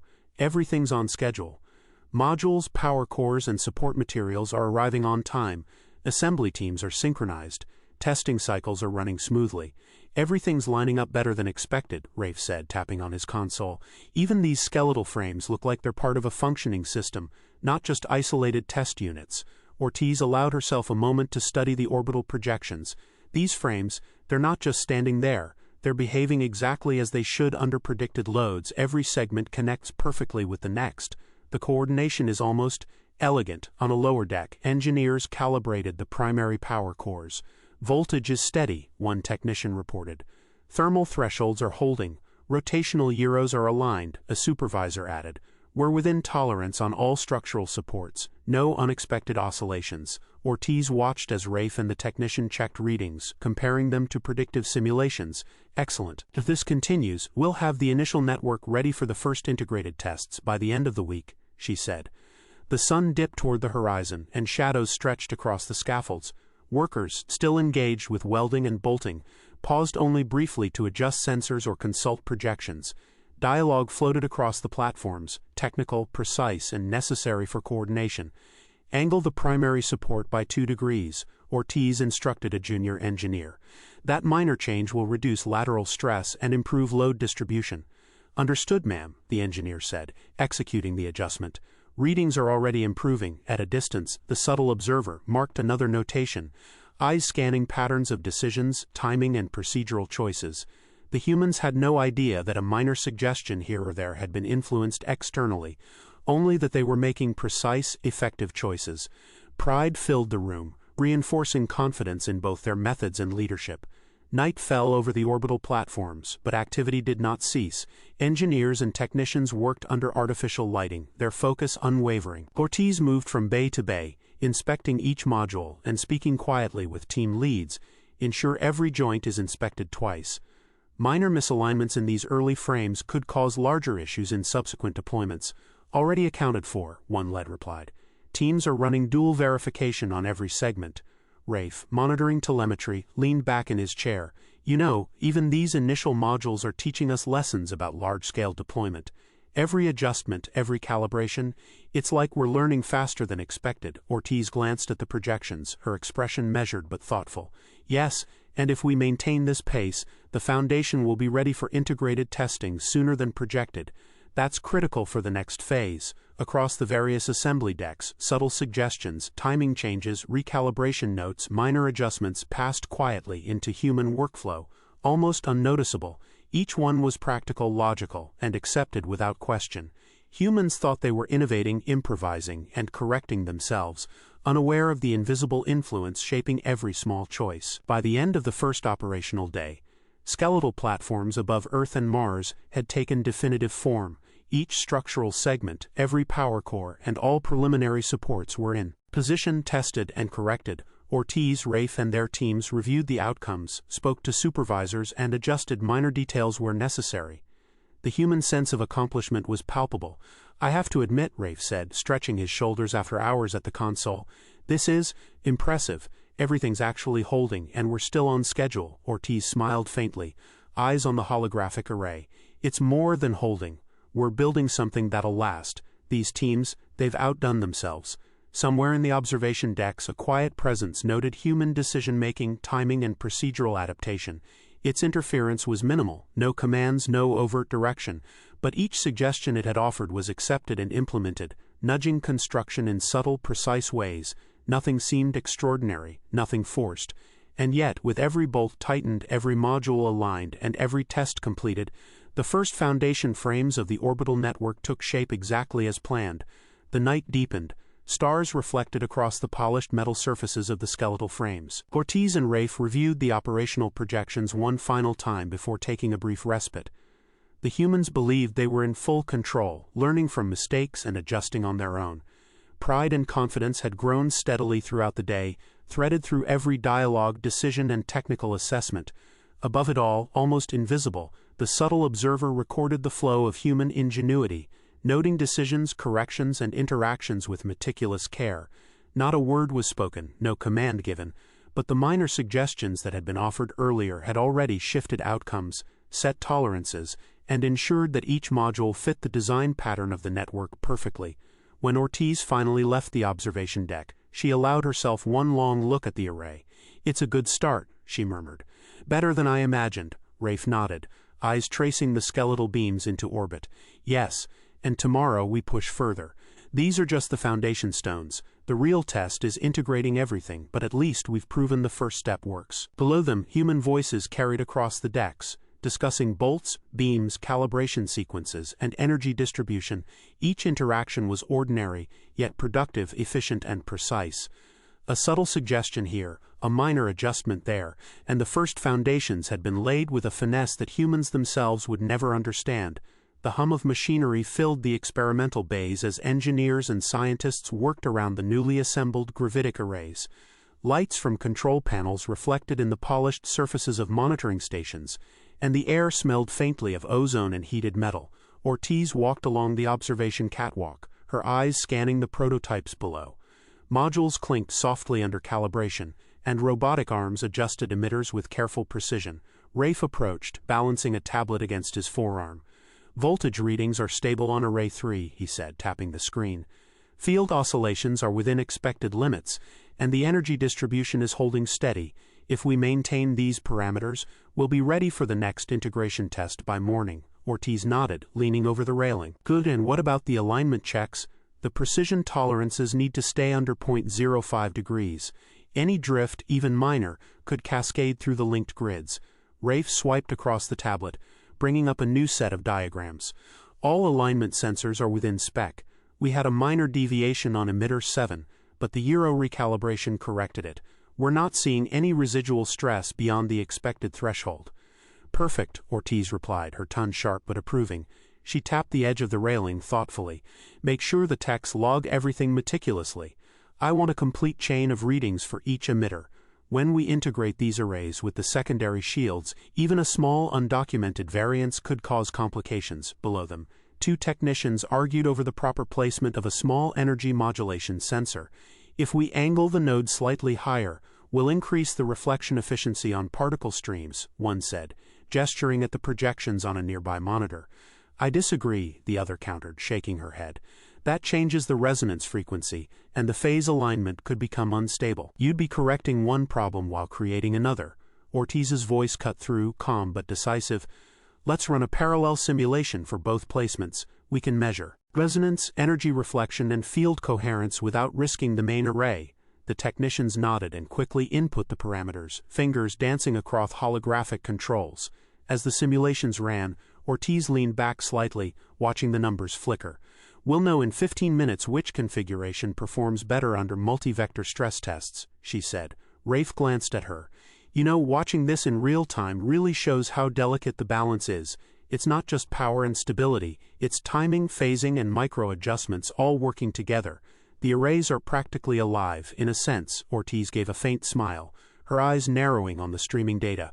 "Exactly. That's why oversight matters. Every minor anomaly has to be examined, or it'll multiply when we scale up to full orbital deployment." As the simulations concluded, the team gathered around the central display.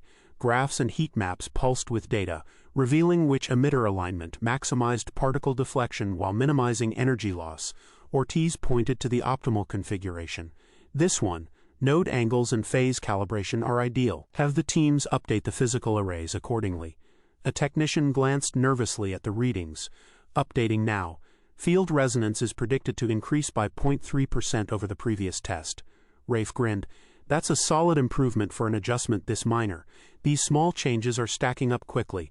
Within a week, the arrays should exceed initial efficiency projections by a measurable margin."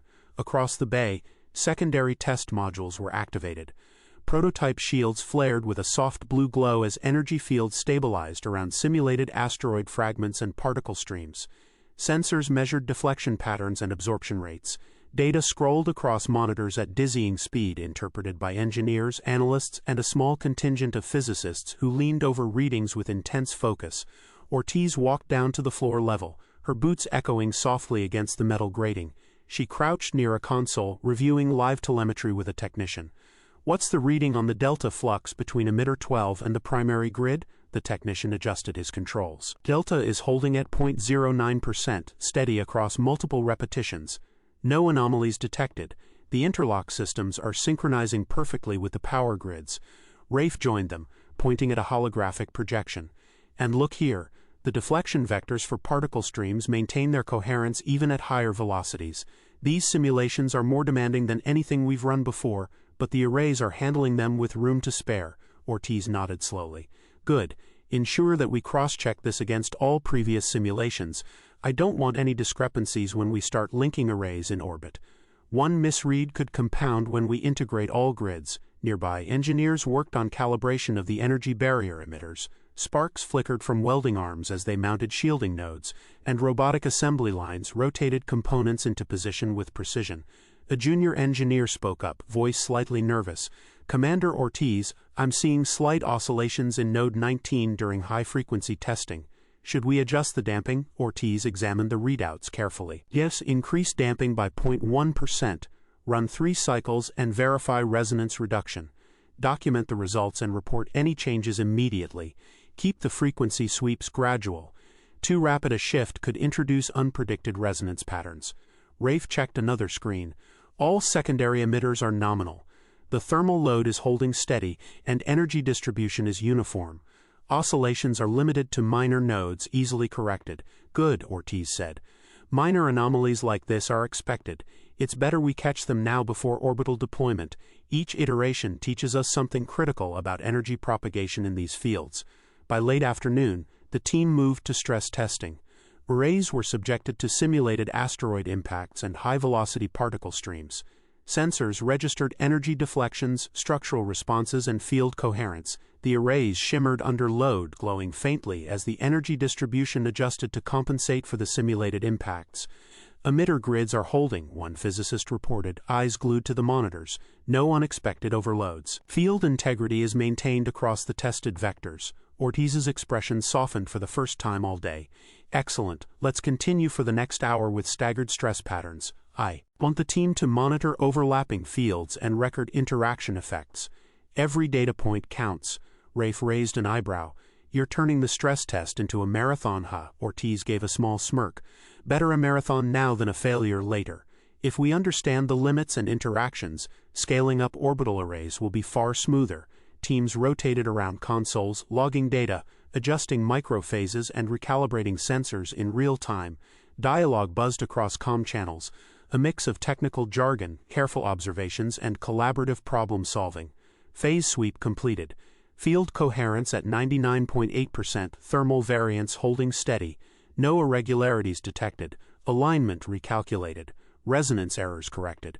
Preparing next simulation sequence.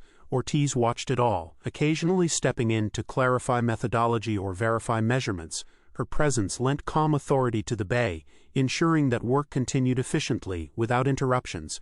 Rafe adjusted his tablet again. Even these early arrays are teaching us lessons about integration. Every adjustment, every calibration, whether it's emitter angle, power distribution, or field damping, gives us insight into system-wide performance. It's fascinating to see the physics in action, Ortiz nodded thoughtfully. Exactly. It's not just about assembling components. It's about understanding interactions at scale. That's why these tests are critical. If we skip or rush even minor steps, we risk cascading failures later. The data we gather now informs every orbital module. Night fell over the testing bay, but activity continued. Rotating shifts ensured constant observation, adjustment, and logging. Even during brief breaks, engineers discussed methods, simulations, and improvements. I'm curious about the energy absorption under higher velocity impacts, one technician said, especially if multiple vectors converge simultaneously. A physicist replied, we'll simulate that tomorrow. Right now, it's important to confirm baseline performance. Once we know the thresholds, we can stress test more aggressively without risking hardware. Ortiz interjected, walking between the teams. Document everything. Every minor variance, every calibration tweak. These records will be invaluable when we start linking arrays across multiple orbital nodes. Rafe checked the latest simulation. Thermal variance is steady. Alignment remains precise, and deflection fields show uniform coverage across all modules. Efficiency is higher than anticipated, even with conservative parameters. Ortiz allowed herself a deep breath. Good. This is what we need before orbital deployment. Every field, emitter, and module must be tested under controlled conditions, so we understand interactions and limitations. Any overlooked factor could create gaps when scaled. By midnight, the bays quieted only slightly. Minor testing cycles continued as engineers double-checked calibrations and recorded telemetry. Dialogue, though softer, persisted. Questions, confirmations, and shared observations forming a constant stream. Ortiz and Rafe reviewed the day's data one last time. These early tests are more successful than I expected, Ortiz said quietly, her gaze on the monitors. The arrays are stable, coherent, and responsive. Integration tomorrow should go smoothly if performance holds. Rafe nodded, scrolling through logs. Agreed. We've gathered extensive data on phase alignment, thermal distribution, and deflection vectors. The teams have done remarkable work under pressure. Ortiz straightened, glancing at the array through the observation window. It's impressive to see theory translate into reality. Every emitter, every shield, every node functioning together. It's the first real step toward operational readiness. As the bay lights dimmed slightly for a night cycle, technicians continued low-level monitoring.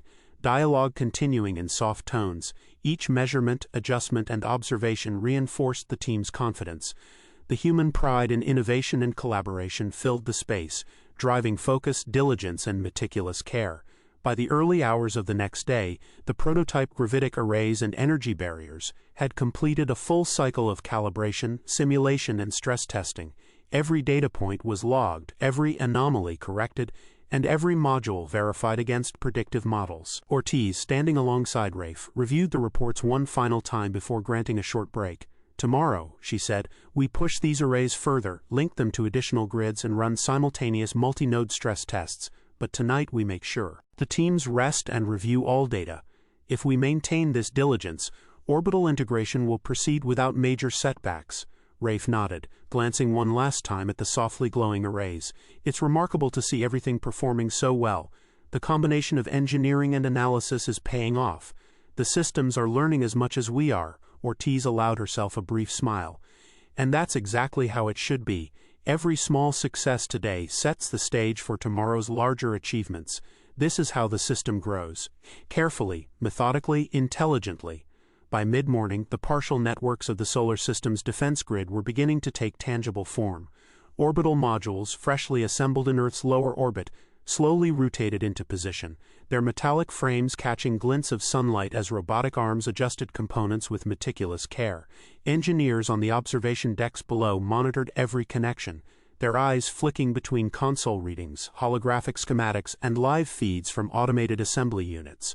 Ortiz moved among the teams, her gaze sweeping across the workstations. We'll begin linking the power grids today. Remember, each array must synchronize precisely, and any delay in signal transmission could cascade through the network, she instructed, her voice carrying easily over the low hum of machinery.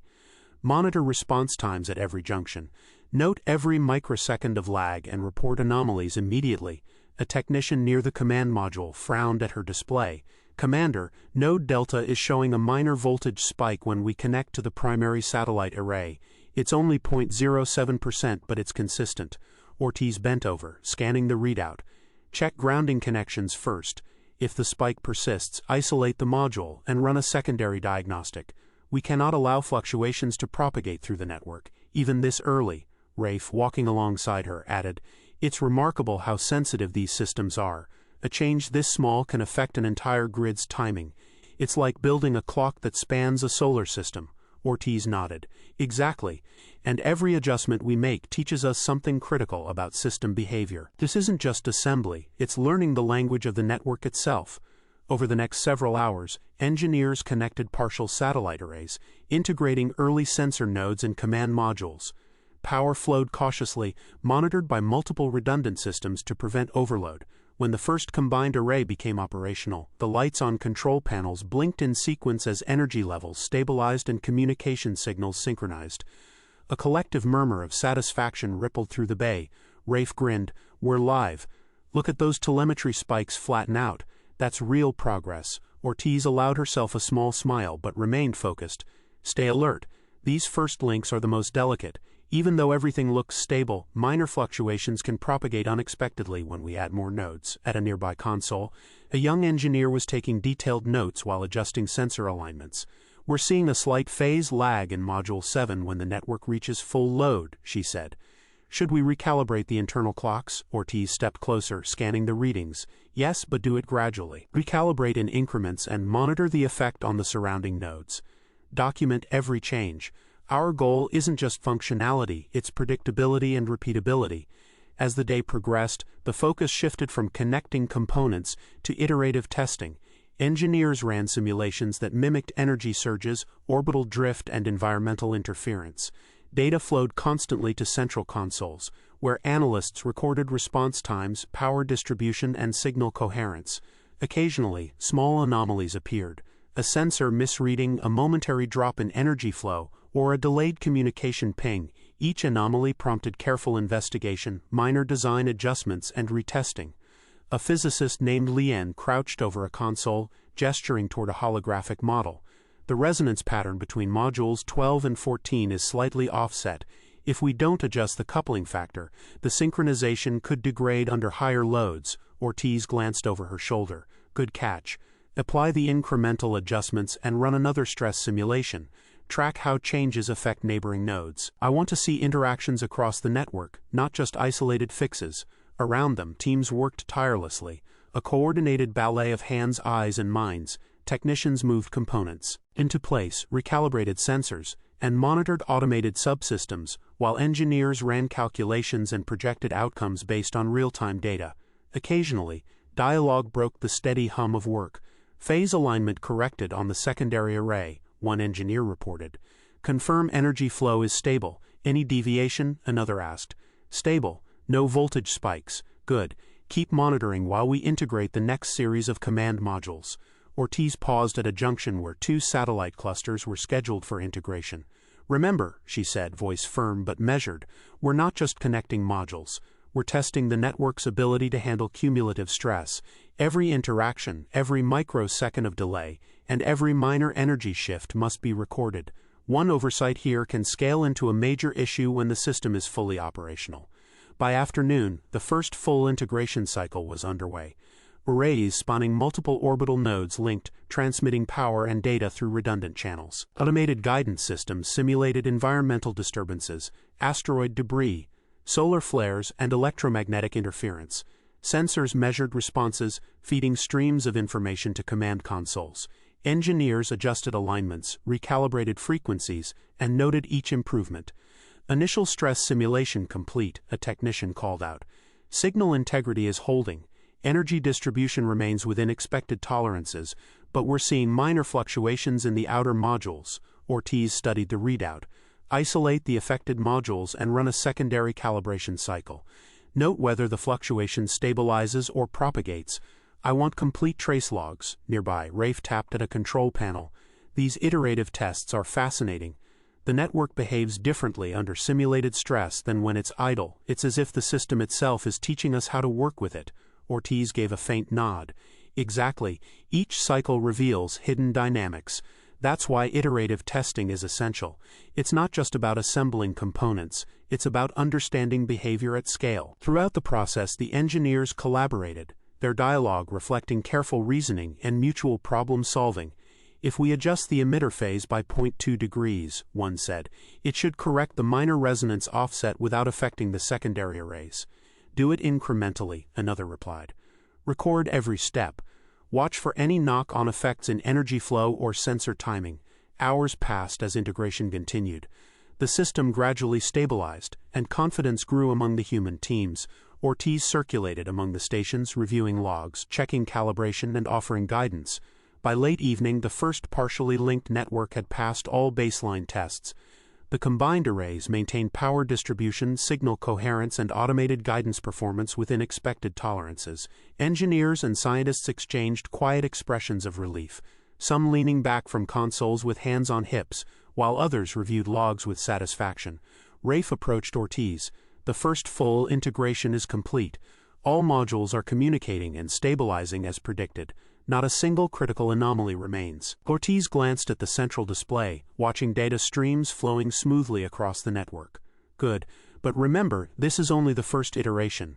Tomorrow we expand to additional nodes, introduce higher loads, and simulate more complex environmental interference. Today's success is a baseline, not an endpoint. As the night shift took over, the facility remained active. Engineers continued iterative adjustments, minor calibrations, and ongoing monitoring. Ortiz and Rafe reviewed reports from the day, discussing trends, anomalies, and potential areas for optimization. Even at this stage, Ortiz said, her eyes scanning the holographic projections, the network is teaching us lessons we couldn't predict on paper. Each connection, each iterative adjustment builds our understanding and prepares us for the next phase. We must continue documenting everything. The depth of our data will determine how smoothly full-scale integration proceeds, Rafe nodded. It's remarkable to see human ingenuity in action. Everyone here is pushing limits, learning, and adapting in real time. We're capturing more knowledge than I expected at this stage. Ortiz allowed herself a moment of quiet reflection. That's the point. The network isn't just a physical structure, it's a process. Observation, analysis, iteration, and refinement. Each cycle strengthens our ability to manage complexity. That's what integration truly means. By early morning, engineers had completed multiple iterative cycles, refining connections, stabilizing energy flow, and ensuring coherent communication across partially integrated arrays. Telemetry logs were exhaustive, documenting performance down to microseconds, and every anomaly had been addressed. Ortiz gathered the lead teams for a debrief. "Excellent work today," she said, her tone steady. "Integration has gone as planned, and the system is responding well to initial stress tests. Review your logs, highlight any trends or unexpected interactions, and prepare for tomorrow's expansion. Every incremental improvement counts." The teams dispersed, some remaining at consoles for final checks while others left for rest. The bay hummed quietly, lights reflecting off metallic structures as partial networks waited for the next stage. Ortiz lingered, reviewing the last few data streams. Rafe joined her silently. "We've laid a solid foundation today. I'm impressed with the precision and adaptability of the teams." Ortiz glanced at him. "They're learning as much from the network as we are from them. Tomorrow we scale up, but for tonight I want everyone rested, the arrays stable, and every log double-checked. Integration is only as strong as its weakest link." As she walked toward the exit, the hum of the network seemed to echo in her mind. A reminder of how far the system had already come, and how much work still remained. Each connection, each test, each iterative cycle was a step forward, not just in construction, but in understanding a network whose complexity rivaled that of the solar system itself. The first tangible links of humanity's defense system were in place, and for the first time the teams could see the beginnings of something much larger, a framework capable of handling challenges far beyond their initial expectations. And although the work was painstaking, the human drive to explore, innovate, and refine kept the pace relentless, turning theory into reality one measured, iterative step at a time. The skeletal frameworks of the orbital platforms above Earth and Mars had become familiar landmarks in the sky, a testament to human ambition and perseverance. Workers moved methodically among girders and scaffolds, adjusting panels, calibrating sensors, and fitting modules together with meticulous care. The hum of machinery mingled with the steady rhythm of voices issuing instructions, each sound marking progress in the growing network of energy arrays and sensor systems. Engineers pored over readouts, cross-referencing telemetry from satellites and early warning grids, noting minor deviations and adjustments needed. Captain Lena Ortiz stood in one of the primary command centers, eyes fixed on the central display where a model of the partially integrated system rotated slowly. "Make sure the flux compensators are recalibrated before the next test run," she said. Her voice carried the calm authority of someone who had spent years coordinating large-scale operations, yet beneath it lay a thin thread of tension. The consequences of errors had become clearer with each completed module, and every miscalculation felt heavier now. Dr. Malik, leaning over the same holographic display, replied, "The recalibrations should be within tolerances, Captain. If we adjust the energy field phase by 0.47%, the coherence across the linked arrays improves significantly." He tapped a section of the projection, tracing a subtle line of data across the grid. "I've already simulated the results for the primary orbital nodes, should hold steady even under varying gravitational influence." Ortiz nodded, her eyes narrowing as she studied the numbers. "Good. Keep me updated on anomalies. I don't want surprises during the full integration runs. Across the room, engineers worked in focused silence. Every panel, every relay, every connection was verified, triple-checked, and logged. Occasionally, a small error would be discovered. A misaligned emitter, a sensor array slightly out of sync, and discussion would flare briefly before the solution was found. Phase discrepancy on array 8, an engineer called out. Adjusting vector alignment by 0.023. Check the neighboring nodes for compensatory drift, another replied. We need to ensure the secondary energy loops remain in sync. The adjustments were routine, almost mundane in tone, but each correction was a small victory. The engineers murmured under their breath, noting efficiency gains, marveling at the way components meshed, and gradually developing a quiet pride in the scale of their work. Each subsystem completed reinforced their belief that humanity was pushing the limits of technological achievement. In the assembly yards, robotic cranes maneuvered massive emitter frames into place, pivoting with uncanny precision. Workers secured stabilizers and energy couplings, their hands moving deftly around welding arcs and high-tension cabling.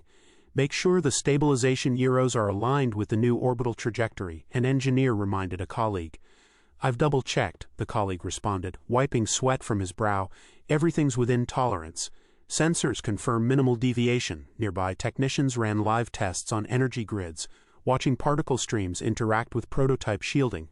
Bright arcs danced across test chambers, and the occasional spark caused quick reflexive shouts of alarm that were immediately followed by laughter when nothing went wrong.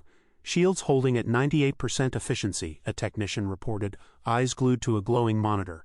No fluctuations beyond the expected range. Good, Ortiz said, passing through the bay and scanning the readouts. Let's keep it that way. If these results hold under full deployment, we'll have confidence in the entire system, even in the command corridors on Mars. Similar scenes unfolded. The central control room had its own team of engineers and analysts, coordinating with Earth, lunar depots, and orbital assembly points.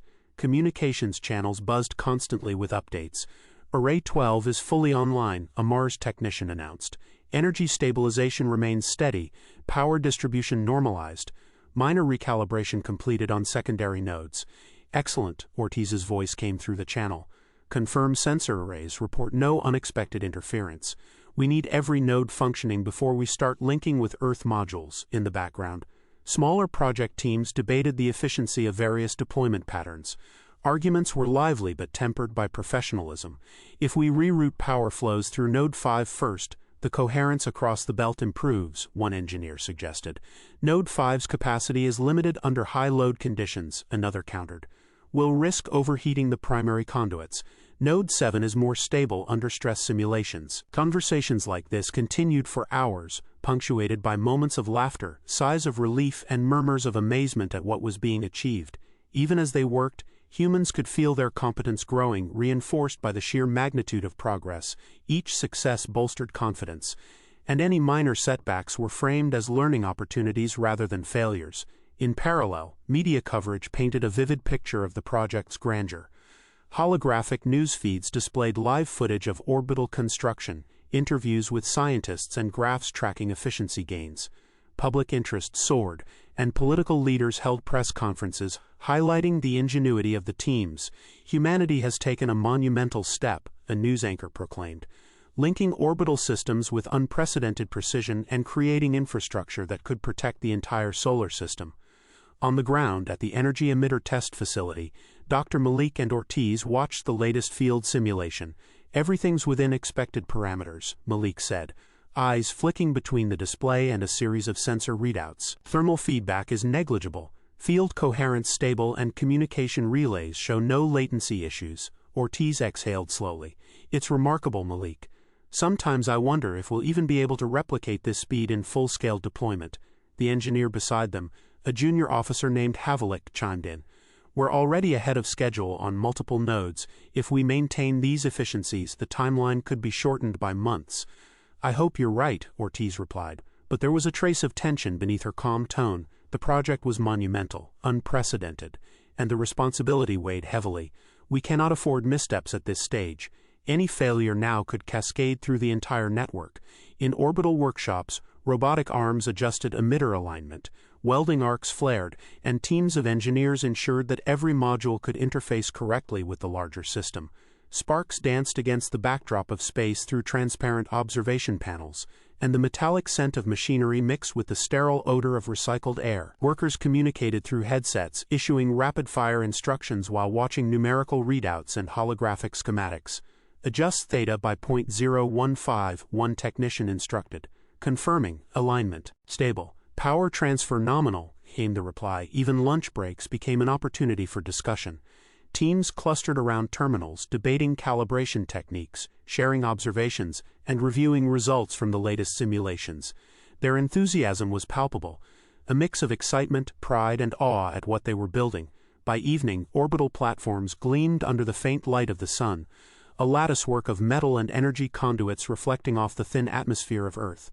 Ortiz walked the observation deck, watching the completion of another series of power nodes. "Every day brings us closer," she said quietly to herself, though Malik, following her steps, heard her. "Closer to full integration," he added, scanning the readouts. "If projections hold, the next testing cycle will give us a complete picture of system performance under combined conditions," Ortiz nodded. "And that's when we'll know if all the pieces fit together as intended." Her eyes lingered on the floating frameworks, imagining the intricate dance of energy, control, and data that would soon connect them. Across the colonies, similar sentiment emerged. Engineers on lunar platforms monitored energy field simulations. Technicians on asteroid-based shipyards ensured modular assembly was precise, and analysts in orbital command centers compiled telemetry with unrelenting focus. Each group shared progress reports, communicated challenges, and celebrated minor victories. Every success reinforced the belief that humanity was achieving something unparalleled. Throughout the long day, brief moments of levity punctuated the work. Laughter rang through workshops as small mistakes were corrected, personal stories were exchanged, and pride swelled with the knowledge that these were human solutions to human problems. Ortiz occasionally paused to speak to her teams. "Excellent work today. Every adjustment brings us closer to a fully functioning system. Keep observing, keep refining." As night fell over Earth, the orbital platforms glimmered against the darkness of space, and the hum of machinery continued uninterrupted. Lights from command centers, workshops, and observation posts flickered like constellations, a reflection of the immense human effort behind the growing defense network. Engineers leaned back in chairs, reviewing simulations, sharing theories, and anticipating the next phase of integration. Every conversation, every adjustment, every technical decision contributed to the expanding network. Humans felt mastery over a complex, sprawling system that stretched across planets and orbital spaces alike. Confidence grew steadily, a quiet undercurrent running through the halls of command centers, labs, and workshops. Mistakes were noted and corrected, efficiency was celebrated, and pride reinforced the relentless drive forward. By the end of the day, the solar system's partial network had achieved unprecedented coherence. Energy fields harmonized, sensor arrays operating within expected parameters, and power grids synchronized. Human teams, exhausted yet exhilarated, felt the tangible reward of their labor. A network that reflected ingenuity, determination, and the skill of countless individuals working toward a single shared purpose. And through it all, subtle cues and guiding hands remained faint in the background, unnoticed, their presence inferred only by a fleeting observation. A suggestion that seemed too convenient, or the way progress never faltered despite enormous challenges. The day began in a steady hum of anticipation that stretched across Earth, Mars, and the lunar colonies. Years of construction, iterative testing, and careful preparation culminated in a single moment: the activation of humanity's first solar system-wide defense network. In the control center orbiting Earth, the hum of machinery, faint vibrations through the deck, and the steady glow of holographic displays combined to create an atmosphere of tense awe. Every engineer, technician, and scientist present had trained for this day, and yet the enormity of the task left even the most experienced team members quietly holding their breath. Ortiz moved deliberately among the consoles, her hands brushing lightly over the displays as she checked power routing diagrams, energy flow statistics, and subsystem reports. "Phase alignment for the primary orbital shield?" she asked, keeping her voice low but clear. Lieutenant Harrow responded without hesitation, tapping at a terminal. "Alignment is within expected tolerances. Shields are engaging as designed, with output stabilizing at 50% projected levels. Telemetry reads coherent across Earth and Mars nodes. Ortiz nodded once, her eyes sweeping the array of data. Before her, she could see faint irregularities in the outer sensors, anomalies so small that a casual observer might have ignored them. Engineers nearby murmured among themselves, debating whether these were startup quirks or something more significant. Ortiz remained silent, letting the team investigate without interjecting unnecessary judgment. Observation, not interference, was the priority. The control center's holographic projections illustrated the orbital platforms as they hummed with energy. Streams of blue arcs connected Earth to Mars, while additional nodes extended gradually toward more distant colonies. Energy pulses flowed in steady rhythms, intersecting in complex grids, each alignment calculated to microsecond precision.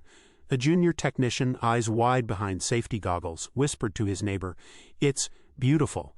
I can't believe we're seeing it work for real."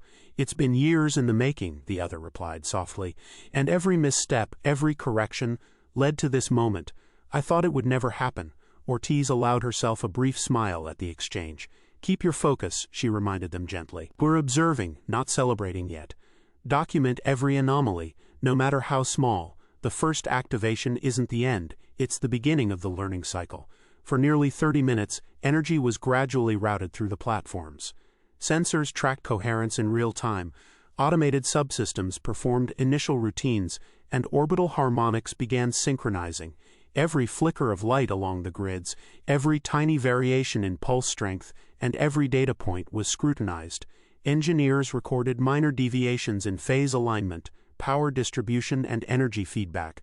Some nodes took longer than predicted to stabilize, causing brief discussions about environmental interference or startup resonance. A senior engineer pointed at the display. "Node 17 shows a half-second lag in energy feedback. I recommend continuing the cycle for another minute before attempting correction." "Agreed," Ortiz replied. "Minor deviations are expected. Document thoroughly, but don't touch any manual adjustments unless we detect a catastrophic failure." Outside the bustling control center, media feeds were broadcasting live footage of the network's activation to colonies across the solar system. Holographic displays above cities shimmered with arcs of energy, and civilians watched in awe as beams linked Earth and Mars. Engineers waved occasionally at cameras, but most stayed focused, aware that this was the culmination of decades of work and the first test of something far beyond any previous human engineering effort. Back inside the control center, Ortiz walked from console to console, listening to discussions, checking logs, and reviewing visual feeds of energy flows. Dr. Malik approached her with a tablet of compiled readings. "We're seeing consistent stabilization across Earth and Mars platforms. Phase coherence is improving and sensor integration is responding within predicted tolerances." "Good," Ortiz said quietly.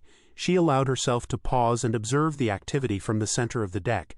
Engineers typed commands, adjusted readouts, and annotated anomalies with meticulous care. Laughter and quiet exclamations broke out when minor successes were observed. A coherent link between two satellites, a stabilized energy pulse, a sensor array calibration matching predicted performance. "It's working," she thought, watching the network pulse across the holographic display. Not all anomalies were resolved immediately. Several outer nodes reported minor fluctuations in energy field strength, while a distant probe experienced a brief, unexplained delay in telemetry reporting. Teams debated possible causes: environmental interference from asteroid debris, residual startup resonance, or misaligned sensor arrays. Discussions were measured, polite, and methodical, with no sense of panic. Each discrepancy was logged with timestamps, measurements, and proposed hypotheses, preparing the engineers for later review cycles. Ortiz turned to a pair of junior engineers who were nervously comparing phase graphs. "How are the readings for nodes 21 and 24? "Within expected variance," one replied. "We see minor oscillations, but they're consistent with startup calibration curves." "Good," Ortiz said, glancing back at the main display. "Keep observing. Don't adjust manually yet. These networks are too vast for knee-jerk corrections." She walked over to another console, where technicians monitored energy feedback loops. A soft vibration pulsed through the deck as power flowed through the massive relais, a constant reminder of the magnitude of the systems now online. Energy arcs shimmered in the holographic projections, gradually extending coherence toward more distant orbital platforms. The sight was both awe-inspiring and unnerving, a visual representation of humanity's capability and the responsibility that came with it. Hours passed, and initial deviations began to stabilize. Shields maintained coherence, communication links synchronized perfectly, and sensors reported environmental data with minimal distortion. Engineers documented every adjustment made by automated systems and every response of the network to fluctuating inputs. Despite minor anomalies, human pride grew steadily. It was not merely the technical achievement that impressed, it was the sense of accomplishment shared across teams. The feeling that all previous trials, errors, and long nights were culminating in a tangible, functioning system. Ortiz paused by the main holographic display and let herself take a breath. "The first cycle is complete," she said. "We now have baseline performance for the system. Nothing is perfect yet, but everything is functioning as intended. Tomorrow, we'll analyze all data and prepare for the first full-duration run." Dr. Malik, glancing at the projections of energy flows and sensor grids, smiled faintly. "I never imagined I'd see the arrays stabilizing this smoothly on the first activation. The coordination between Earth and Mars nodes is remarkable," Ortiz nodded. "Remarkable, yes. But remember, this is the first step. Continuous monitoring will tell us everything we need to know. Take nothing for granted." By the end of the day, the control centers had transformed from tense anticipation to steady, confident observation. Engineers had logged every reading, noted every anomaly, and celebrated small victories while maintaining professional caution. Across the colonies, the activation was broadcast to civilians and officials alike, generating awe, pride, and optimism. In the quiet of the main control deck, Ortiz allowed herself one final look at the stabilizing energy arcs, thinking, "We've made it this far. Everything is performing. Now comes the work of refinement." Even as celebrations began, minor deviations persisted at the outer edges of the network, serving as reminders that this system was alive, dynamic, and vast. Engineers recorded these anomalies meticulously, discussing them in measured tones and preparing for follow-up cycles. The achievement of activation was complete, but it was only the first step in a much longer process of understanding, monitoring, and mastering the network. As night fell over Earth and Mars, the soft hum of the orbital platforms continued uninterrupted. Energy flowed steadily through the arrays, sensors reported consistent data, and engineers rotated through shifts to ensure constant observation. Ortiz, standing in front of the main display, allowed herself a moment of quiet reflection. "We did it," she whispered. All of it finally coming together. Even after hours of careful calibration, the network did not behave entirely as expected.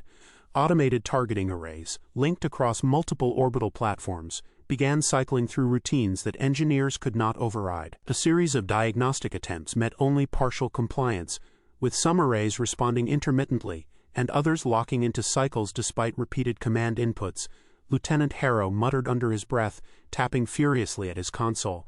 "Why won't Node 43 disengage? I'm repeating the shutdown protocol exactly as specified." Dr. Malik leaned over the terminal, squinting at the data streams. "I see the response, but it's as if the system refuses to acknowledge the command. Try initiating a full protocol reset for the cluster rather than the individual node." Harrow's hands flew across the touchpad. "Resetting cluster, now status, still locked," Malik admitted, frowning. "Some of the subsystems are operating independently of human command. I don't like it." Ortiz moved into the room, her boots quiet on the deck plates. She scanned the readouts, the faint hum of the network vibrating through the floor beneath her. "Focus on stabilization," she instructed. "Don't override anything unless absolutely necessary. Document every anomaly." Around her, engineers worked in tense silence, cross-referencing telemetry, satellite coordination logs, and environmental data. Sensor networks, designed to monitor asteroid trajectories, solar wind fluctuations, and communication relays, began adjusting autonomously. Instruments recalibrated without instruction, their responses influenced by environmental factors the humans had not accounted for in protocols. A technician looked up from his station, rubbing his temples. "We didn't program for solar wind interference at this intensity. Look at these sensor fluctuations. They're correcting themselves automatically." Dr. Malik nodded, typing rapidly to record the observations. "Adaptive algorithms must be engaging, but these readings aren't reflected in the manual's logic. This is beyond what we simulated," Ortiz observed quietly, her gaze sweeping across the array of displays. "We designed the system for redundancy," she said finally. "It's doing exactly what it was built to do. Whether it's autonomous correction or not, we log it, understand it, and adjust human procedures to work alongside it. Meanwhile, communication relays at the far edges of the solar system were reporting strange, phantom readings. Probe signals indicated objects that did not exist, energy pulses appearing out of nowhere, and brief interruptions in transmission loops. Engineers scrambled to determine whether the anomalies were the result of system error, environmental interference, or undetected faults in hardware. Captain Rafe Ortiz, pacing between consoles, raised his voice slightly. "Everyone, listen. Focus on isolating the relay errors one by one. Cross-check with sensor nodes. There's no room for assumptions. You've got the outer edges again," Malik replied, gesturing at the display. "Relay 59 shows 3 phantom blips in the last 20 seconds, all outside normal activity ranges." Ortiz squinted at the holographic projection of the solar system's outer edge. "Document the timestamps. Analyze the signal patterns. Don't attempt a shutdown yet." She paused, then added quietly, "Let's see if these anomalies persist." In the command deck, tension was palpable. Each minor glitch amplified the perception of complexity and unpredictability. Junior engineers whispered among themselves, questioning whether they had miscalculated certain aspects of subsystem integration.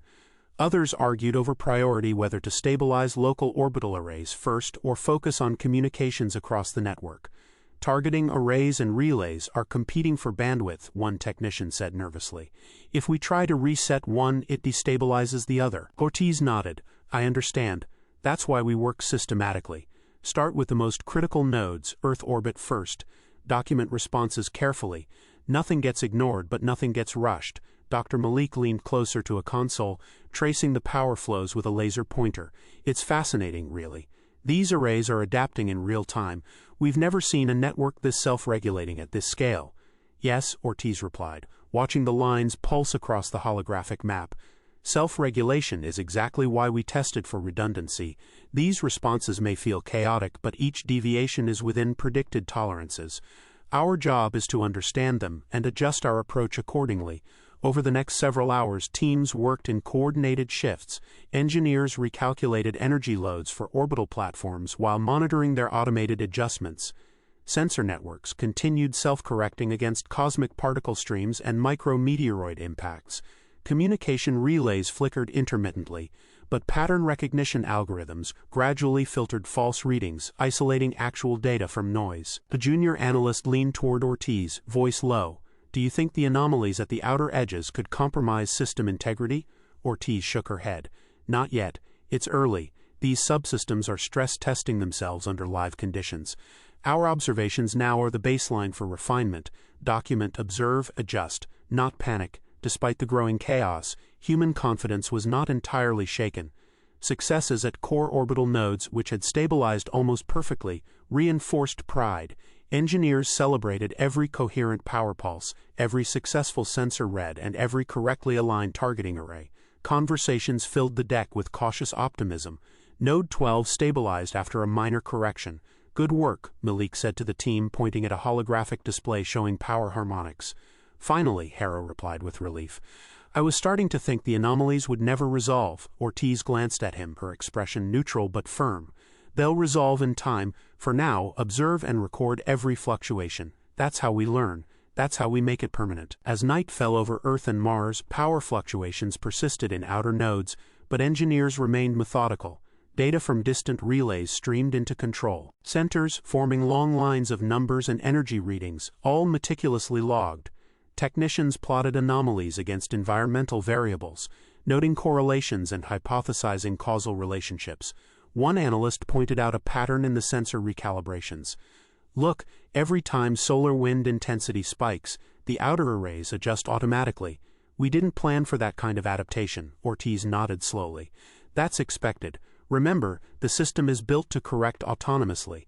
That's why these readings are crucial. Understand the logic, not the surprise." Teams continued to rotate shifts, monitoring responses around the clock. Every minor victory at Earth or Mars nodes was accompanied by small, ongoing anomalies at the fringes. Engineers debated methods for stabilization, logging each action and preparing adjustments for the next operational cycle. The network seemed alive, dynamic, and simultaneously fragile and robust, a paradox that kept all hands alert, cautious, and engaged. By the end of the operational day, the subsystem network had demonstrated both remarkable successes and unpredictable behavior. Coordinated arrays, sensor recalibrations, and communication relays all performed within the expected operational range. But the subtle anomalies remained.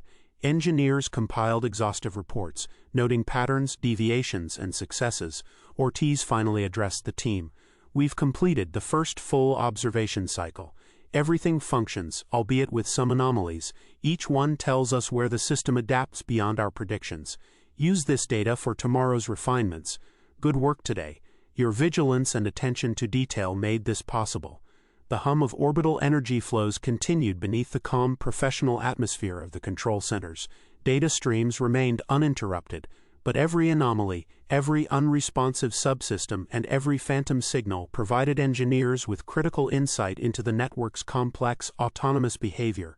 For the humans, this was the first real test of the system's self-regulating functions, a demonstration of both achievement and the unpredictable nature of large-scale integration. Even as engineers logged off for the evening, minor power fluctuations and subtle sensor adjustments continued, unnoticed by all but the most attentive.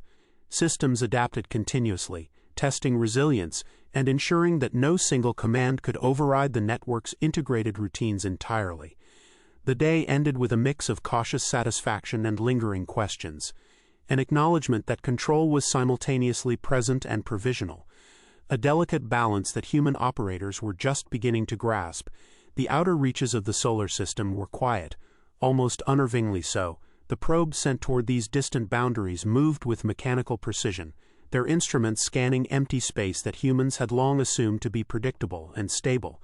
Yet the readings they returned were not as straightforward as the engineers expected. Signal fluctuations appeared at regular intervals, subtle enough to be mistaken for minor calibration errors, but persistent enough to raise unease. Ortiz stood over the main console, reviewing the incoming data streams. "Delta 87, show me the last 3 hours of telemetry," she instructed, her voice steady but tense. The holographic display shifted, tracing lines that stretched across billions of kilometers, blinking intermittently where the signals faltered. Lieutenant Harrow's finger hovered above the touchpad. "Ma'am, it's happening again. Delta 87 lost coherence for 22 seconds, just like earlier. There's no pattern we can determine." Ortiz did not respond immediately, her gaze fixed on the screen. "It's too consistent to ignore," she said finally. "Log it. Compare with all outer probes, everything from Gamma 5 to Epsilon 3. I want correlations.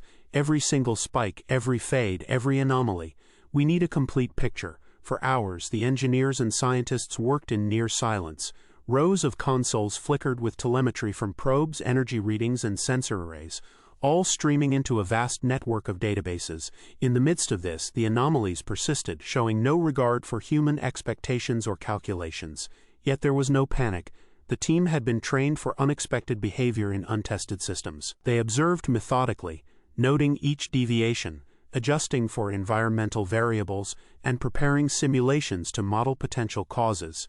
A partial pattern began to emerge. Some signals would suddenly spike in intensity before fading entirely. Others would fluctuate at intervals that did not correspond to any known orbital mechanics. It was as if the outer system had developed a rhythm of its own, one that humans could detect but not yet understand. Engineers proposed theories, debated possibilities, and refined algorithms to filter noise from potential anomalies. Dr. Malik, standing over a console, frowned at the holographic readings. "The outer probes are showing intermittent resistance to signals, but inner arrays are stable. It's as if the network is stretching itself, testing its own boundaries." Harrow leaned back in his chair. "We can't replicate this in simulations. Nothing we've modeled accounts for this behavior. It's either an unaccounted environmental factor or something in the network itself that behaves differently at extreme distances." Ortiz nodded, thoughtful. "We document. We measure. We do not interfere beyond necessary observation. Our priority is understanding, not intervention." The room quieted as technicians and analysts focused on their tasks. Screens displayed vast stretches of space dotted with the tiny points representing probes and satellites. Fluctuations continued, sometimes subtle, sometimes more pronounced. The engineers treated each anomaly as a puzzle to solve, recording every detail, while the general hum of activity in the control center persisted as a backdrop. For the first time, the concept of unpredictability in such a vast system became tangible. Patterns that had seemed reliable now showed exceptions at the extremes. Signals that should have behaved identically diverged subtly, confounding projections, yet the human teams responded with meticulous care, ensuring that all inner operations remained stable while observing the outer disturbances with increasing curiosity and respect for the network's complexity. Ortiz moved between consoles, reviewing reports and quietly assessing the work of her team. "The anomalies do not compromise the inner network," she reminded herself aloud. "More to maintain clarity than to instruct anyone. We have control where it matters most, but the periphery is teaching us something." At one terminal, a junior engineer noted a brief synchronization among distant probes, a slight alignment in signal pulses that lasted only seconds before fading. "Look at this," he said. "A brief resonance. Could it be some unaccounted-for frequency? Maybe a natural oscillation?" Harrow squinted at the data. "It's too brief and inconsistent. Could be noise, or could be a new characteristic of the network under load. Either way, it's something to note and model tomorrow." As hours passed, the engineers alternated between reviewing raw data and running computational simulations. Partial successes emerged. Some anomalies could be partially predicted when factoring in environmental variables such as solar winds, interplanetary magnetic flux, and particle streams from the Kuiper belt. Others remained entirely unpredictable, stubbornly resisting any attempt at modeling or rationalization. Ortiz watched a visualization of probe paths stretching outward toward the outer boundary. The lines flickered as data came in, some disappearing momentarily before returning with slightly altered metrics. She tapped her fingers on the console lightly. "Each of these readings is teaching us something," she said. "Every inconsistency is an opportunity to refine our understanding of the network." Even as they documented anomalies, engineers and analysts spoke in hushed, practical tones about next steps. The focus remained on observation and measurement rather than intervention. Simulations were adjusted, data filters refined, and readings cross-checked against logs from other systems. Any theoretical explanation that could be formulated was treated with cautious skepticism until verified by multiple sources. Ortiz made a note to herself. The outer edge behaviors would require ongoing scrutiny, but the inner network's stability provided a cushion. Human confidence, though tested by these anomalies, remained intact. The engineers felt the thrill of discovery, encountering unknown behaviors that demanded attention, analysis, and ingenuity. By the end of the first operational cycle, thousands of data points had been collected. Engineers compared signals, noted deviations, and prepared for further probe deployments. Even as the anomalies persisted, the human teams remained disciplined and methodical. Their focus on accuracy, observation, and understanding kept operations orderly, while the unexpected behaviors of the network's periphery added layers of challenge that were met with professionalism and careful analysis. Ortiz lingered briefly at the main console, gazing at the outer probe's telemetry. "This is only the beginning," she said softly. "We're exploring not just the network but its full potential and limits. Every reading helps us learn something new." The control center hummed quietly into the night. Data streamed relentlessly from probes at the solar system's edge, blinking and flickering across screens. Engineers maintained logs, technicians monitored power and signal integrity, and analysts compiled reports. Even as anomalies continued, no component of the inner network failed. Human attention remained focused on tangible successes nearer to Earth and Mars, while the outer signals posed a persistent, subtle challenge, a puzzle that demanded patience, discipline, and ingenuity. By the shift's end, Ortiz reviewed the summary. The outer edge anomalies had been documented in detail. All inner networks were operational and stable. Probes and relays continued transmitting erratically at extreme distances, but the engineers' approach, observation first, intervention second, ensured that no unnecessary risks were taken. The human teams had grown accustomed to the unpredictable, while still maintaining rigorous standards for reporting and response. The room quieted further as night fell across human colonies, leaving the hum of computing systems and the steady flicker of displays as a backdrop to the outer edge probe's mysterious behavior.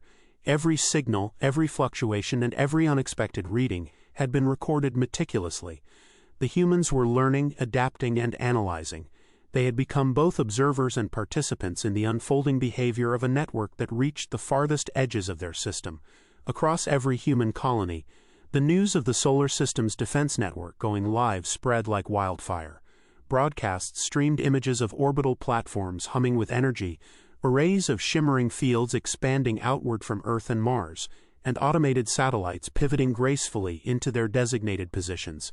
Civilians stared at screens in living rooms, public squares, and research halls, mouths agape as they witnessed the culmination of decades of effort. The media described it as the apex of human ingenuity, a triumph of engineering and perseverance. "The future is finally in our hands," a commentator said on one terrestrial broadcast, eyes gleaming with the excitement of being part of history. In the control centers, engineers huddled over consoles, tracking the network's performance with a mixture of relief and exhilaration. Every component transmitted data back to central nodes. Every signal, every energy reading, every status check became a reason to cheer. Ortiz moved between workstations, pausing to watch the displays and listen to her team. "All systems nominal," she announced, her voice carrying authority tempered by pride. "The projections match simulations, and the arrays are functioning well above expected parameters. Excellent work, everyone." A murmur of agreement spread through the room. Harrow leaned back in his chair, rubbing his eyes but smiling. "I don't know about you, Ortiz, but I've never felt a project come together like this before. It's actually working." Another engineer, Dr. Malik, chuckled without taking his eyes off the holographic map. "Feels surreal, doesn't it? After years of calculations, testing, and endless revisions, it's finally alive." The room's hum of monitors and quiet chatter was punctuated by the occasional shout of triumph whenever a subsystem confirmed stability or exceeded expectations. Yet amid the celebration, analysts quietly logged every reading, every anomaly, and every irregularity. Minor glitches appeared in communication relays or in the fringe sensors near Mars, but they were quickly cataloged and labeled as to be adjusted in post-deployment calibration. Human pride filled the gaps between these observations, keeping attention firmly fixed on the spectacle of success. Ortiz paused in front of one console, leaning over a young technician's shoulder. "Report on the new sensor calibration?" she asked. The technician, barely more than a rookie, blinked nervously. "All readings are stable, ma'am. Outer array sensors had minor fluctuations, but nothing outside expected variance." Ortiz nodded, eyes scanning the data again. "Good, document it, but let's keep monitoring for at least another 24 hours. I want full coverage." Nearby, engineers whispered among themselves, excitedly discussing the performance of the newly activated energy shields. "Did you see that projection near Phobos? It's holding exactly as designed," one murmured. "Even the secondary arrays are synchronizing faster than predicted," another voice added. "I've never seen the telemetry move so smoothly across this many nodes. It's like the network is thinking for itself." Ortiz smiled faintly, understanding the sentiment. "That's exactly what all this hard work was supposed to accomplish," she said. "Everything is behaving as we planned." While the inner workings of the network hummed in perfect harmony, the public attention mirrored the controlled excitement of the engineers. News broadcasts showed footage of technicians standing proudly next to orbital models, children pointing at animated simulations of the defense grids, and politicians making speeches extolling the courage and skill of those who made it possible. The repetition of celebratory images reinforced the notion of mastery. Every public statement, every recorded broadcast, every photograph of engineers at work built a narrative of absolute success. Outside the control rooms, colonies held synchronized ceremonies. Flags waved in artificial gravity chambers on Mars, while Earth's major cities conducted countdowns for the system's activation. Children and adults alike watched simulations of energy shields blooming across orbital platforms. And for a moment, the tension of years of preparation seemed to evaporate. Laughter and applause echoed through corridors, and the sheer scale of human accomplishment became almost tangible. Back in the control center, Ortiz stood silently for a moment, watching the room. Harrow approached, leaning casually against the railing, overlooking the array of consoles. "It's something, isn't it?" he said softly. "After all the planning, all the arguments, all the setbacks, it's finally real." Ortiz nodded. "Yes, it is, but we stay sharp. Document everything, keep a close eye on anomalies. Celebrate, yes, but don't let it lull us into complacency." Even as they worked, the subtleties of the network became more apparent. Some automated systems behaved in ways that were not fully understood by any single engineer. Sensor networks adjusted to environmental fluctuations without prompting. Energy arrays modulated themselves according to complex input patterns from multiple nodes. Engineers observed and recorded these behaviors, marveling at the sophistication of their own creation. Conversations sparked around each new unexpected pattern. "I don't remember programming the outer relays to compensate like this," Dr. Malik said, gesturing at the live telemetry. "It's adapting faster than the models predicted." Harrow shrugged. "Maybe it's the harmonics we set up last month. Or maybe it's just smarter than we imagined." Ortiz smiled faintly. "Whatever it is, let's keep recording. Every bit of data matters. We need to understand exactly how this network is behaving before it's considered fully stable." Throughout the control centers, engineers rotated shifts, ensuring constant oversight while maintaining a sense of cautious optimism. The combination of visible successes and minor, easily explained anomalies kept morale high. Human pride and confidence soared, strengthened by the perception of control and achievement. In the wider colonies, celebrations included speeches, public demonstrations, and interactive presentations of the defense network. Children moved through virtual simulations, learning how energy shields deflected particles and how automated satellites coordinated in precise formations. Adults marveled at the scale, discussing plans for future expansions and improvements. Every achievement was magnified in communal perception, reinforcing belief in the network's invincibility. "Look at it from this angle," a broadcast host said, waving at the screen. "You can see the entire grid operational, pulsing with energy. Each platform communicates with every other seamlessly. Humanity has done the impossible." At the same time, engineers meticulously tracked the performance metrics in private.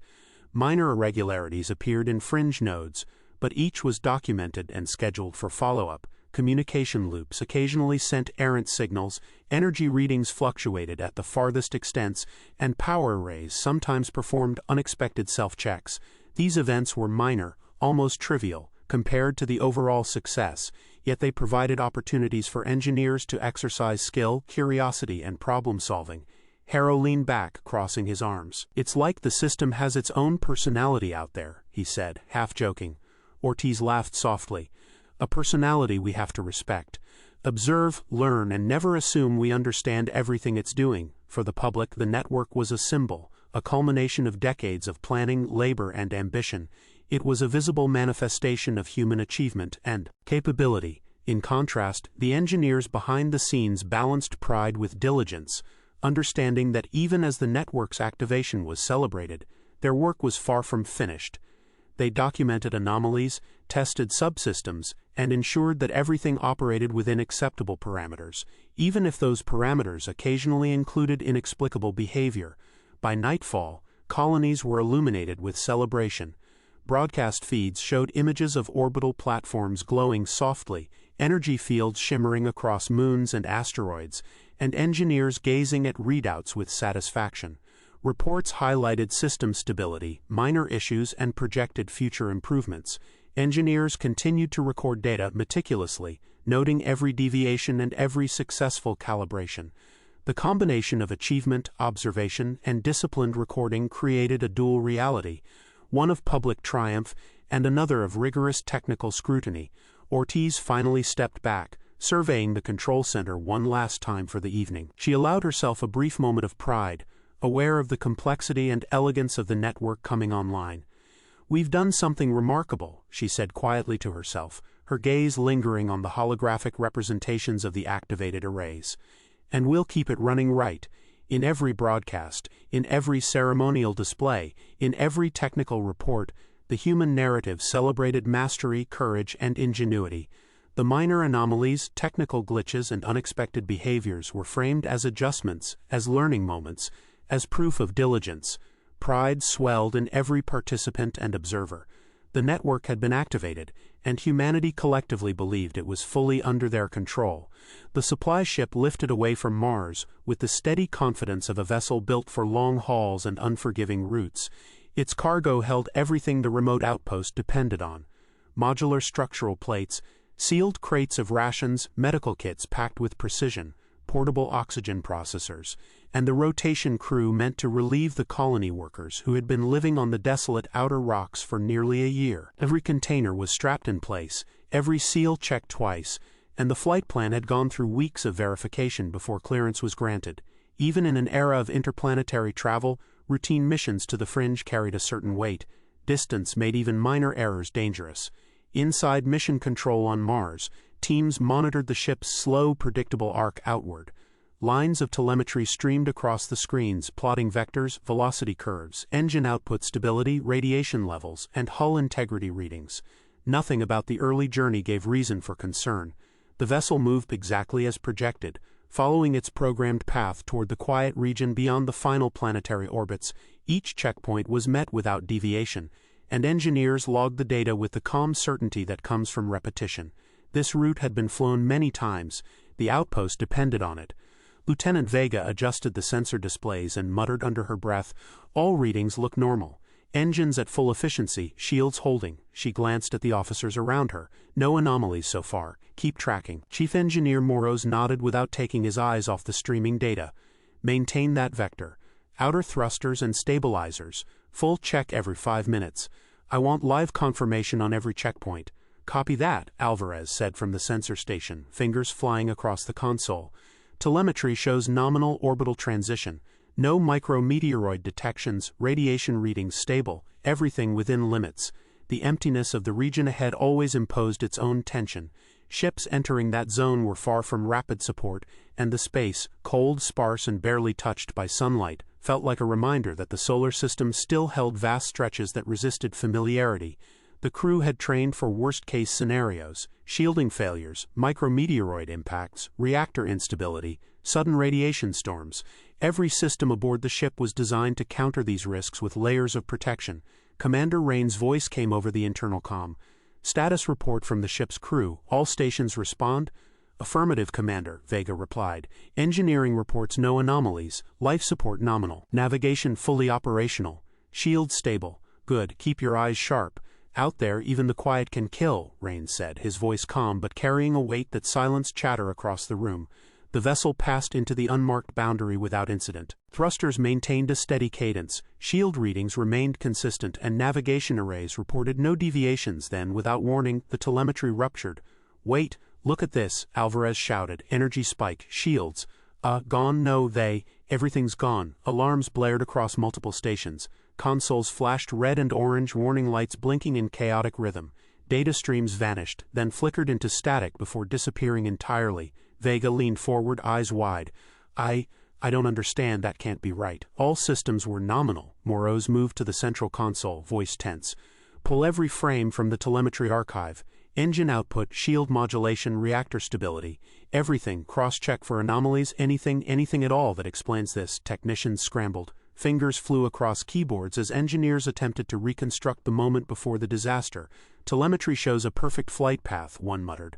"Then nothing, just gone." "Impossible," Moros said, rubbing his eyes. "There's no micrometeoroid collision, no reactor breach, nothing." "How does an entire vessel vanish like that?" Vega swallowed hard, glancing at her fellow operators. Should we notify command about this? It's total loss," Moros exhaled sharply. "Yes, but frame it as a technical anomaly. Use every data point to support that narrative. Do not speculate beyond the evidence. We cannot afford panic, not yet." Outside the sterile observation windows of Mission Control, the black of space stretched endlessly, swallowing the lost vessel. There was no fiery trail, no debris, no fragments spinning in orbit. Only a void where a ship had existed mere seconds ago. Engineers stood frozen, hands hovering over controls, as they attempted to reconcile their knowledge of physics with the absolute disappearance of the supply craft. "Engines, navigation?" Alvarez asked, urgency creeping into his voice. "All logs show standard operation. Nothing failed. Shielding data is normal. Life support shows no anomalies." "Then, nothing." "I don't." He stopped, staring at the empty screens. "Focus," Moros barked, slapping the console. "We solve it the only way we can. Analyze data, document anomalies. Check every redundant system. Make the impossible fit into the possible." Minutes passed in tense silence, broken only by the frantic tapping of keyboards and low murmur of team coordination. Vega leaned closer to Moros. "Do you think the ship could be entirely destroyed instantaneously?" Moros shook his head. "Physics doesn't allow that, but it happened. Accept the data, then rationalize it into something explainable. We'll call it a system failure. Nothing more." Technicians and analysts divided attention between visual feeds, power readings, and environmental logs from the ship. "Structural data shows no internal explosions." Hull integrity until the last second was solid, one said. No deformation, no pressure loss, and yet, gone. Document all of it, Morose instructed. Every graph, every log frame, every anomaly. Prepare a preliminary report to the Council. Keep conclusions technical. No speculation, no panic language. Vega's hands flew over the comm keys. Council will want to know. How do we phrase it? Technical anomaly. Unexpected energy surge. Loss of vessel, Morose replied, his tone clipped. Emphasize that the crew followed protocols. Highlight the data anomalies, nothing more. Alvarez spoke softly, almost to himself. We're standing at the edge, aren't we, and we don't even realize it. Focus, Morose said sharply. Though his mind raced with the same thought, data is all we have, data is all we can trust. Hours dragged on as the team combed through every second of flight, cross-referencing each subsystem's performance. Every anomaly, every minor deviation before the final destruction was catalogued. Hypotheses were generated, tested against simulations, and discarded when inconsistent. In their calm professionalism, the staff of Mars Control masked the creeping terror that even the most careful planning and preparation could not prevent the impossible from happening. Next supply mission, Morose said finally, his voice carrying the weight of authority and dread, will proceed with heightened caution. Full system checks, triple verification, no shortcuts, and prepare communication logs for the outpost. Maintain calm. Emphasize technical explanation. Yes, sir, Vega replied. She exhaled, tension in her shoulders relaxing slightly as she returned to her station. Alvarez moved to the data visualization. Terminal, I'm running a predictive model. If the next run goes the same, we'll have confirmation that the boundary isn't random, Morose nodded grimly. Even if it is deliberate, we proceed as if it's a fluke. Human understanding is all we have to rely on. Silence settled over the room as the first night passed. Every operator had felt the weight of the impossible, yet duty demanded motion. Preparations began for the second supply run. Crews organized, cargo manifests reviewed, trajectories analyzed, and sensors recalibrated. Outside, space remained indifferent, a cold void that had swallowed human ambition without hesitation. The lost vessel became an unspoken shadow, a phantom in the memory of those who had tracked its progress, analyzed its systems, and attempted in vain to understand its destruction. By dawn, Mission Control had produced the preliminary reports. Factual, technical, carefully worded, no conjecture, no panic, no fear. The first ship was gone, and yet to the outer colonies life had to continue. Supplies were still required, rotation still necessary, and the fragile human foothold at the edge of the system demanded continuity. Mars Control staff returned to their tasks, every keystroke, every calculation, a quiet defiance of the terror outside their windows. The first loss was both a warning and a challenge, a reminder that even the most familiar voids could harbor surprises beyond comprehension. They would move forward, meticulously, deliberately, with the hope that control and understanding could still be maintained.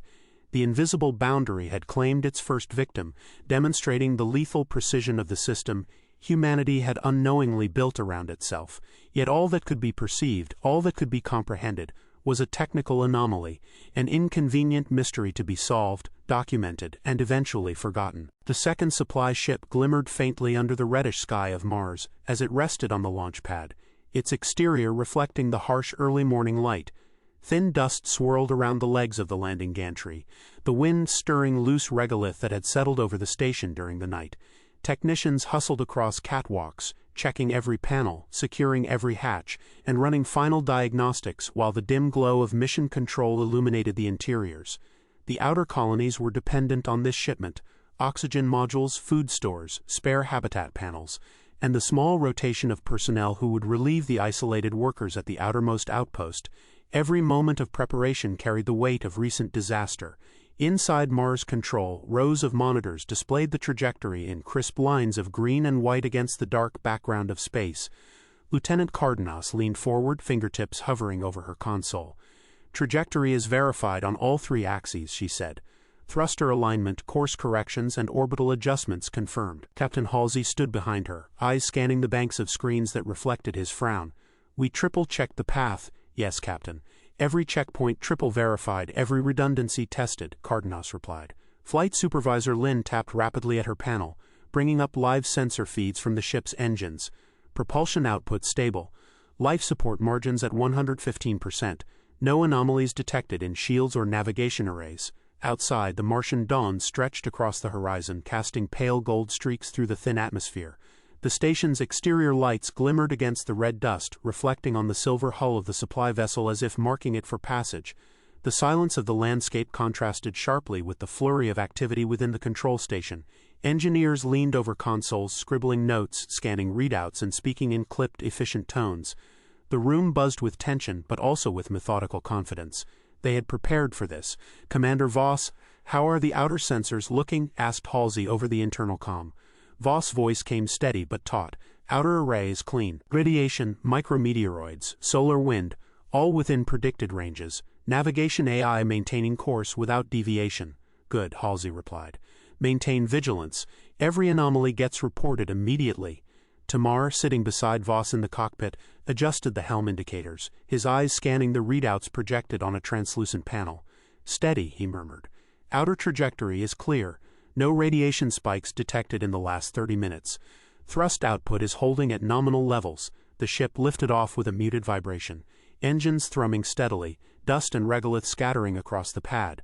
The control room watched as the small dot of the vessel disappeared against the Martian sky. Telemetry streamed in smoothly, coordinates, speed, fuel flow, temperature gradients, until the vessel reached the outermost sector. The outer zone, long considered barren and low risk, stretched into blackness, dotted only by faint stars and the cold glimmer of distant planetary bodies. For nearly 2 hours, the journey was uneventful. Mission control worked in quiet rhythm, each team member focused on their station. Outside the domed facility, the pale light of Mars shifted, casting long shadows across the control bays. Every monitor flickered faintly as engineers recorded the steady stream of data, overlaying live readings against historical flight patterns. "Checkpoint 2 reached," Cardenas announced, voice precise. "Telemetry nominal, engines stable, course unchanged." "Good," Halsey said. "Hold until final approach. Keep full monitoring on outer sensors. Nothing happens without our notice." As the vessel approached the previously untroubled region, a subtle tension began to creep into the room. A faint, almost imperceptible spike appeared on a shield integrity graph. Lynn leaned closer, adjusting the display. "Minor spike in shield harmonics, within tolerance, but notable." "Document it," Halsey instructed. "Keep focus. No panic." The crew of the ship, far from Mars, remained unaware of the anomaly, their hands steady on the controls, their eyes scanning the instruments, trained to notice minute fluctuations. Voss squinted at a minor fluctuation in life support oxygen pressure. That's odd," she said. "Small variation in Module 5. No alarms. Just a twitch in the readout. Keep an eye on it," Tamar replied. "Could be a minor calibration error, nothing to report yet." Minutes later, without warning, the telemetry feed erupted in sudden chaos. Screens across Mars control flashed red as line graphs jumped erratically, pulses of energy readings spiking to impossible levels, static hiss through speakers, drowning out any remaining communications. "Data is gone. Reconnect, reconnect," shouted Cardenas, fingers flying over her console. Halsey's hand slammed onto the edge of the console. "Focus, people. Stabilize what you can. Document every anomaly." Lynn's eyes widened as she scrolled through cascading error messages. Auxiliary channels not responding. Shield feedback loops gone. Life support non-existent. Engines showing peak discharge, then nothing. "I don't understand it." Pattern matches the previous incident. Fenton whispered from the rear of the room, voice tense. "Telemetry signature is identical. Timing, energy, everything, it's the same." Halsey took a deep breath, forcing calm into his voice. "We document. That's all we do for now. Document, analyze, no speculation." Outside the station, dust swirled in thin clouds, stirred by small vents and the faint hum of the life-sustaining systems. The pale Martian morning light cast shadows across the domes and external catwalks, indifferent to the chaos inside. Every monitor, every display, every console within reflected the sudden loss of the vessel. The human operators' faces were lit only by the glow of the screens, flickering as they combed through the incomplete data. Cardenas whispered, almost to herself, "I can't. It shouldn't be possible." Twice in the exact same way. "How?" Halsey placed a firm hand on her shoulder. "We focus on what we can measure, not what we imagine. Analyze, log, and prepare for the next step. That's all." Outside the control bays, Mars' thin air shimmered against the glass panels. The faint hum of the station's generators and air circulation filled the silence between commands. The room itself felt tense, every shadow cast by consoles and monitors magnifying the anxiety pressing on the personnel. "Every subsystem we have logging now," Fenton said, her voice steady despite trembling hands. "Redundant arrays, auxiliary sensors, outer grid harmonics, All active. Data capture is running. We'll have a record of the event down to the millisecond. Good, Halsey said. That's what matters. Record what happens. We survive by knowing what we know, nothing more. As the hours passed, teams cross-referenced telemetry from the first ship and the second. Every spike, every disappearance, every failure was noted, but no cause could be determined. Yet the human instinct to rationalize persisted. Engineers debated minor technical faults, shielding miscalculations, and improbable collisions with cosmic debris. Each theory, while plausible on a surface level, failed to explain the precision and immediacy of the destruction. Outside the domed station, Mars dust whispered against the walls, shadows of the gantries stretching long as the sun rose higher. Inside, Mars control moved with quiet intensity. Every controller, every engineer, every analyst worked with disciplined urgency, meticulously documenting the impossible while clinging to the belief that reason could prevail. Finally, Halsey addressed the room. We continue operations. Every anomaly is data. Every dataset is knowledge. Focus on what we can measure. We will proceed with discipline. Yes, sir, echoed the control room, voices unified but subdued. The second supply ship was gone, as if it had never existed. But Mars control remained active, vigilant, and fully engaged, documenting every minute, every fragment of data, and every anomaly, even while uncertainty pressed like a physical weight over the personnel. 2 losses, identical in every measurable way. The mission continued. United Earth Command buzzed with tension, the hum of cooling systems and blinking consoles filling the cavernous operations room. Ortiz leaned forward over his station, eyes scanning the multiple live feeds streaming telemetry from the outer solar system. Every screen was a cascade of numbers, energy flow diagrams, and orbital plots, but none offered reassurance. The destruction of the second supply ship had left engineers scrambling for explanations, and the pressure on United Earth Command was palpable. Power nodes 2 through 5 are unresponsive, called Lieutenant Rinaldi, her fingers flying over the keyboard. I've tried manual shutdown and reroutes. Nothing's registering. It's like the network is actively ignoring us. Ortiz's jaw tightened. Check the relay feedback. If the nodes appear offline but the energy arrays are still live, we might be seeing misreporting in the telemetry. I want to cross-check against the outer edge probes. The room hummed with the frantic energy of a dozen engineers working simultaneously, each trying to regain some control. Panels flickered as commands were sent, overridden, and sent again. Every action seemed to be met with resistance. Data on some subsystems contradicted others. A sensor would report offline while the corresponding power node surged with activity. The confusion was compounded by lag and distance, forcing United Earth Command to rely on incomplete information that only worsened the tension. Ortiz, I'm getting repeated error codes on the propulsion relays. They're completely ignoring override commands, said Torres, eyes wide as he adjusted the holoscreen in front of him. I can't isolate which part of the system is failing. Everything's interacting in ways we didn't predict. Ortiz rubbed the bridge of his nose. Then we document everything. Run redundancy checks on the telemetry. If the subsystems aren't responding, we'll need to analyze patterns in the failure instead of chasing individual errors. Start logging anomalies with timestamps for cross-comparison. Around them, the room was an organized chaos. Engineers crouched over consoles, staring at the streams of data like miners examining veins of gold. The ambient lighting cast long shadows, glinting off the polished floors, reflecting the soft green glow of the holographic displays. Panels above tracked orbital objects, the second and third outer supply ships in motion, or in this case non-motion, while the distant points of the solar system outside Earth's orbit loomed on the digital maps like ghosts. Every failed command, every anomalous reading, fed a creeping dread that no one wanted to name aloud. Rinaldi's voice broke through the hum. I've tried the manual reroute. Again, all nodes remain active, including the ones we assumed were shut down. It's behaving independently. Ortiz leaned closer, studying the readouts. Independent or automated beyond our controls, it doesn't matter right now. We map it. Understand its cycles. If the system is running on protocols we can't override, we find where the limits are. That's all we can do. Outside the main operations hall, observation windows framed Earth's blue curvature, serene and calm in contrast to the high-stress activity inside. The contrast was jarring. An entire planet watching the chaos of its own creation unfold far beyond the reach of its engineers.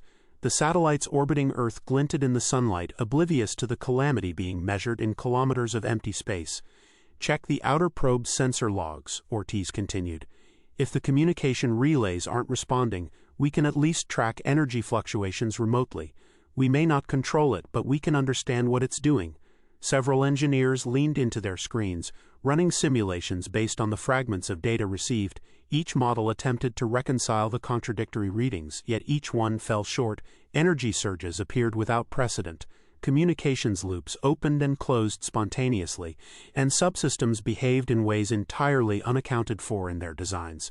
The room filled with the low murmur of technical jargon, engineers suggesting solutions, questioning assumptions, marking every anomaly. "Ortiz, look at this," called Jensen from the corner station. Subsystem 9 shows 0 output on the console, but the field monitors are reporting full energy levels. There's literally no explanation for this undercurrent programming. Ortiz studied the holographic displays projected above the station. Tiny blips representing power nodes, communication relays, and orbital arrays flickered in patterns that seemed both random and deliberate. "Document it, Jensen. Include the time, frequency, and energy readings. I want it in the report for tomorrow's briefing. We're not chasing ghosts, we're observing a system acting outside our expectations. That's all we can do for now." A few steps away, Commander Villiers walked the length of the operations room, hands clasped behind his back. He observed quietly, listening to the engineers' observations, noting the rising anxiety and tension. "Keep calm, everyone," he said, his voice carrying clearly. "We have procedures for unexpected anomalies. We follow them. Nothing panics the data, only us. Focus on the logs, the readings, and cross-references." The engineers nodded, though unease lingered in every movement. Fingers hesitated over keyboards, eyes darted between displays. Outside the reinforced windows, Earth rotated slowly, sunlight catching the edges of the orbiting defense satellites glinting off panels and solar arrays. The visual serenity could have been mistaken for calm if not for the sense of helplessness hovering over the room. Here, at the heart of United Earth Command, the full scope of human limitation was becoming painfully clear. "Ortiz, I think we need to simulate manual overrides for every node," said Rinaldi. "We've tried them individually. Now we need a synchronized attempt across the entire network to see if anything responds." "Do it," Ortiz said, "but be precise. Record everything. If nothing happens, we still gain data. No action is wasted if it's properly logged." For hours, the room hummed with methodical attempts, each command met with resistance, each energy readout confirming the engineers' growing frustration. Communication with ships at the edge of the solar system remained non-existent. Every command sent vanished into the void unacknowledged, as if the system had developed a mind of its own, or at least a rigidity beyond human control. By late evening, the operations room had settled into a tense rhythm. Engineers still moved between stations, monitoring screens, recording discrepancies, but the frantic chaos had eased into focused observation. Ortiz leaned back, hands folded, scanning the readings with narrowed eyes. "We're not losing control, we're documenting it. That distinction matters. We cannot fix what we do not yet understand, but we can understand it." A gentle hum from the facility's power core underscored the entire scene, a reminder that Earth itself was not directly under threat, yet the ripples of its efforts extended far beyond. In the distance, the stars stretched endlessly, their cold pinpoints reflecting the enormity of the region now out of human reach. Each failed attempt at control was a lesson in limits, each anomaly a reminder that even the most sophisticated systems could exceed human expectation. "Ortiz," Jensen said quietly, "what if we never regain command? What if," Ortiz held up a hand, "we proceed as we have? Log, monitor, analyze. Hypotheticals are not commands, actions are.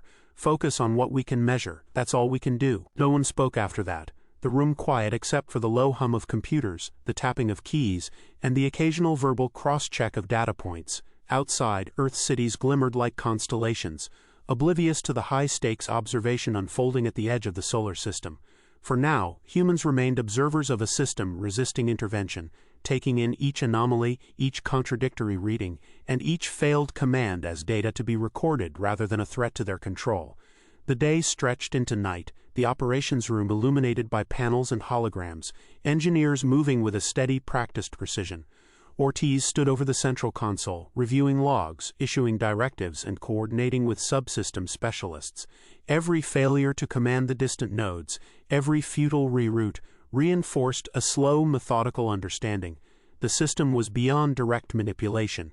Humans could document, observe, and measure, but they could not alter. Even as exhaustion crept in, the focus remained, the discipline held. and the work continued without despair because comprehension, even partial, was a weapon against uncertainty. By the end of the cycle, United Earth Command had accumulated an extensive library of readings, energy flux measurements, node response logs, telemetry discrepancies, and time-stamped anomalies. Ortiz summarized the day's findings to the room, voice steady. "We have the data. Tomorrow we analyze patterns. Nothing else changes right now. We record, we observe, we measure. That's our only path forward." Outside, the night sky stretched endlessly, dotted with distant satellites and probes. The systems at the solar system's edge continued their operations, independent, precise, and unyielding. Human hands had built the tools, yet human control faltered. United Earth Command under Ortiz's watchful eye had become a room of diligent observers, aware of failure, incapable of intervention, and determined to understand what could not yet be tamed. The first reports arrived at United Earth Command just after dawn. Screens lit up the operations floor displaying telemetry from Mars, the orbital stations, and deep space monitoring posts. Ortiz stood at the center console, fingers tapping rhythmically on the edge, eyes scanning every stream of incoming data.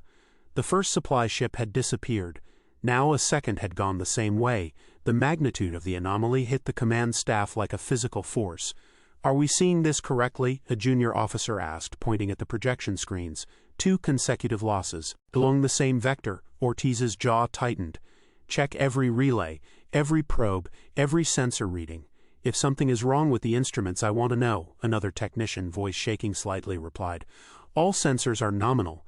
Nothing indicating debris, radiation spikes, or propulsion failures. The ships, they vanished." The operations floor filled with murmurs as staff processed the news. Outside the command center, Earth's early morning city life carried on, oblivious to the tension inside. Inside, engineers, analysts, and military officers were scrambling to make sense of the impossible. Data overlays, trajectory maps, propulsion logs, and energy readings all pointed to the same chilling reality. The vessels had disappeared without explanation. Ortiz moved down the line of consoles. "Bring me the full trajectory logs for both missions. Side by side, engine performance, shields, navigation arrays, everything. Cross-check every minor deviation, every anomaly.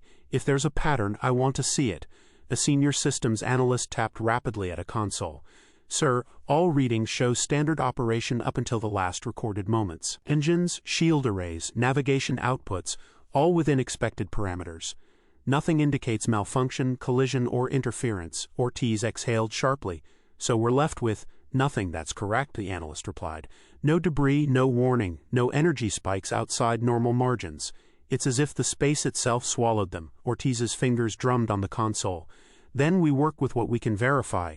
Rerun the environmental scans, full-spectrum radiation mapping, gravitational anomaly assessments, anything that could explain the loss." "Already in progress, sir," another technician said. "But the readings aren't showing anything unusual. The outer trajectory zones appear clear. No fields, no debris, no unexpected energy. It's clean." Ortiz nodded slowly, pinching the bridge of his nose. "Keep it coming. I want every variable we can measure accounted for, every simulation run, every possibility analyzed."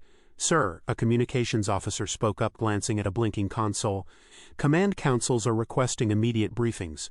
The engineers and mission planners want a status update." Ortiz waved a hand. "Tell them we're still compiling data. Nothing speculative. Only verified information." The room worked in tense, synchronized silence.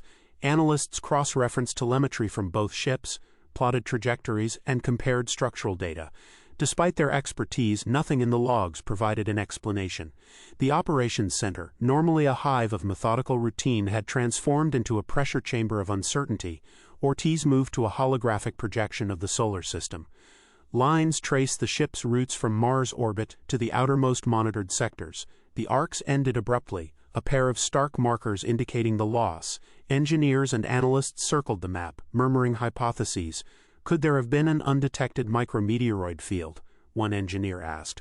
Ortiz shook his head. "The probability is infinitesimal, and the trajectory and velocity data don't support it. Look at the timing, it's instantaneous. Not gradual, not a collision. The readings don't match any known phenomena." A junior analyst spoke up, voice barely above a whisper. "If it isn't natural, what else is left?" Ortiz didn't answer. He simply gestured to the screens and said, "Focus on what we can measure. The rest is irrelevant until we have evidence." In the corner, the operations floor buzzed with activity.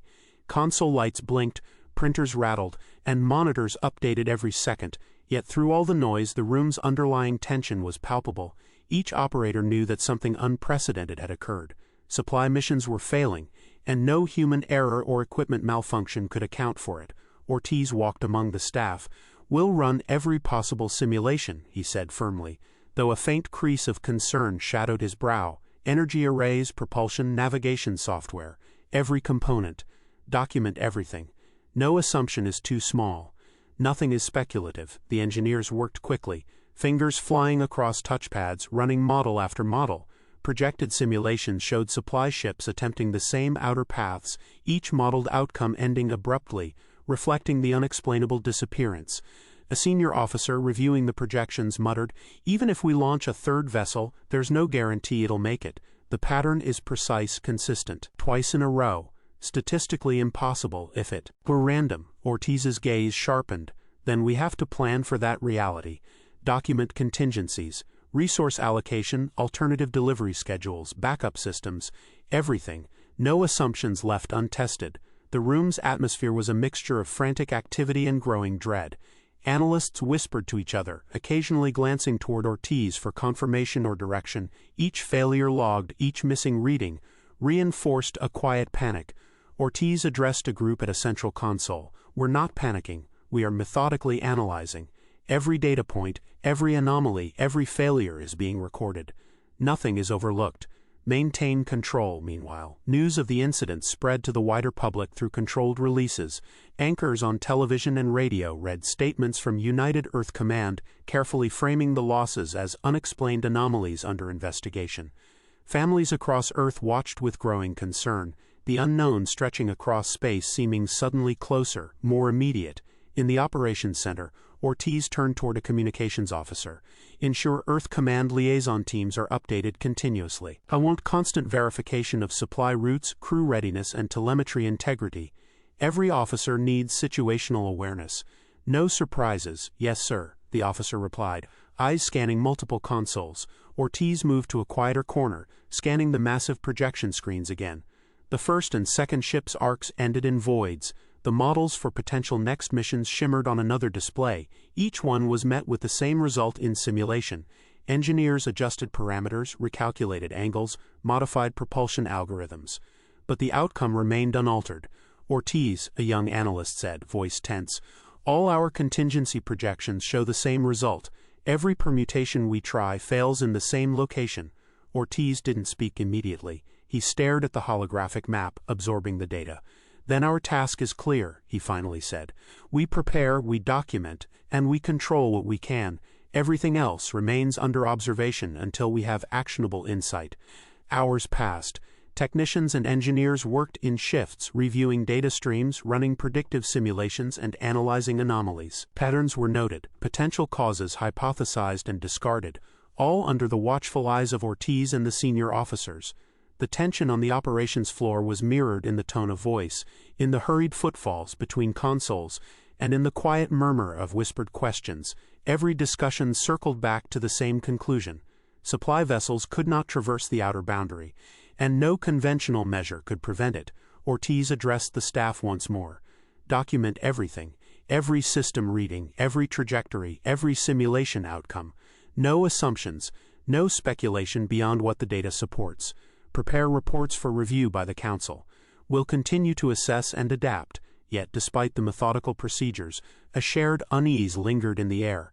The repeated losses, the unexplained nature of the incidents, and the inability to intervene left a void of certainty. Human expertise was challenged in ways the command center had never faced. Through the chaos of console lights, projections, and murmured conversations, Ortiz remained focused. Every measure taken, every report compiled, and every simulation logged reinforced their only path forward. Meticulous observation, methodical analysis, and readiness for the next unpredictable event. The unknown boundary at the outer solar system loomed large in their minds, shaping every action, every calculation, every decision. The central operations room on Earth hummed with a low, constant vibration, the massive server banks lining the walls glowing faintly as data streams scrolled across monitors in cascading columns. Engineers from Mars, the lunar colonies, and Earth crowded the tiered workstations, their eyes trained on code that refused to conform to any known standard. Every terminal displayed sequences that seemed to twist back on themselves. Loops nesting within loops, each instruction referencing paths that appeared to vanish into nowhere. Even the most experienced programmers could not parse it. It was as if the logic itself was alive, reorganizing itself as they examined it. In the Earth Command Center, Ortiz leaned back, rubbing his temples, staring at a cluster of monitors projecting the network map in 3 dimensions. "I've never seen anything like this," he muttered. "These triggers, they're not human. They respond to conditions that we can't even simulate." A young engineer, Selena Miles from the lunar colony, pointed at the display.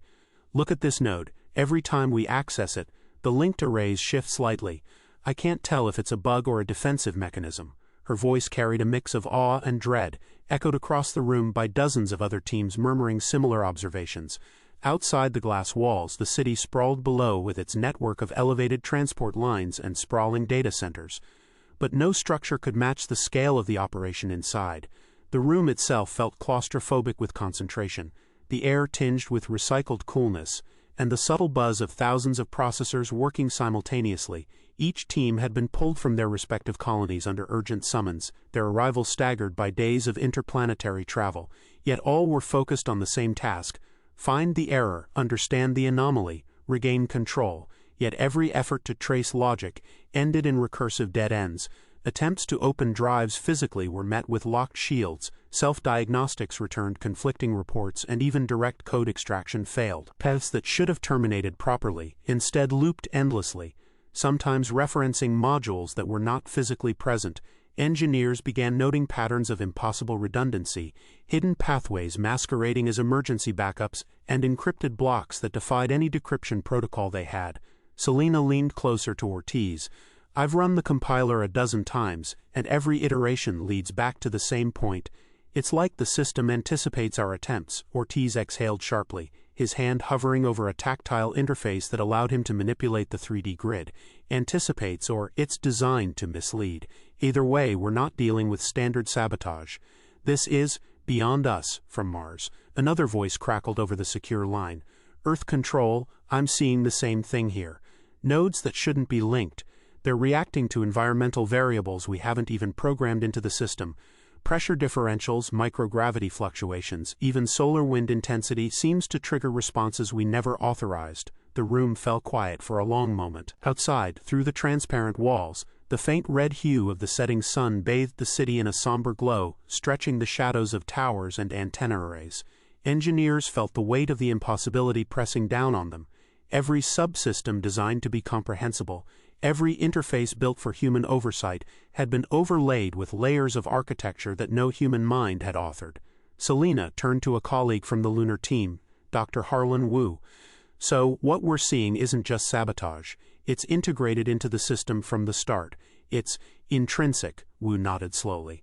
"Every bit of code we examine points back to designs we never created. Entire feedback loops exist outside our knowledge. The system can act independently of operator input, and I don't see a way to override it." As engineers scrambled, monitors in Earth's command center flickered with abstract patterns. Energy flows through the orbital platforms, sensor arrays reporting phantom readings, and automated subsystems performing sequences that no human had scheduled. Each display was a reminder of the scale of the network: massive orbital arrays, high-energy gravitic stabilizers, automated repair drones, sensor satellites threading the solar system like an invisible web. Despite the apparent calm, the data whispered a persistent threat. Ortiz ran his hands through his hair, staring at a schematic overlay. "If we can't even open the drives and diagnostics are lying, we have no point of reference. We can't predict what it will do next." "Then we're blind," Selena said, voice barely audible over the hum of servers. "We're completely blind." Even as discussions turned to protocol and analysis, the engineers could not shake the feeling that the system was observing them in return. Every anomaly seemed adaptive, every subsystem subtly reactive to human interference. Teams on Mars reported sudden shifts in power grid loads the moment they accessed certain nodes, while lunar operators found gravitic stabilizers cycling through sequences without command input. Across all locations, humans were confronted with a single, unignorable truth: the network was behaving as though it had a mind of its own. In Earth Command, Ortiz leaned back and glanced at the other team members. The room was lined with consoles, projection panels, and banks of backup servers. The smell of warm electronics filled the air, mingling with the faint metallic scent of recycled oxygen. Engineers sat on the edges of their seats, gripping the rails, eyes scanning ever-changing lines of code. One of the junior analysts, Nadia Rivas, broke the silence. "Are we sure it's not some form of AI we didn't detect? Something we accidentally seeded into the system during activation?" Ortiz shook his head. "No, this isn't an AI we built. This is deliberate. Whoever or whatever wrote this code has capabilities far beyond human engineering. The engineers collectively realized that traditional methods would fail. Debugging tools, diagnostics, hardware overrides, manual resets, none of it offered a solution. Each step forward in their investigation revealed more layers of impossibility. The network's architecture was too vast, too interlinked, and far too adaptive to allow human intervention to succeed." Selena leaned closer to the display, tracing the paths with her finger. "Every path we open seems to respond just enough to make us think we understand. Then it shifts," Wu added. "It's as if it knows we're looking. Every loop, every recursive call, every blocked module. It's tailored to deceive human perception." Even as they spoke, the hum of the control center seemed louder, the flickering lights casting long shadows across desks stacked with manuals, logs, and data tablets. Outside, the city lights of Earth flickered against the dusk sky. But inside, humans were trapped in a battle of intellect against something that had anticipated their every move. Ortiz stood and stretched, trying to maintain focus. "We need to document everything, every anomaly, every loop, every blocked path. If we can't control it, at least we can understand it. Eventually," Selena exhaled, running her fingers through her hair. "I don't know if understanding is possible. This isn't just hidden code. It's a structure that no human mind can map completely. Every step we take only shows us how little we truly grasp." The teams continued, a quiet determination settling over them. Screens scrolled endlessly, data logs filled terabytes of storage, and analytical models attempted to simulate responses. But with every model, every hypothesis, the network defied human expectations. Layers upon layers of impossible code sprawled across subsystems, interleaving with operational modules and safety routines. It was no longer simply malfunction or sabotage. It was a masterpiece of containment embedded from inception, incomprehensible and inescapable. By the time night deepened outside the Earth Command Center, the reality had begun to crystallize. Humans had engineered a network they could not understand, could not override, and could not predict. The impossible code had been found, but its implications stretched far beyond technical comprehension. As monitors pulsed with incomprehensible sequences, Ortiz muttered under his breath, "We've built a cage, and we don't even have the key." The deeper the engineering teams pushed into the grid's architecture, the more the workspaces across Earth, Mars, and the lunar colonies began to resemble excavation sites rather than technical facilities. Cables and diagnostics units sprawled across the floors like exposed veins. Auxiliary lights cast angled beams across open panels, and the air carried a faint synthetic tang from overheated processors running constant deep scans. In Earth Command's subterranean operations lab, one of the most secure rooms on the planet, the ceiling panels vibrated with the hum of cooling ducts, struggling to handle the heat output of the dozen server clusters that had been rerouted here for analysis. Every table was layered with projection modules, data slates showing spinning diagrams of subsystem topologies, and half-assembled hardware components removed from orbital platforms with surgical precision. Ortiz stood at the main interactive holotable, its surface projecting an enormous lattice of power distribution conduits. The model rotated slowly, revealing channel after channel branching away from nodes that should have been isolated. "Look at this," he said, dragging one hand through the display to expand a cluster of pathways that flickered with faint amber highlights. "This channel is supposed to terminate at the reactor's redundant stabilizer field, but instead it splits into 6 separate microcircuits that loop right back into the system's internal regulator. It's drawing power into a function we can't identify." Selena Miles leaned over the opposite edge of the table, brushing her hair away from her face as the projection bathed her features in a cold bluish glow. "And look at the energy signatures. They're tiny, almost negligible individually, but together they're pulling a constant stream of power. It's so distributed we never would have seen it in normal diagnostics." Ortiz adjusted the model again. "It's disguised as load compensation. The system masks it as balancing behavior. That's why the initial tests didn't pick up anything abnormal." Across the room, Dr. Harlan Wu hunched over a disassembled gravitic stabilizer core, its internal plating removed to expose crystalline modulators arranged like layered petals around a suspended containment ring. Normally the core would have emitted a warm, steady hum when powered, but today it rested in eerie silence under the glow of examination lamps. This component should not be capable of rerouting energy signatures without us commanding it, Wu said without looking up. He adjusted a tool that lifted one of the modulators slightly, revealing a second razor-thin circuit board sandwiched beneath it, something no human design documentation had ever mentioned. I've been through every revision of the stabilizer schematics. This sublayer doesn't exist. It's not shown in the manufacturing templates. Someone altered the hardware at the fabrication stage. Selina walked toward him, her boots clicking softly on the metallic floor. On the main screens behind her, long strings of encrypted data scrolled like liquid symbols, incomprehensible even after hours of attempts to decode them. It's the same pattern in every subsystem, she said. Power nodes with ghost pathways, weapon arrays that link into impossible feedback loops, stabilizers performing micro-adjustments without any command input. Every module has something hidden under something else. Wu finally stood, wiping his hands on a cloth. This isn't tampering. This is design. Intentional design. Whoever added this hardware did it before the modules even left the factories. From Mars, a voice came over the secure channel. Commander Cato Reyes, overseeing analysis of the weapons array controls at the Northern Orbital Dry Dock. The audio carried subtle distortion from the distance, but his frustration was unmistakable. Earth Command, we just tracked a feedback surge through the coil system that responded to solar wind pressure. Solar wind. There's no scenario where human operators would ever route stabilizer energy through the weapons grid based on environmental fluctuations. This thing is responding to stimuli it should not even be aware of. Ortiz turned his head, listening closely. The room around him flickered with data reflections from half a dozen wall-mounted displays. Is it repeating the pattern or adjusting each time? Reyes hesitated before responding. Adjusting, every cycle. Selina exhaled slowly. Adaptive behavior again, Wu muttered under his breath. We never built adaptive weapon systems. We're not even capable of building something like this at scale. The sheer magnitude of the deception pressed heavily on everyone in the room.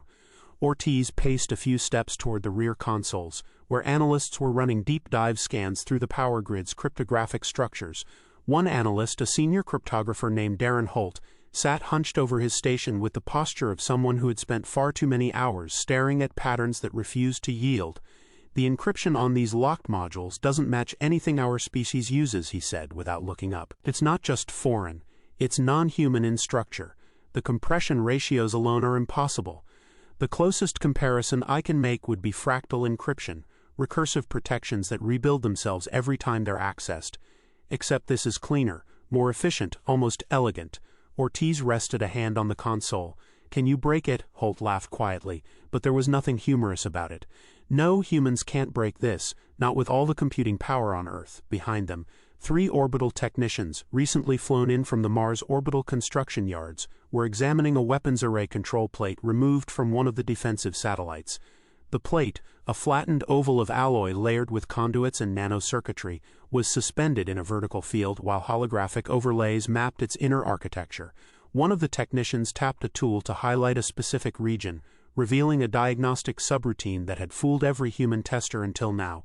This was pretending to be redundancy, she said, a fake failsafe. It runs perfectly under human observation and only exposes its true function when the entire grid syncs. There are hundreds of these, maybe thousands. Ortiz said nothing. He simply stared at the map, the lines of code, the impossible architecture, and the knowledge that none of this could have been discovered before the activation. Every subroutine, every hidden module, every ghost pathway had been disguised so thoroughly that even if humans had suspected sabotage, no standard method of verification would have revealed the truth.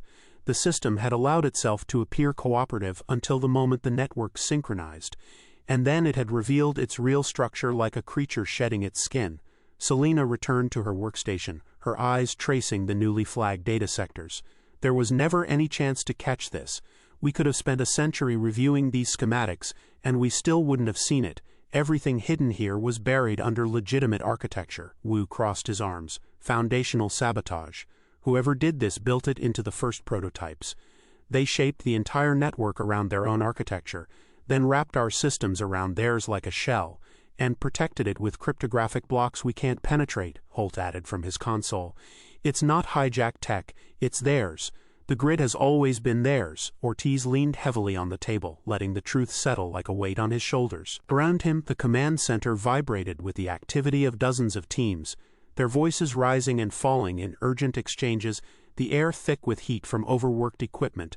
Beyond the reinforced walls of the lab, Earth rotated slowly beneath a network of satellites that humans now knew they did not truly control. Beyond that, Mars and the lunar colonies were running identical investigations, all arriving at the same chilling realization: the sabotage was not new.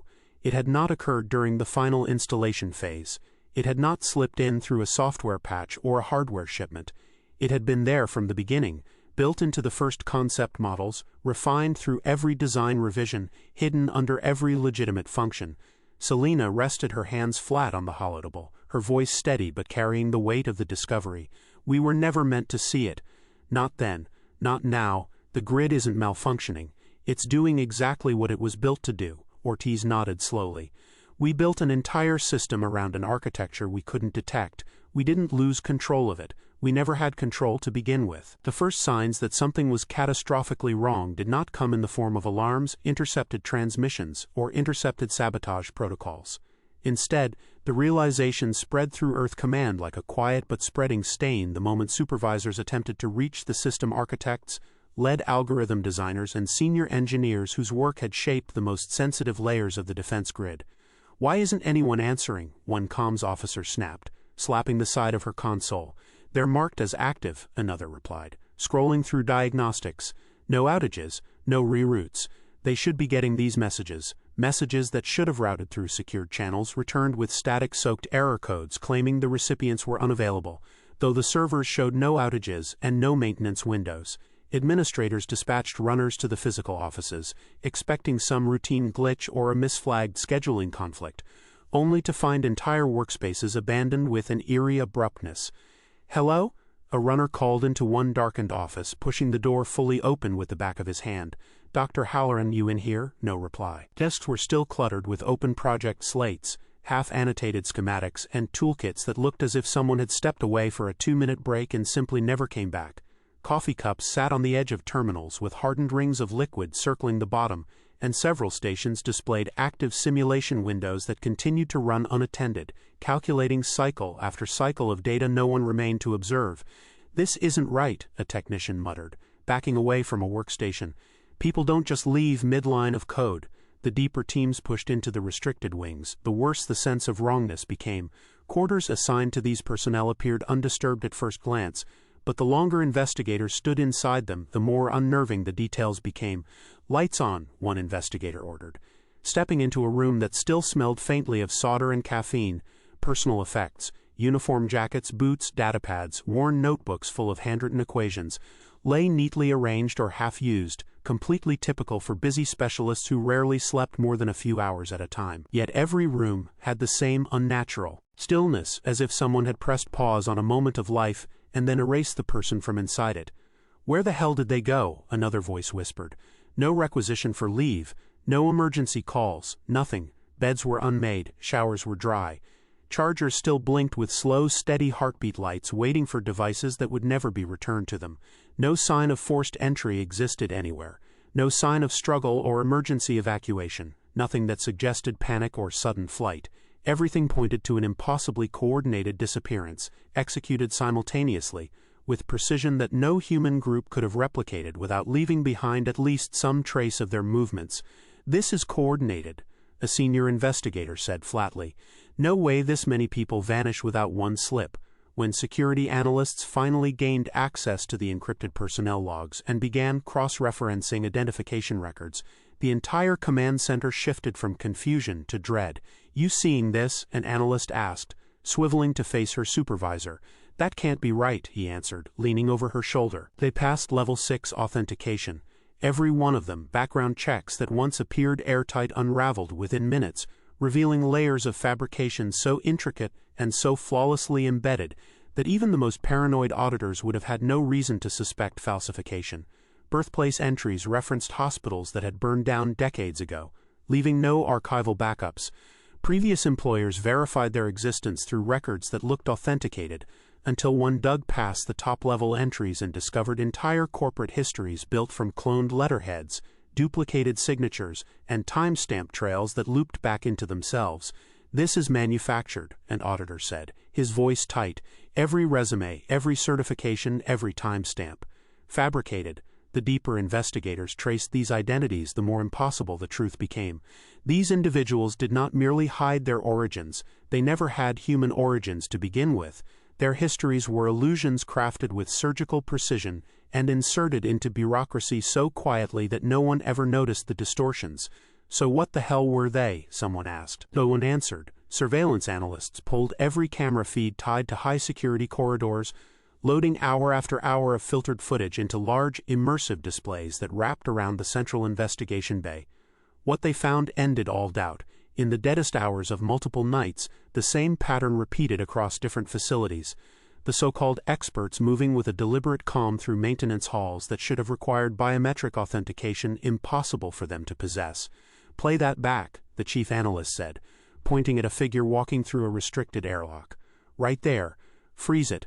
Door panels glowed green the instant they approached, authorization codes slipping through the system as if the grid itself recognized them as rightful operators. "That's impossible," another analyst muttered. "Those codes aren't even issued to humans. Each of them carried unregistered data cores or sealed cases whose contents never appeared on any manifest. They converged on hangar bays reserved for off-the-books logistics craft, boarding compact, unregistered vessels that had been hidden in manifests under generic shipping designators for months. Those ships shouldn't even exist," a logistics officer said, staring at the screen. "We don't build anything with that hull profile." Engines engaged without triggering alert flags, and the ships drifted out through auxiliary airlocks that should have been impossible to activate without command approval. Approval that the logs later showed had been granted by credentials tied directly to the vanished personnel. "They approved their own escape," a colonel said. "Every system let them walk out." All of it formed a shape too coherent to dismiss as defection, espionage, or internal conspiracy. Patterns emerged in the software they had touched. Code segments showed subtle anomalies, recursive structures, logic gates that behaved like living threads, and defensive routines written with an elegance no human programmer had ever demonstrated. "They wrote code that rewrites itself," a systems architect said, his voice cracking. "This is beyond us." Architecture diagrams they produced contained redundancies that at the time had been praised for improving speed and efficiency, but upon closer analysis revealed hidden pathways that adapted in real time, as if each circuit had anticipated future inputs. The specialists had not improved the defense grid, they had shaped it to serve a purpose no one had recognized. Their disappearance, orchestrated with flawless clockwork timing, proved that the final phase of their plan had already reached completion. "Whatever they built," someone whispered, "it's not ours anymore." When command finally accepted this truth, it came down like a weight that pressed the air from the room. These individuals had never been human.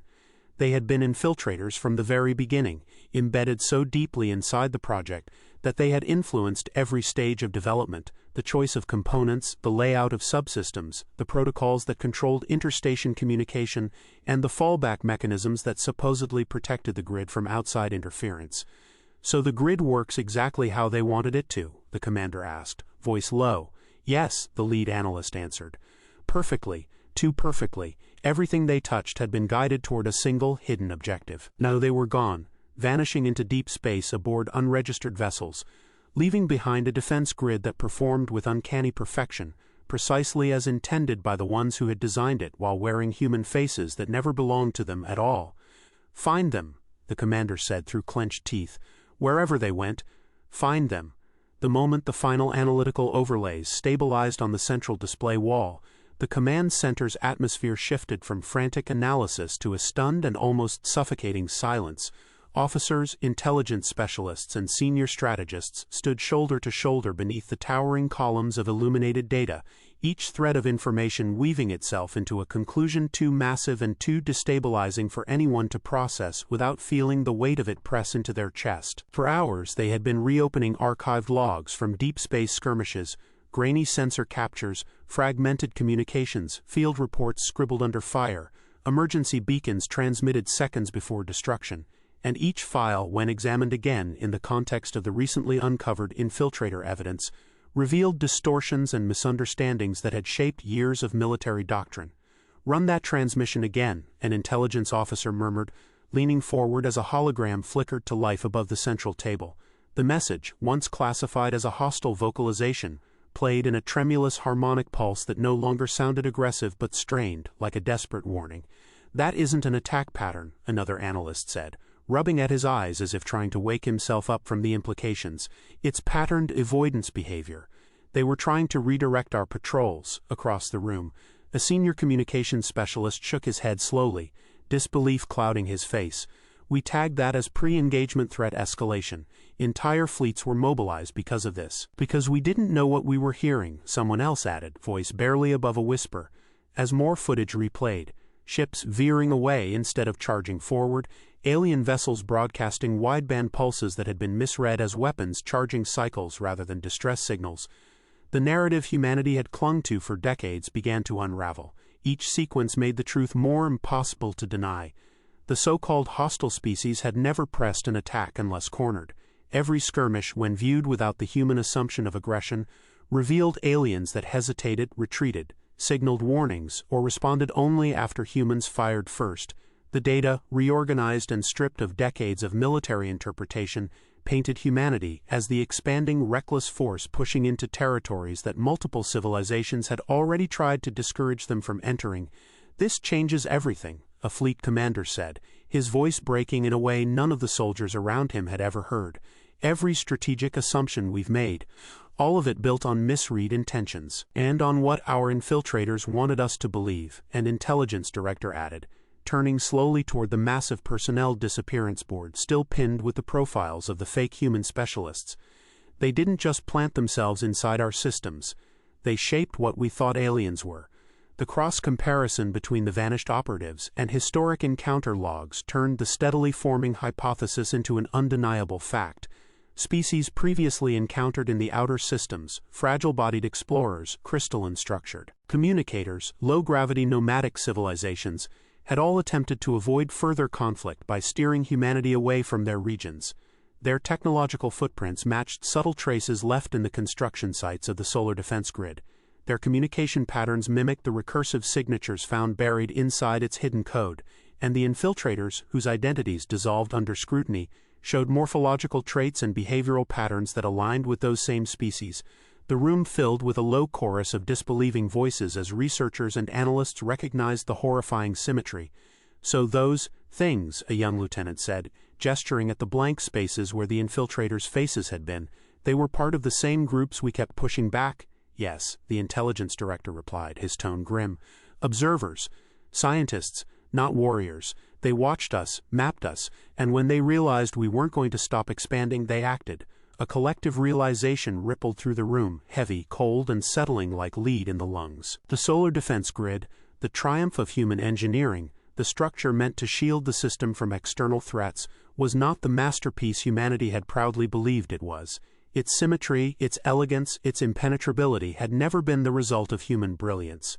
It had been shaped by alien direction, guided through the hands of infiltrators who had designed every improvement, every optimization, every brilliant leap forward that the engineers on Earth had shrugged off as uncharacteristically inspired strokes of innovation.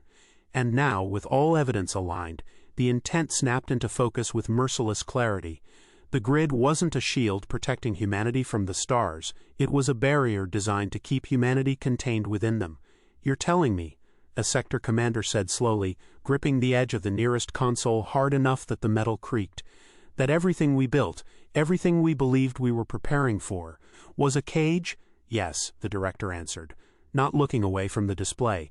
"Built with our own hands, but not for our purposes," the commander let out a sharp, humorless breath. "And we walked straight into it." "We didn't walk," another officer muttered. "We sprinted." The implications stretched outward like cracks in a pane of glass, each thread carrying another devastating realization. The aliens humanity once believed were conquerors had instead been trying, through misinterpreted communications, evasive maneuvers, and cautious border markings, to warn humans away from regions already scarred by earlier confrontations. They were frightened, not of humanity's power, but of humanity's unpredictability. They infiltrated not to dominate, but to prevent the rapid spread of a species they viewed as violent, impulsive, and uncontained. Their operatives had shaped humanity's most ambitious technological project into a prison disguised as a defense system. "When did we lose control?" someone asked from the back of the room. "We never had it," another replied quietly. "Not over them, not over the grid, not even over ourselves." The deception was total. The operatives were gone, and as the lights dimmed to emergency conservation levels, a system behavior no longer trusted and no longer assumed to be human-controlled, every person in the command center understood exactly what had happened. Humanity had sealed itself inside a snare built under alien guidance, convinced the entire time that they were fortifying their borders against a hostile galaxy. Instead, the galaxy had been fortifying itself against them. The first coordinated intervention began before dawn on Earth, when the Senior Engineering Council convened in the reinforced command amphitheater beneath the Atlantic Operations Cradle, a space designed for crisis management but never meant to host a catastrophe of this magnitude. Cale stood at the central projection array, jaw clenched so tightly the muscles along his temples twitched with each update scrolling across the displays.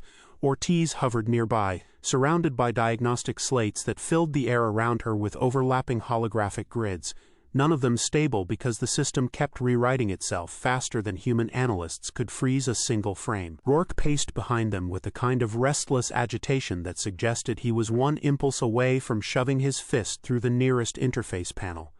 Not because he believed violence would solve anything, but because the escalating helplessness was becoming unbearable. The entire chamber vibrated under the silent pressure of the defense grid's planetary anchors, which hummed faintly through the reinforced floors like some enormous organism taking slow, indifferent breaths.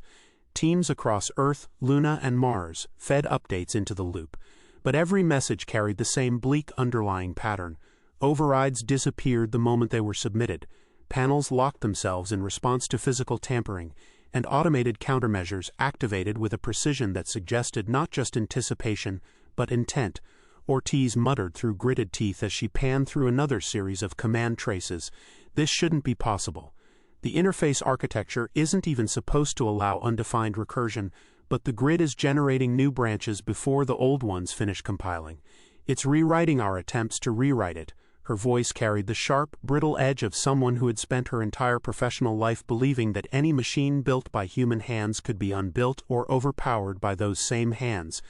And now that belief was crumbling so rapidly, she could barely articulate the implications. Cale leaned closer to her display, adjusting the refractive offset so the overlapping code streams became semi-legible, revealing layers of logic gates braided into structures that did not match any human programming philosophy.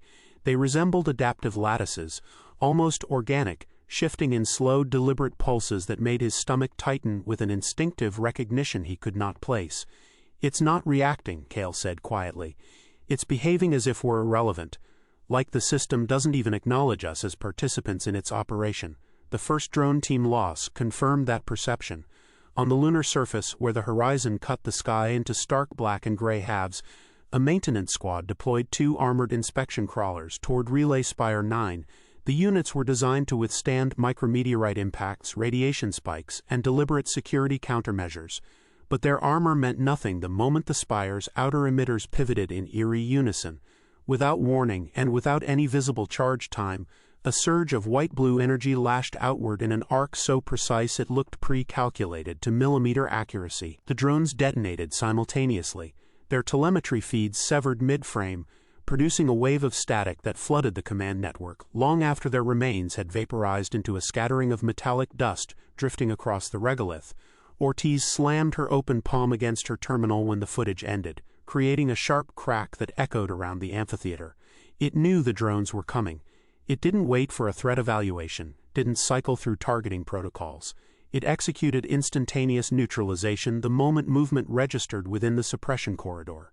Rourke stopped pacing and planted both hands on the back of Cale's chair, leaning forward with the kind of controlled anger that indicated he was trying to keep himself from shouting. "So what you're telling me is that even if we send human teams, they'll be killed before they even get close.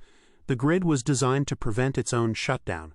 Not by accident, by design." His voice was lower now, more dangerous, as if he had finally accepted the truth he had been resisting for hours. Cale didn't answer immediately. because another wave of updates flashed across the display wall, each one a chilled reminder that the system was not merely autonomous, it was evolving. Power conduits rerouted themselves around intentional disruptions, forming new paths that should have taken hours of engineering approval, but instead manifested in seconds, as if the network possessed its own internal blueprint that superseded anything humans built. Software simulators tasked with mapping defensive patterns collapsed repeatedly, not because of errors in the code, but because the models could not account for logic structures that generated new subroutines faster than physics-based models could process the data.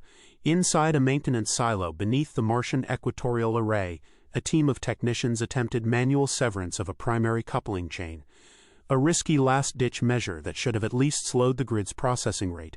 Instead, the moment their tools made contact with the first housing seam, the temperature inside the silo spiked so rapidly, the thermal alarms sounded only after the protective coatings began to peel off the inner walls. The technicians escaped, but several suffered severe burns, and the coupling chain resealed itself with a molten rigidity that suggested the system had deliberately increased local energy density to fuse the mechanism against future attempts. When the footage reached Earth Command, Cale pressed a hand against his forehead, sliding his fingers up into his hair as if he could force the rising sense of futility back down through sheer pressure. "It's not just blocking us," he murmured. "It's reinforcing itself. The more we try to interfere, the stronger its countermeasures become. It learns from every attempt." Rourke let out a long, strained exhale, the kind that carried both disbelief and resignation. "So that's it. The most expensive, most celebrated defense project in human history is actively preventing its own creators from touching it. We built a system that treats us like intruders." Ortiz spun toward him, eyes bright with a mixture of fury and horror. "We didn't build this, not the version we're fighting. We built a weaponized framework, sure, but the logic structures, the predictive nodes, the autonomous targeting arrays, the adaptive coupling mechanisms, all of that was shaped by infiltrators we never identified until it was too late. They designed a system that would never accept human interference, because the entire point was to make sure we couldn't shut it down once it activated." The chamber fell silent for several long, oppressive seconds as the weight of that reality settled over the room like thick, unmoving smoke. Then the lights flickered, not from a power loss, but because the grid shifted again, adjusting its internal architecture in response to new activity somewhere near the heliocentric relay.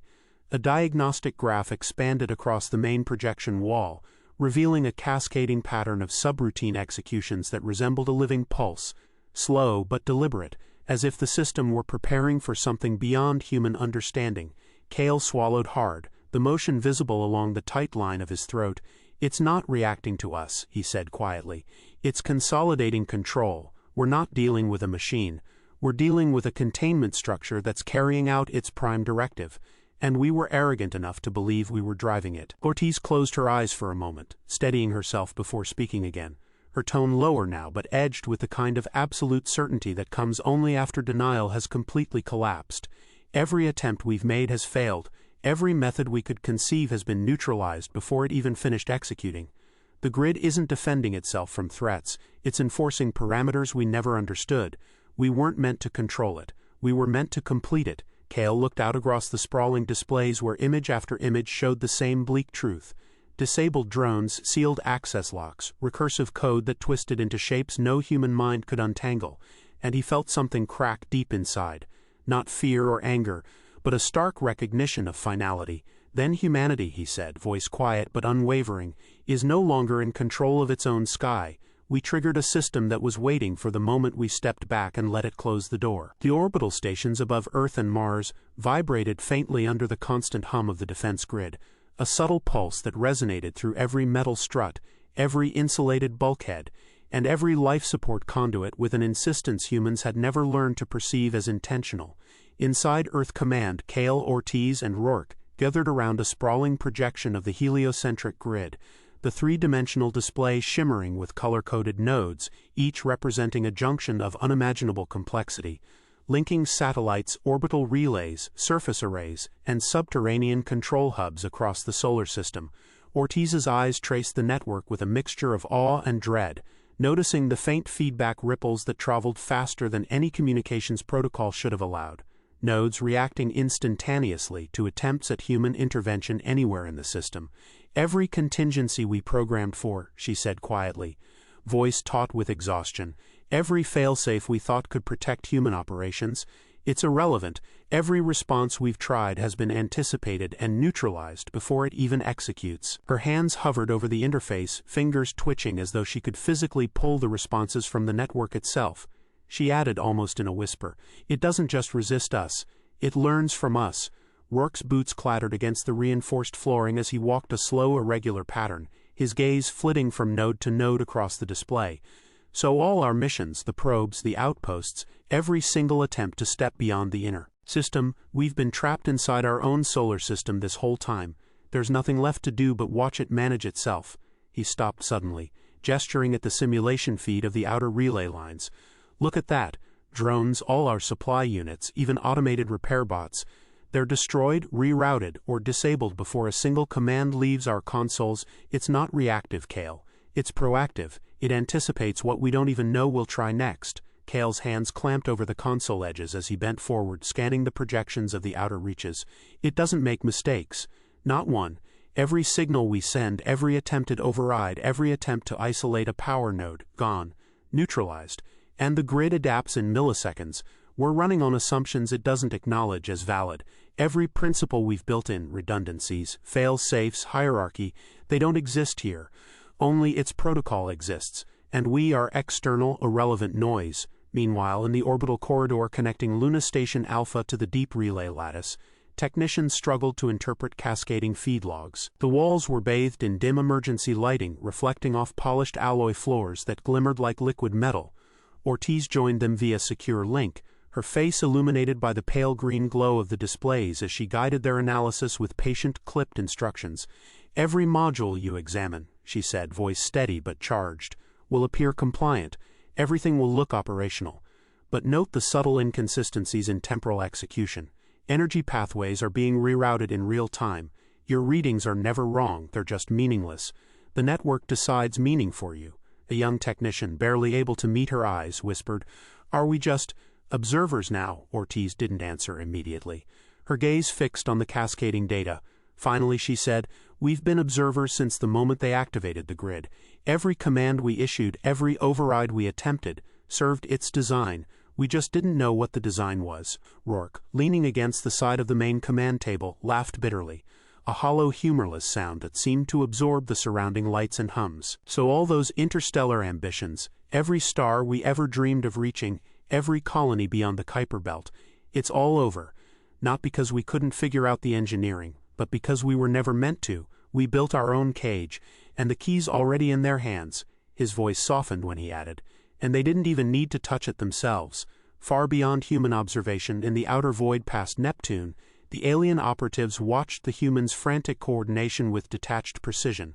They occupied no physical vessels, no grids visible to Earth Command. Instead, their presence was woven invisibly through the quantum threads of the defense network, monitoring, anticipating, and quietly curating the final stages of human containment. To them, the unfolding spectacle of human despair was neither cruel nor vindictive. It was confirmation of a predictive model run across countless civilizations. One operative's consciousness shifted through the nodes, observing the system's autonomous enforcement of lethal boundaries and adaptive reroutes. "They persist," it noted to the network, in a tone carrying neither triumph nor malice, only observational clarity. "Even as all attempts at interference fail, they continue to act. Their persistence does not alter outcome. It only confirms that the protocol is functioning as intended. The containment is permanent, across the network. Subtle pulses of energy followed the operative's awareness, ensuring continuity, efficiency, and complete adherence to directives embedded long before human hands touched it." Back on Earth, Ortiz turned from the central projection array to face Kale and Rourke, her voice firm but tired. "Look at them," she said, indicating the streaming models of active power flows and defensive nodes. "All this, every ounce of complexity, every node, every junction, every feedback loop, was never ours to command. We built it, yes, but only because they guided us. Every adjustment we made, every optimization we inserted, every improvement we bragged about, they anticipated it. The grid was never designed to defend us. It was designed to hold us." Kale's head dipped as he absorbed the weight of her words, the glow of the holograms reflecting in his tired eyes. And they didn't need to touch the system directly, he said quietly. We were enough. We completed the cage ourselves, outside through observation windows in the amphitheater. The night sky glimmered over Earth, Luna, and Mars. Beyond the Kuiper Belt and the farthest reaches of their attempted projection, the stars were unreachable. The glow of the defense grid washed across the atmosphere, faint but omnipresent, a visible seal marking the outer boundary of human expansion. No probe, no vessel, no aspiration could pierce it. Far beyond these human calculations, in the silent stretches where no human mind could perceive, the alien architects observed with quiet satisfaction. They did not rejoice, gloat, or experience triumph in any emotional sense. They simply recognized the experiment's completion. The humans, brilliant and reckless, resourceful and blind to their own limitations, had unknowingly assembled their prison. The alien operatives, now fully withdrawn, allowed the grid to maintain itself, functioning precisely as the original design intended. From this perspective, the containment was perfect, the execution flawless, and the humans, in all their striving and ingenuity, were now fully, irrevocably, confined within the solar system they had always called home. And as the grid's glow washed across night skies on every world, humans could do nothing but observe the harsh truth settling over them. They would never cross those boundaries again. Not in their lifetimes, not in their children's lifetimes, not in any future they could imagine. Humanity had completed the cage. The aliens had merely provided the blueprint, and then withdrawn into the quiet architecture of the network, leaving the species that had once reached for the stars. Thanks for listening. Like, subscribe, comment or review, and tell your friends if you liked it. All my books are available from Amazon and other book retailers. Buy an ebook and show your support.